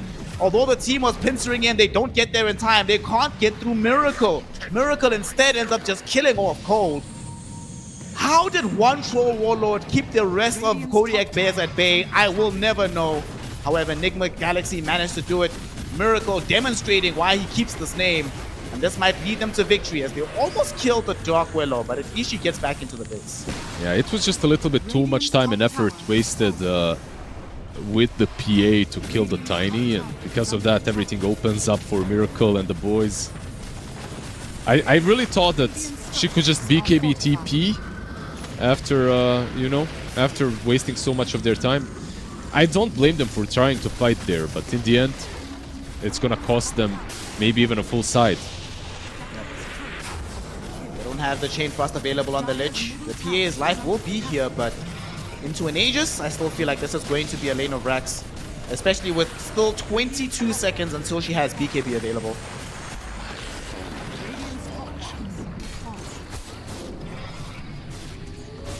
Oh boy, and there it is. MKB coming in from Miracle right now. Oh boy, oh boy. The MKB arriving before you have SNY, you just evaporate if he ever gets on top of you. Yeah, basically. Can just pop his ulti, go ham every single one of these fights now. Age is still there for a minute more. Why is a minute so long in Dota? I like that actually. I like the question even. Considering the games are... Oh, okay. Avalanche onto 2. Dark Willow does survive for now, but will eventually end up dead. The crash landing toss damage is just way too much. Tier 3 tower being slightly defended, but will eventually go down. The Miracle, with 24 seconds to go on his Aegis, happy to siege with his body. This is such an awkward time to kill him. You ideally want to wait until the very last second, but not going to end up happening here. Enigma, despite being about to lose their Aegis, still feel strong enough that they immediately go bottom. They're looking for the jugular healers. PA might backstab them, but I don't even think they care, right? Do you care that PA might backstab you? She's creep skipping, but there are waves. There's a wave mid, there's a wave top. I guess she's just trying to finish off the S and Y. Might be a bit late now though. There's waves top and bottom, but there is no Lich in this game. And now they're gonna jump onto the Bristleback. Nice break with the Fan of Knives. They get the kill. Sumail though found a 3-hero avalanche. The crash landing toss ends up killing off the Slaughter. Finger of Death very nearly brought him down. And is this why you wait until the last moment when he's at last HP before you finger? Yeah, exactly. Or that happens. Some silly stick saves the hero. Oh, nice Hex attempt from Omar, by the way. Well, oh, Sumail just actually did he just throw a tree at him to kill him? I think Okay. it was more of a cannonball. Mid lane, they managed to kill off the Slaughter as well. And for GG's. Kodiak Bears, the misery has finally concluded. They have been skinned by Enigma Galaxy. Their hides are hanging on the mantelpiece. GG, well played is called. Enigma Galaxy go to the upper bracket final in 2-0 fashion. Yeah, absolutely nothing to be ashamed of, though. You know, like they played this nicely on Kodiak Bears. Everyone is kind of expecting Nigma to be making it to the finals and probably even taking the qualifiers. Chimera are the only ones on paper that look like they could perform just as well. But when it comes to Kodiak Bears, honestly, their drafts were solid. The ideas behind the drafts, I believe, were also good. It's just that the execution here and there didn't connect. They're a little bit slower, a little bit...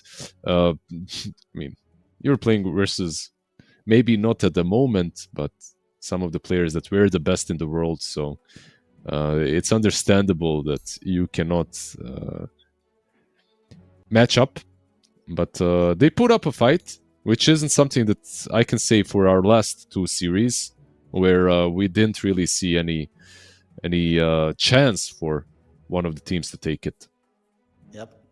Yeah, those last few series were tough. They were tough, and it wasn't even close. This one, honestly, this particular game, right, you could tell it came down not necessarily just to execution or anything like that, but to experience. That Enigma Galaxy just knew the correct moves to make on the map, when to make them.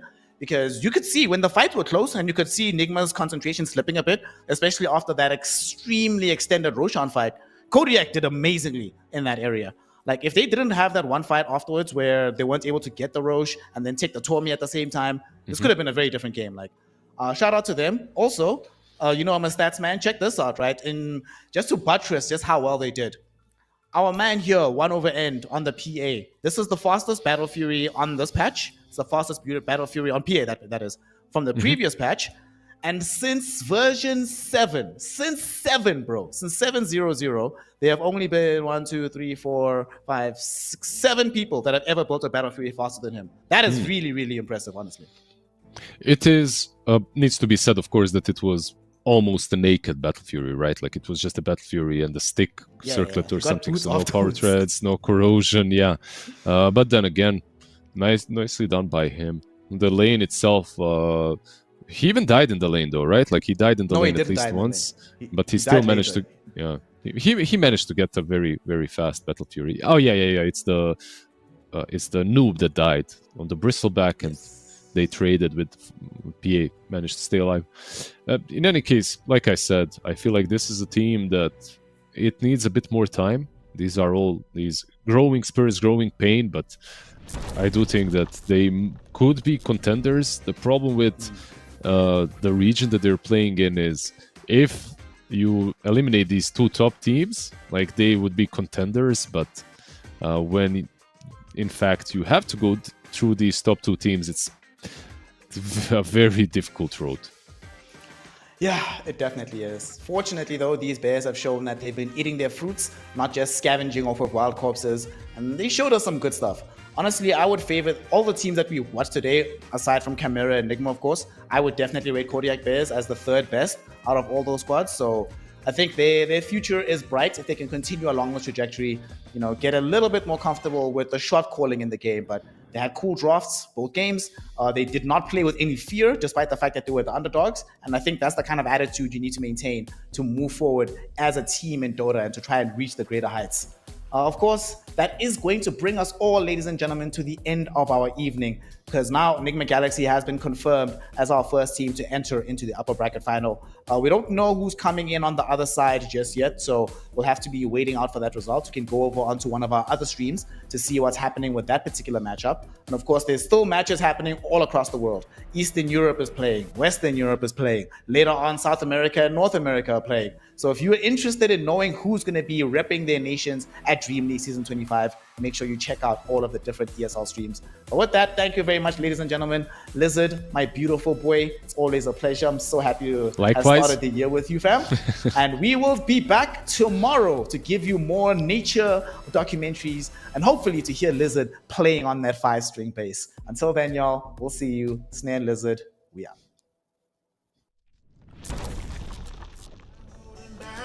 Not giving in. Stay a little longer in the moment now. No regrets now.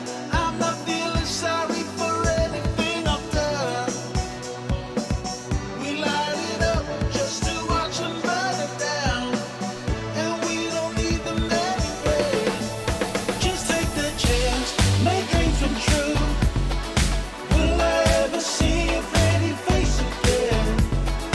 Rendezvous is all I'm hoping for. Maybe we can meet up on a boulevard. Let's get away, yeah. Let's get away, yeah.